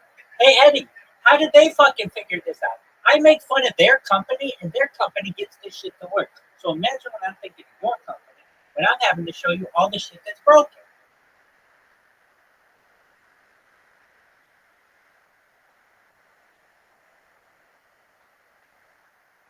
For myself in the future, there's nothing better than knowing that you, I mean, never have it count kids, never have it counted, but just to fucking know you've got something special on your hands, and it's just a matter of hours until other people are going to see this thing you fucking back.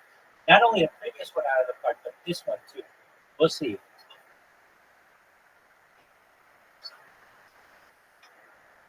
I say the same 5 fucking words so much. Absolutely, excellent, positive.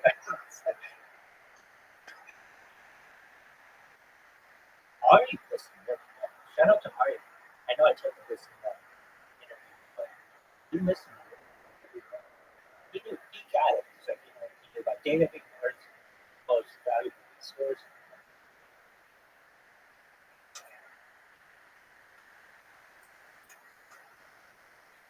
Here I am typing to him with the fucking bot I need. That's you tried your best, Casper. Thank you for your efforts, but I had to bring in the big guns for that. Because I'm telling you, people don't know what to think of me, and they get a little nervous. They get a little hesitant. What's this going to be? I mean, it happens. I get it. But he's happy it happened, and I'm happy it happened.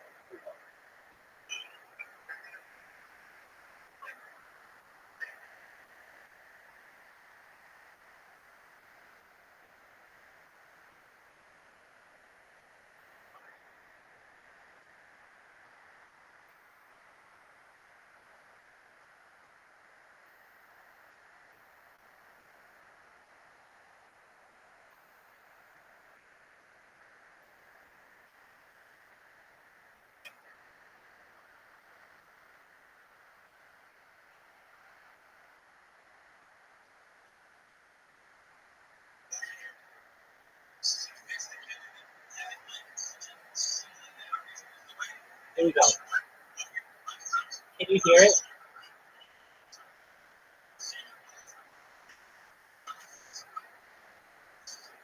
That's okay. You're not listening to it. I love listening to it, but I can't. Hold on.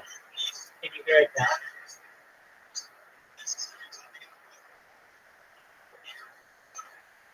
That's okay.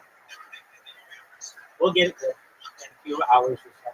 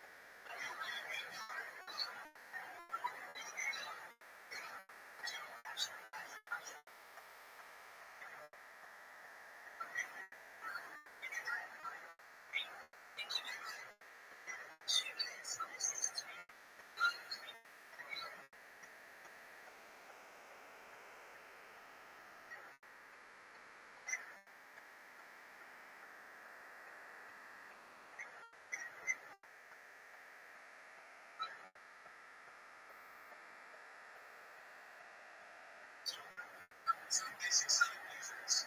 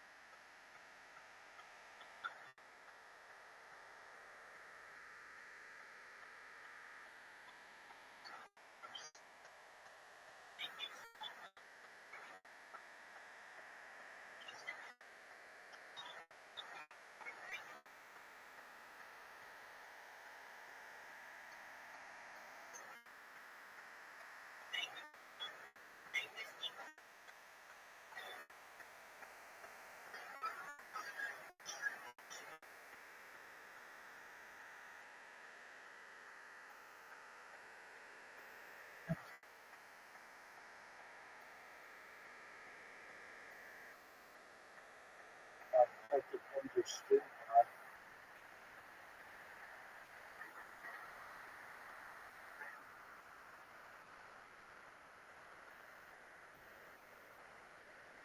Fuck, dog, he's still going. Motherfuckers.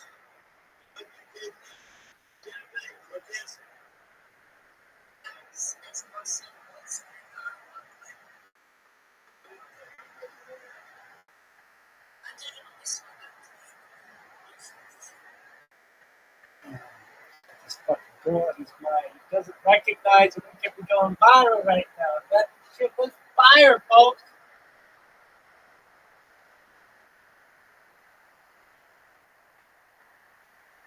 Let us now direct our attention to a major turning point in Jewish history, and that is the First Roman-Jewish War that occurred in the 60s and the early 70s of the first century. The spark that lit the explosion was something that happened in Caesarea, also pronounced Caesarea or Caesarea, which is a very important center on the coastline. We spoke about this city in the context of Herod the Great, it was a major Roman center during this period. Here you can see a map where it's located halfway roughly between Tel Aviv and Haifa in today's map. There are many factors that come together to create this first war, but perhaps one of the most significant general elements of the mood of the era was this dichotomy between the concept of the election of Israel and the disdain and neglect of a corrupt and bureaucratic Rome. On the one hand, there's no question that this first century was filled with messianic thoughts. We spoke quite a bit about it in the context of the movement of Christianity. Also, we spoke about it in the context of the Dead Sea Scrolls. There's a lot of people who are anticipating the arrival of the Messiah, which in Jewish thought is something that would happen with a great political upheaval, with a this world ruler who would initiate a period of freedom for the Jews in Israel, and then all kinds of other amazing things would happen. This is happening at the same time that Rome has let go of the reins of what's going on in Israel specifically. There's a lot of anarchy and banditry. There's a lot of lawlessness in the streets. They're not patrolling properly. They're not really caring what's going on because the Romans are engaged very heavily in their own self-serving grift, taking bribes and all kinds of things like that. There's also, as we will recall, Israel is never an area that is completely free of non-Jews. There are mixed populations in Israel, and not everyone there feels comfortable with the Jewish vision of what that land should be. It sounds familiar, right? This is basically the oldest story of that part of the world. And there are provocations that primarily come from the non-Jewish minorities in Yamnia and also later in Caesarea, as we shall see. In Yamnia, also known as Yavna, the local population specifically agitated to provoke Caligula into his disastrous decision to set up an idol to himself in the temple. It turned out, as we discussed earlier, that was short-lived because Caligula was assassinated, but nevertheless, there was a lot of friction between non-Jewish and Jewish populations in Israel. During this time, the combination of those two mood factors tended to push the Pharisees more in the direction of the Zealots, and there was a qualified sympathy for their desire to throw off the yoke of Rome. It was not a full-throated endorsement, but there was nevertheless more of a sense that the Zealots were towards the right side of history. And that was, as best we can tell, the mood of the mood of the Pharisees in the late 50s, and the people followed the Pharisees by and large. The spark that occurred in Caesarea was mundane. It had to do with a property dispute. It seems that Jews were renting a local space from a non-Jew for a synagogue, and they wanted to actually buy this space. The non-Jew did not want to sell to them. In fact, he wanted to evict them. The Jews must have had some kind of lease arrangement because they went and they petitioned the local procurator, Gessius Florus, who was known for his insensitivity to Jewish causes, who took their money with an agreement to hear their case and then promptly ignored it. So what ended up happening is on one particular Shabbat in the year 66, some local miscreant, it's not clear from Josephus whether it's the same person as the owner of the building or perhaps someone who was involved in the dispute, this individual went and performed a ritual idolatrous sacrifice of birds right at the entrance to the synagogue over an earthenware container in such a way that apparently he was aware of some of the laws of defilement, some of the complicated laws involving earthenware containers and defilement that are more complex than we can get into right here. But at any rate, it really enraged the local Jewish population of Caesarea. Some of the more hot-headed elements of the community actually rose up and began to riot, but they rapidly found that the mood of the local population in Caesarea, which was, again, recall, primarily a Roman-oriented city, not one of the more Jewish cities, what the tide of the rioting turned against them. What ended up happening is Gessius Florus turned a blind eye to this. He arrested the Jewish petitioners who had asked to buy the synagogue in the first place, and the rest of the Jewish community actually fled with their Torah scrolls to nearby Narbata. The news of the events in Caesarea soon reached Jerusalem with a much larger Jewish population, a much more religiously inclined population, and there was an uproar, as you can imagine. Gessius Florus, the procurator, sent troops to Jerusalem in order to try and quell the unrest. And while he was there, he actually seized a relatively small amount of money from the temple treasury, which certainly was a more incendiary action and was not going to calm down the population there. In fact, the local population even publicly walked around holding their hats out, begging for money on behalf of Gessius Florus to mock him. That certainly didn't improve relations between the procurator and the local Jewish population. But the violence got actually quite serious, especially in the upper city, and some people were killed. There was bloodshed, and the Antonia fortress, which we'll see a little bit later, to the north of the Temple Mount, was actually isolated with the Roman troops imprisoned within. King Agrippa II, the Jewish king, who was actually not the king of Judea proper, he was really king of a region to the north. We spoke about him a little while ago. He attempted to calm things down and failed, and as a result, he fled to the north and avoided the bloodshed at this point. He would later actually end up participating in the war on the side of the Romans, but that's a little bit later. Menachem, the son of Judas, the Galilean, arrives. He was one of several zealot leaders who would compete for authority. And in this context of the upheaval, Elazar ben Hananiah suspended the sacrifice in honor of the emperor, and that essentially meant that the revolt was open. Up until this point, the Jews had always maintained a regular sacrifice in honor of the emperor. This goes all the way back to Cyrus, at least. And the idea of stopping this was extremely insulting to Rome, and this meant that it was open revolt. Now, there's some fascinating discussions of all these events in the Talmud as well, which add significant color to all of them. But for the time being, we're going to primarily present the Josephine account, and perhaps in another context, we can come back to the details that the Talmud offers as well. At this point, the local forces that the procurator was able to muster, a fairly small number of troops, could not handle the ride anymore. And so Cestius Gallus, who was the governor of Syria, and the region of Israel was within his supervisory map, he arrived with the Fulminata Legion, the 12th Legion. We're talking now about 20,000 soldiers. So he comes down from the north and he makes his way throughout the region until he gets to Jerusalem. Now we should remember that these legionnaires are professional trained soldiers. We're talking about maximum 23,000 rebels spread out throughout the entire region without discipline, without arms, without training.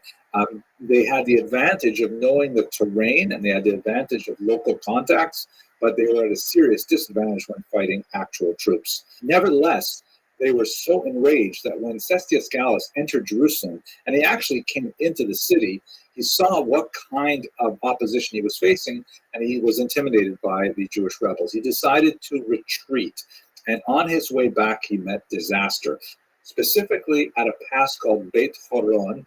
The Beit Horon Pass is a very narrow strip that requires essentially, a couple of soldiers walking side by side as they make their way down this long pass.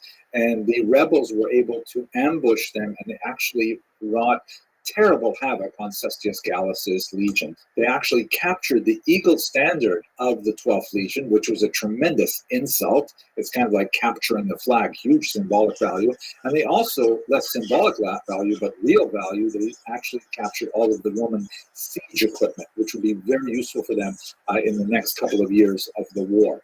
Cestius Gallus actually survived the encounter at Beit Horon, but he was forced to limp back in a humiliating defeat, and this meant that Rome had to significantly accelerate their efforts. Next, we'll explore the second phase of the war, when Rome decides to send a much more battle-hardened general, Vespasian, along with considerably more troops to prosecute the war. Thank you very much for watching.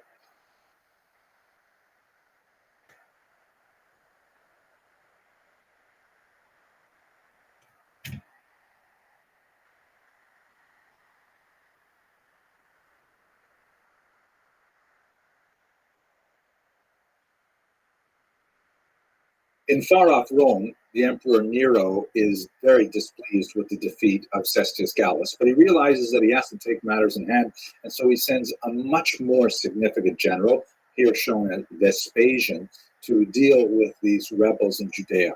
And at this point, we should introduce very briefly Josephus, who originally was given command of the northern region in the Galilee, and he's a very important figure for us because he is the primary historian that we rely upon, not only for the First Roman-Jewish War.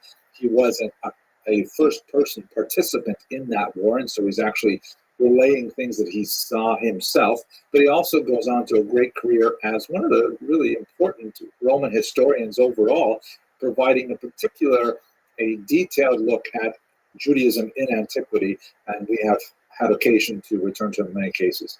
At any rate, Josephus, a fairly young man, is and associated primarily with the Pharisees, although he had some experience with all of the relevant groups at the time.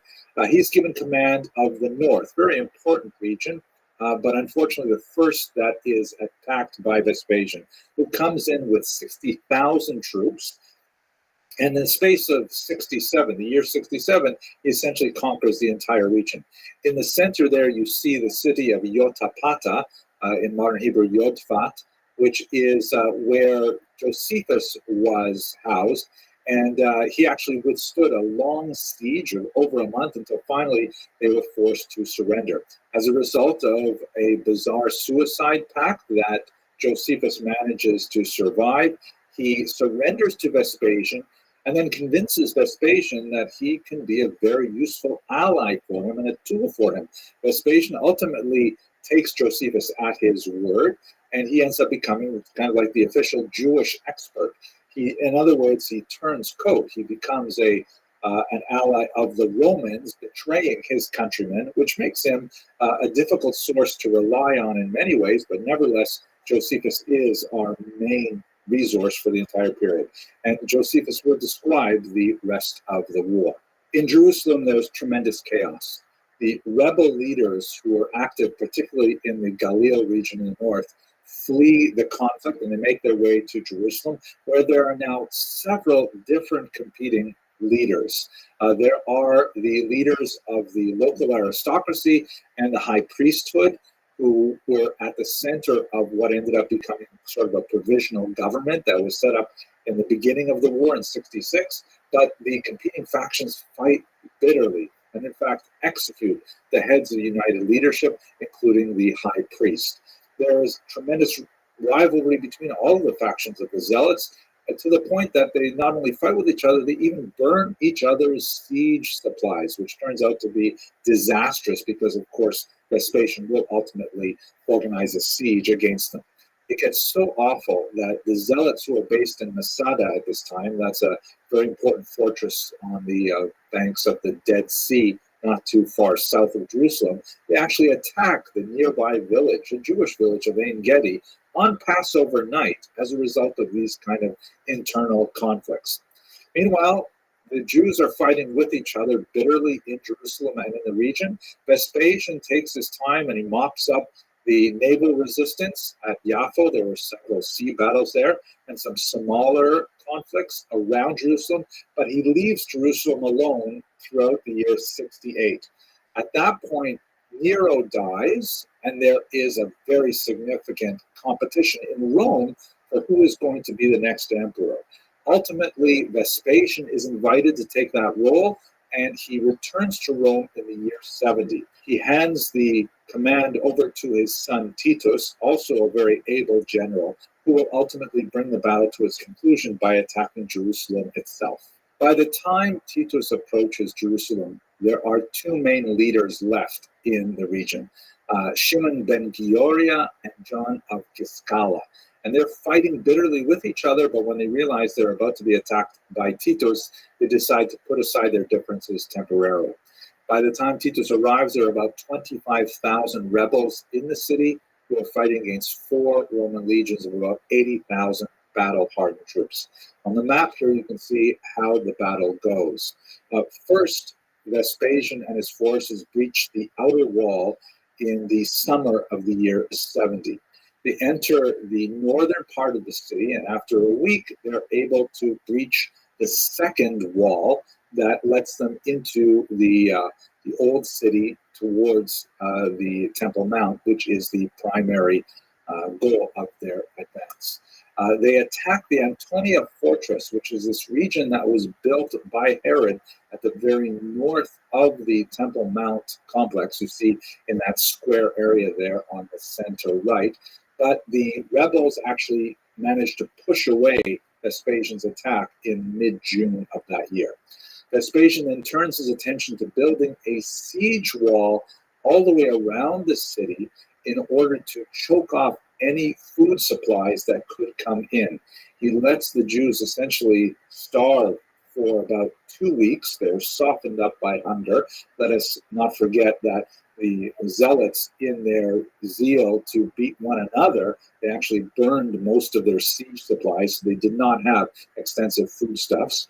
And after about 2 weeks or so of the impermeable wall being in place, then he makes a second advance in late July of the year 70. The fortress ultimately falls, and this results in the destruction of the temple itself. This occurred on the 9th day of the month of Av. It would have been in late August of the year 70. And to the present day, this particular event is marked by fasting by Jews all around the world. They sit on the floor, they read the Book of Lamentations, and they endure this day of mourning for an event that occurred 2,000 years ago. The temple was burned to the ground. The fighting would continue throughout Jerusalem, but we'll continue with that in the next video. Thank you for watching.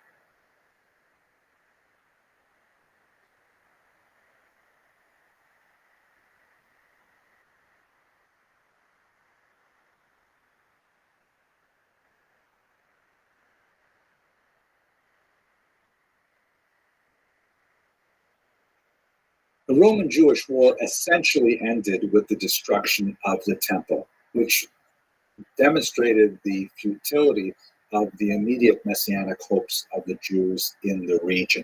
However, fighting continued for a few more years, either to the year 73 or possibly 74 of the Common Era. There were a few holdout fortresses of Jews outside of Jerusalem, and the most significant of those was undoubtedly Masada, which is shown here. It's a dramatic cliff-top fortress. It was actually the palace of Herod at one point, his vacation palace, and it's in a very forbidding part of the Judean desert, and it is essentially impregnable. The only way to really attack Masada is to climb its faces, which are quite steep, at least on two sides of it, and very, very difficult to actually breach its defenses. The rebels under Elazar ben Yair had actually laid in a tremendous amount of supplies, so they could actually last there for many years. Nevertheless, the Romans were brilliant and dogged engineers. They ended up climbing the mountain, and they built a siege tower that was about 80 meters or 260 feet high to be able to breach the final wall. When to the very last barrier, which was made of wood, and they set it on fire, the rebels located within the compound realized that there was no way they could keep the Roman soldiers out. And so in a very dramatic act, almost 1,000 rebels, and we're talking here about families, not just soldiers, but men, women, and children, committed mass suicide overnight rather than have themselves be turned over as slaves to the Romans. A very dramatic moment in Jewish history, a complex moment that has reverberations in modern Israeli ideology as well. And hopefully we'll come back to that when we get towards the end of the series. The Romans enacted significant punishment on the remaining population. And we will go into this in greater detail as we talk about the diaspora and moving forward. But for now, let's just look at a few examples of it. Symbolically, we see the institution of the Judea Capta coins. The Romans actually printed quite a few examples of this coin. On the left, they usually have a portrait of Vespasian. You can see him wearing the laurel wreath of victory around his head. And on the right, there's a Roman soldier standing by a balsam pine, which was one of the most important exports of Israel at the time. And there is a forlorn woman with her head in her hand, and she is representing the Judean people. So Judea Capta means Judea is taken captive.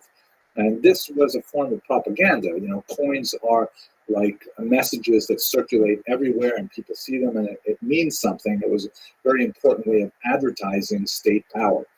Just to show you a couple of examples of this coin, sometimes the Roman soldier is portrayed as being, you know, way out of proportion, large compared to the woman to show the dominance of Rome. And in some, especially chilling cases, she's actually shown with her hands bound behind her back as a slave to be taken away into captivity. The Romans also celebrated this in Rome proper with the erection of the Arch of Titus. You see it here. And inside the arch, when we zoom in a little bit, there is a depiction of the Romans taking away spoils from the temple. Here's a better resolution look at it. You can see that they're clearly holding the candelabra called the menorah, which would have stood in the Temple Mount area. A scholar at Yeshiva University did some chemical analysis of the sculpture and actually was able to reconstruct how it would have looked to the Romans in the ancient period, because they actually preferred their sculptures to be painted. So it would have looked like this to Romans. You can see on the left, there's a sign that says Leges Judeorum, or the law of the Jews. Perhaps that was referring to the tablets of the law, or maybe a Torah scroll. You can see they're clearly carrying the menorah. The sign next to it says Candelabrum Judeorum, the Jewish candelabra. And on the right, they have the Sacra Judeorum, the holy thing of the Jews, which appears to be the Shulchan, with the altar with the badim, the staves that would be used to carry it, perhaps.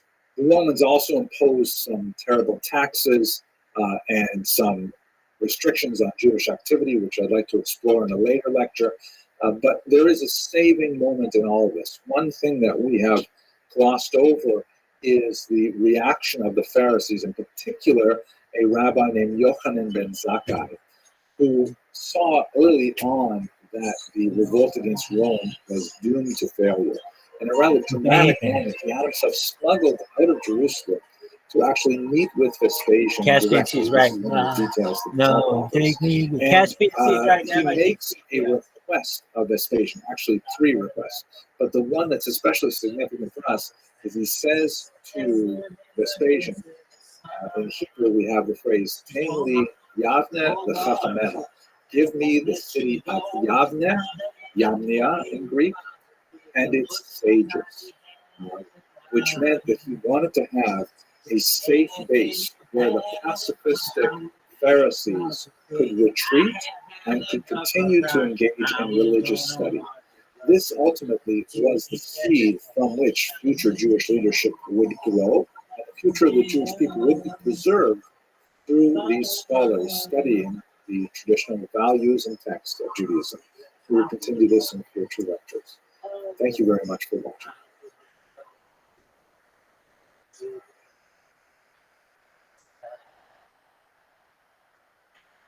Ari, hurry the fuck up, dog.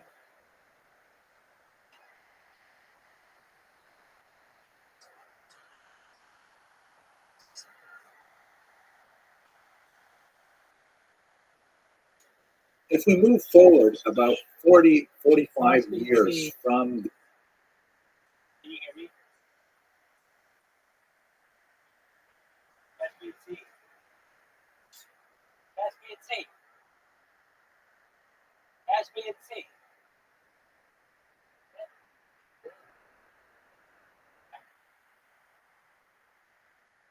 I don't think anybody knows.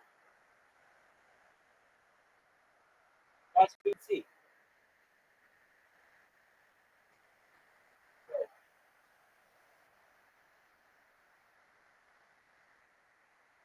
Oh, yeah. What up?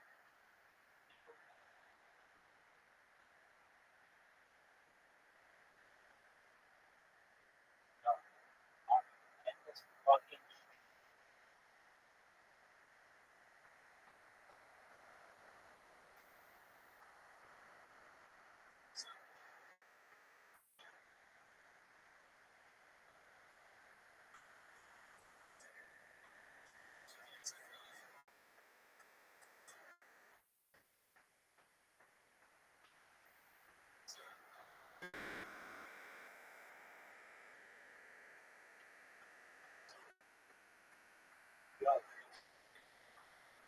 Ari, come on, dude.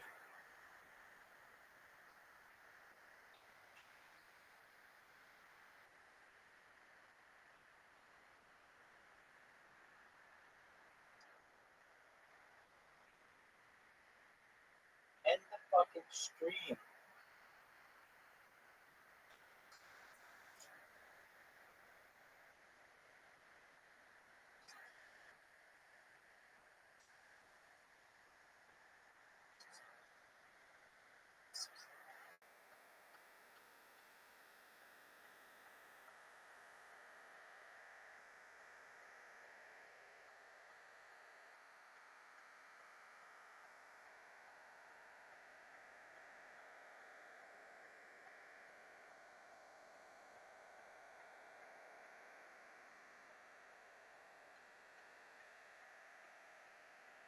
Dog, it's because you didn't end it. End the stream, dog. End the stream.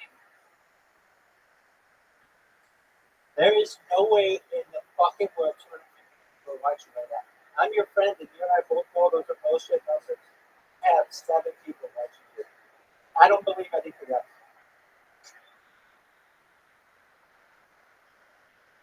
Dog, come on.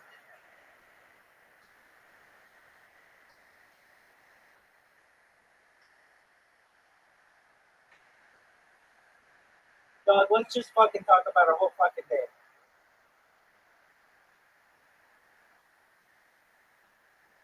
Let's look at this big stuff. No, oh yeah, I was. Yeah, I was. I was, yeah. Thank you for telling me that I need TTS. Dog, I'd love to have it. Can you hear me? TTS is a nightmare when you write 8 streams at once. The reason why.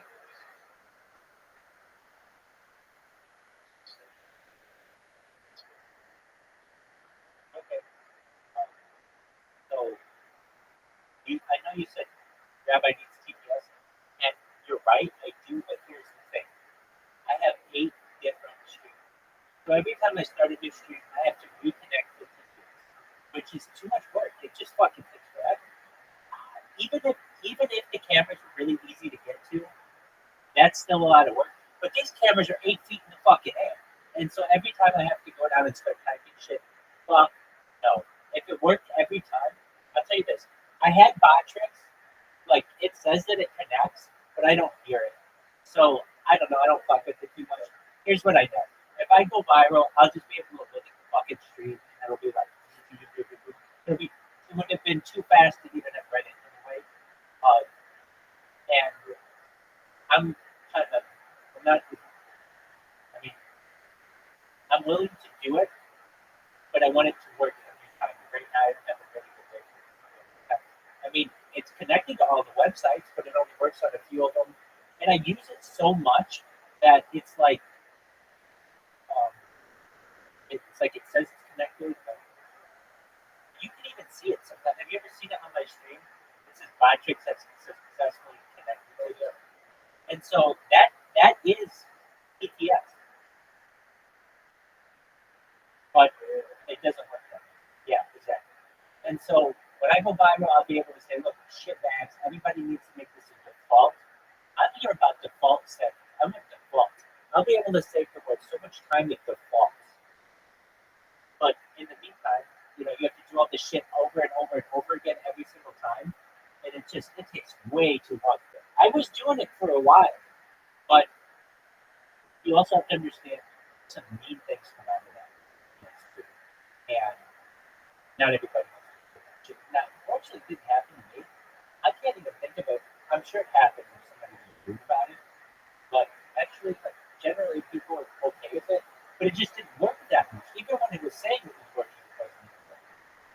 And I understand it's going through like Rumble and YouTube to get to me, so it can get thrown off. But if I need it in the future, I'll put it on one computer.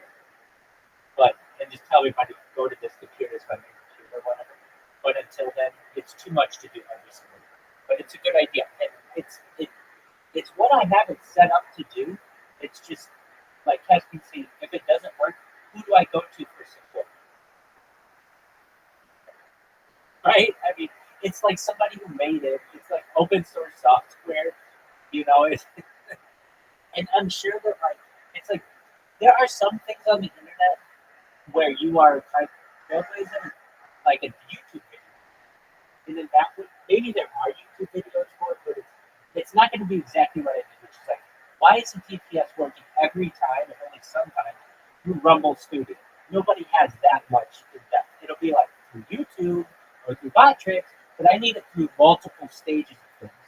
And that's a little bit of an advanced thing. I mean, or even not advanced. So then I've been going to AI for stuff for this kind of help, and it does help me. And usually, though, when I ask a question like this, they'll just say that if it seems to be working intermittently, it may be something on the Botrix's head. And if it is, do you know how much time you can spend working on issues that aren't your issue, they're the company's issue? I could spend days doing that shit. And then only to find out that other people have the same issue that I have, and it wasn't my issue at all, it was the company's issue. Oh, it's such a good thing. Anyway, I listened to that interview again, the one that I did with Ari. I listened to it on my own stream, and I did it on my own. Oh, please be done. Ari, please be done. He's fucking. He's not done. Oh, just he's been going 15 hours on this one, but he says he's been going 34 hours, and I believe it. I think he just stopped at God, but like just to start a new one. Which is a lot of time. I don't understand why he streams like that. I don't understand why he would stream 24/7. I've seen him get back before. So I don't know. Usually when people don't want to do that, they don't. I like to do it. Sure. He just needs to fucking end the stream. The second he ends the stream, the second I do a screen record of it, and I upload it, and I tag all these people, and I share it with Harry Potter Homicide type video. I mean, the fact that I named the fantasy football teams, that's fucking hilarious.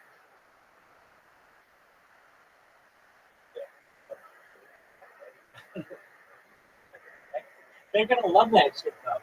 Because like what else am I gonna say about it? Like aside from the fact that it's doing well, there's not like I mean I am the lore of the coin. I mean Epic Coin Obama, he's like the other character.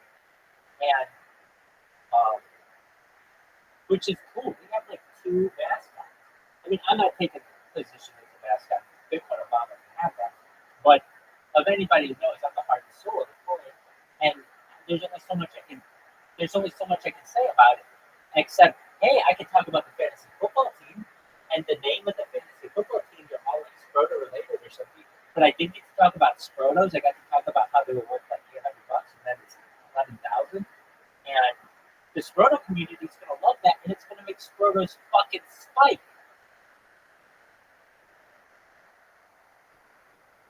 It's one of the things that I talk about. Once this starts getting big, I'll have like the Midas touch. Anything that I fucking talk about will just fucking become very successful.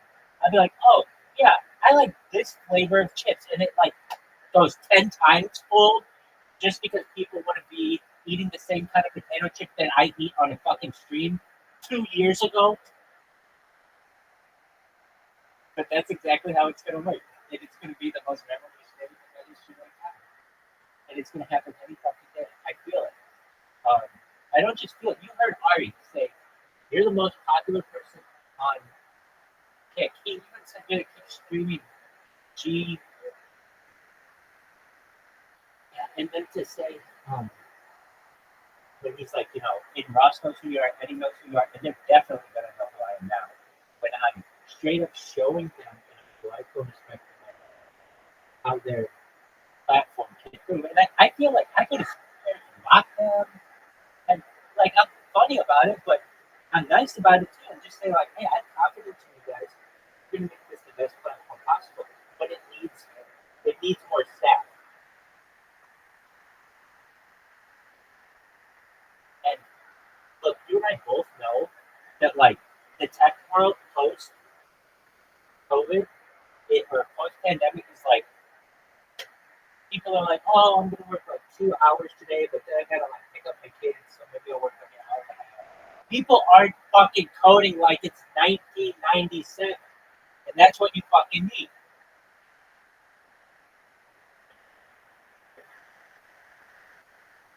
So I'm gonna take my boot, shove it up their ass until they get the shit working, because it has a chance to be the best platform in the world for like 10 years or 20 years, and then it's going to be something else. But it has a chance to overtake other platforms, and it needs to work better than me. And look, Eddie's got deep pockets. He has the largest house in all of Milton. So if he doesn't, I didn't say this, but like, God, if I were you, I'd be living in a fucking loft or in a studio and making sure that my platform worked, as opposed to having all my money invested in other things. Like, are you serious about? I didn't go do that. I could have been. I was nice about it, but hey, you need to double your staff at your company. Why? Because you need to be proactive, not reactive. You can't expect every person to be as nice as I am to explain to you where your companies are lacking, because in the future, people will do it maliciously, and especially with state. Pete, do you know how many fucking loopholes there probably are in state that we're not even seeing right now? And that's with money, gambling. It's with money and gambling, and like already money and gambling for their entire history have been something that are prone to cheating. And so how the fuck can we trust? I said it perfectly in the video. How can we trust state with our money? We can't trust pick with our street. Excellent point. And I want to. I say I'm going to be a huge gambler on kick or on state and kick, but not until I can trust it.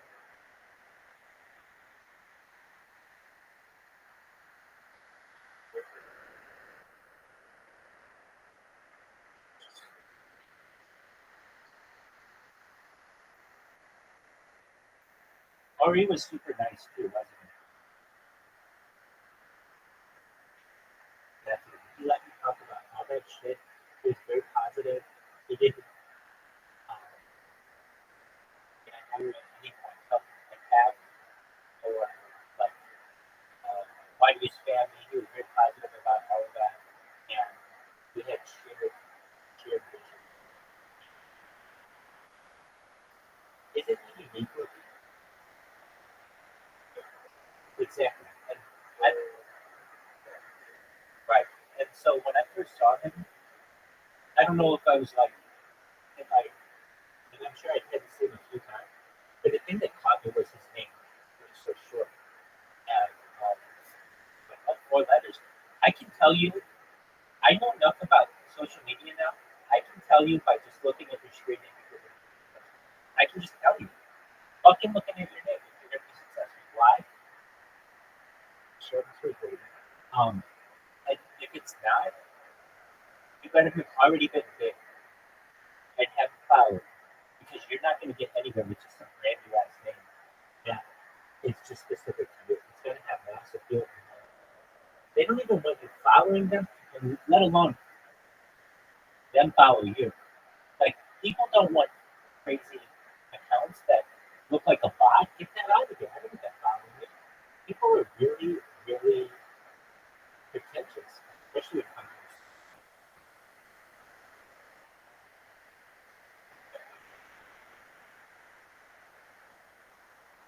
I listened to that Artie interview, and here's I'm just so excited for the group of very kind of homicide community here, because I get a lot of feedback from them. They're a great community. They're like the core of my community.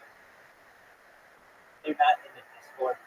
Sometimes they are, but we're just like, we're connected by the code. And so if they're meeting all of them, we can go in there. But that's really easy. Like, just by going to that community, my video in like 2 days with Sam Pod got 250 views. Now, is that a ton of views? No. But some of those people are millions. That's important when it comes to how are you influential and with whom they share.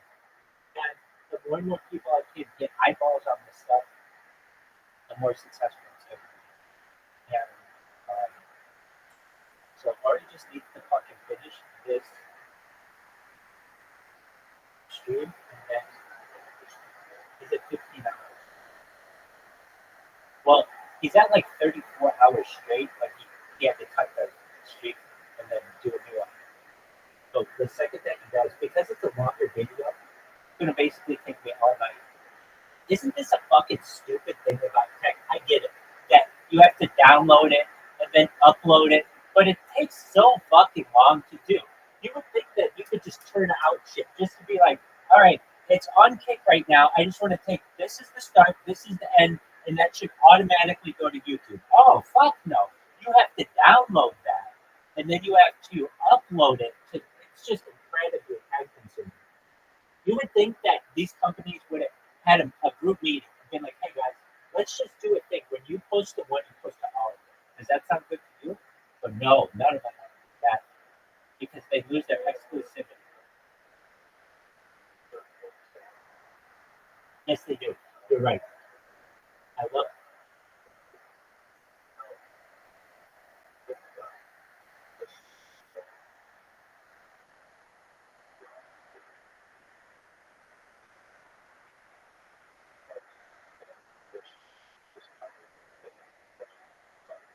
Oh, very cool.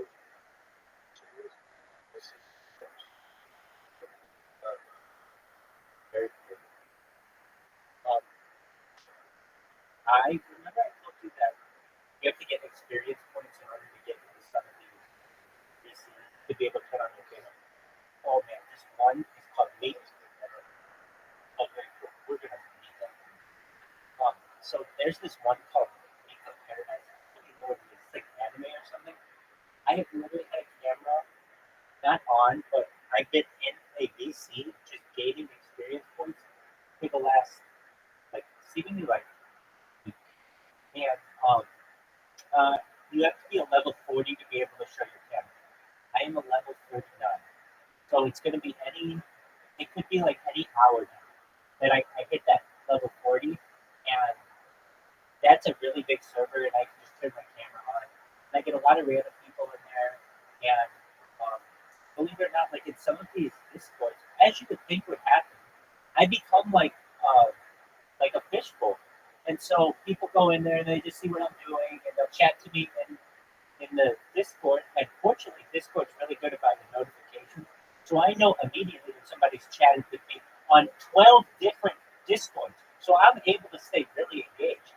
That's why when I'm looking at Discord nowadays, it's starting to become more and more like an influencer, where it's like a bunch of people are like at any given time, all I have to do is reopen the app and somebody has said something to me. Whether it's like I like watching you, or thanks for the positive vibes, or just like I always see you, why do you have to care about whatever it is. So I think that's a positive. I can just tell, man, it's just a moment, a matter of time. It could happen. I think it's gonna happen by next week. I know that sounds like it'll be next weekend, and I'll be less famous than I am today, which is absolutely not. But it's like, dude, how doesn't this fucking any video go viral? Once people on Kick start seeing that they could be making more money, they're gonna spread this to all their friends.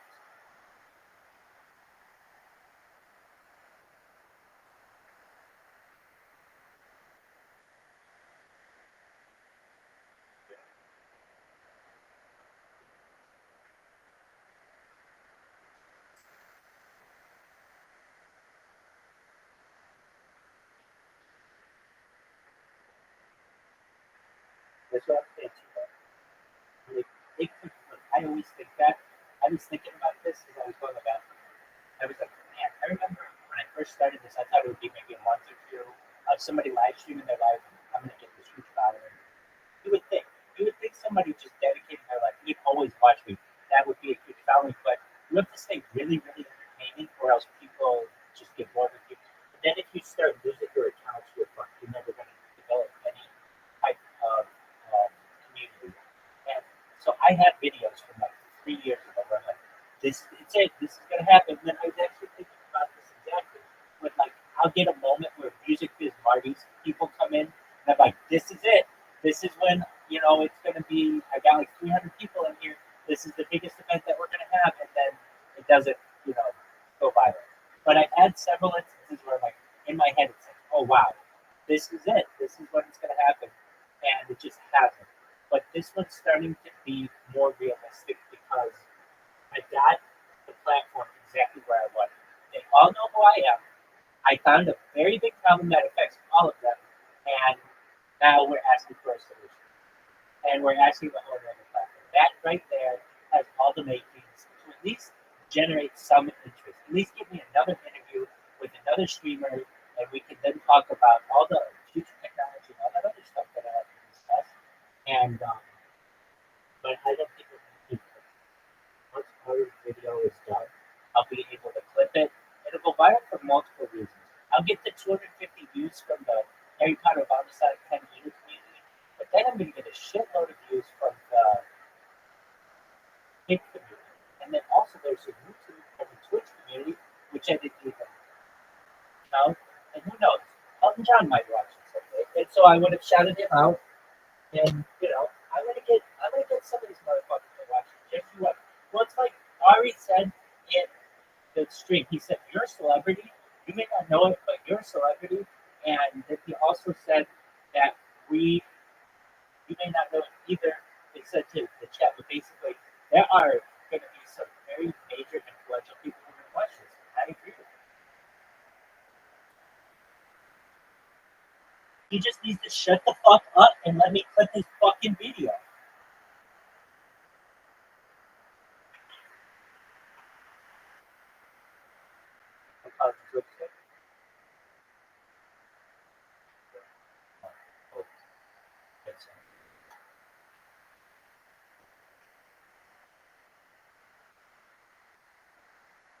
Of the war.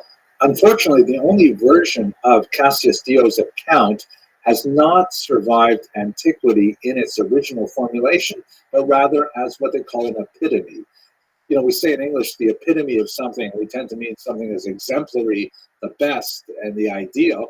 But in classical terms, it really means an abbreviation, meaning, oh, this is too big, too long to read. Can you just give me like the Cliff's Notes, the short version of this? That's what an epitome was. And so we have an 11th century epitome by Johannes Kifilinius that's shown here that gives us, unfortunately, just passing references to Bar Kokhba, and we don't know exactly what Cassius Dio wrote, but we're hopeful that this is correct. According to Cassius Dio in this epitome, the reason for the revolt was that the Emperor Hadrian, shown here, decided to rebuild Jerusalem, but rename it after himself, Aelia Capitolina, right? Because his middle name was Aelius, and to build on the site of the temple to God, instead a temple to the Latin god, the Roman god Jupiter.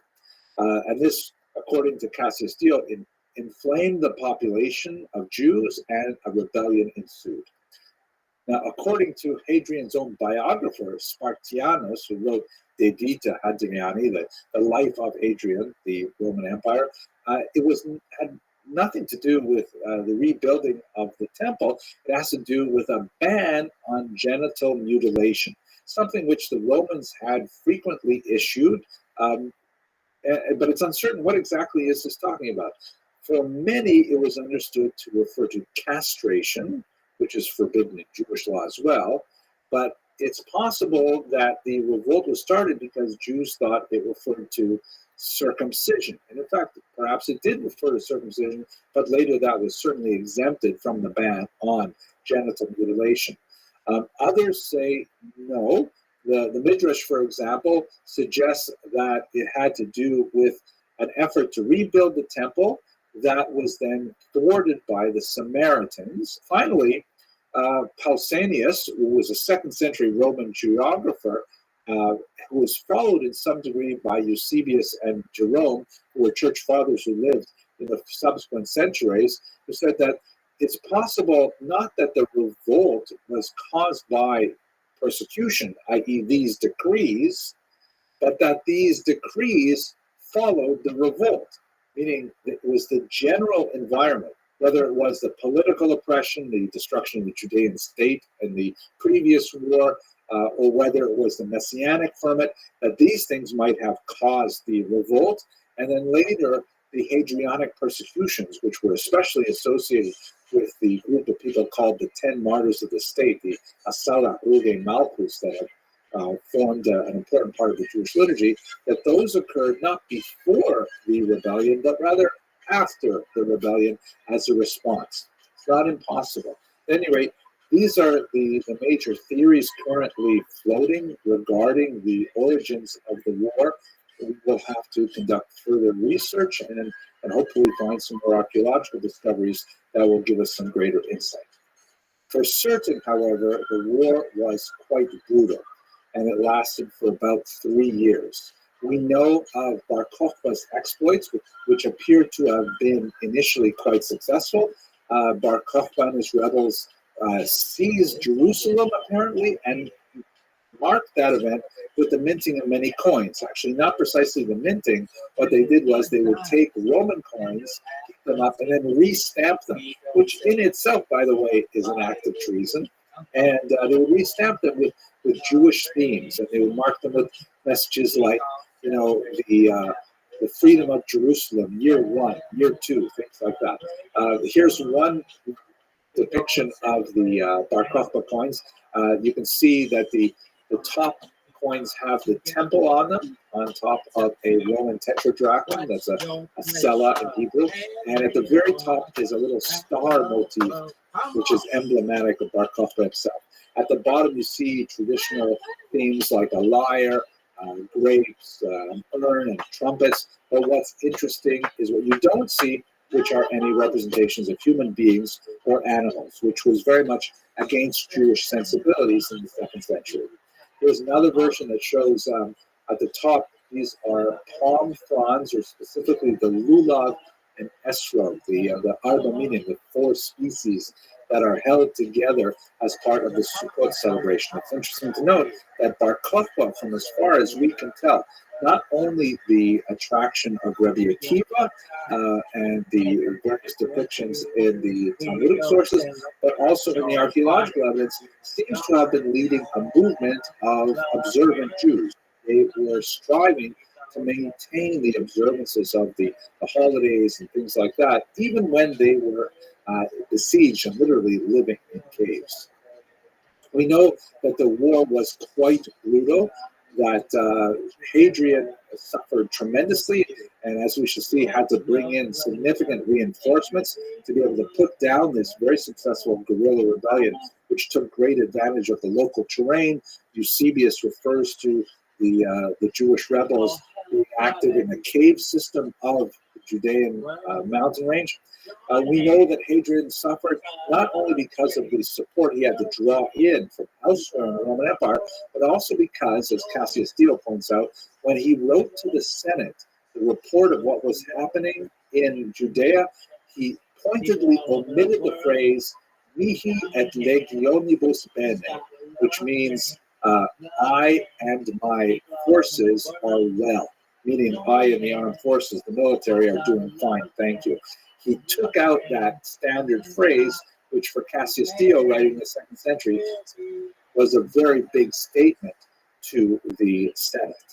Ultimately, however, the rebels could simply not hold out against the overwhelming might of the Romans, and they were reduced to hiding in a series of caves. Some of them are shown here, largely undiscovered until the 20th century. There were originally some Bedouin who made their way into these caves in the early 20th century, and as artifacts began to slowly filter out into the black market, that's when Yigael Yadim and his team decided to investigate. And in the early 1960s, they found several of these caves and found some amazing discoveries that we're going to look at in this lecture and in a couple others as well.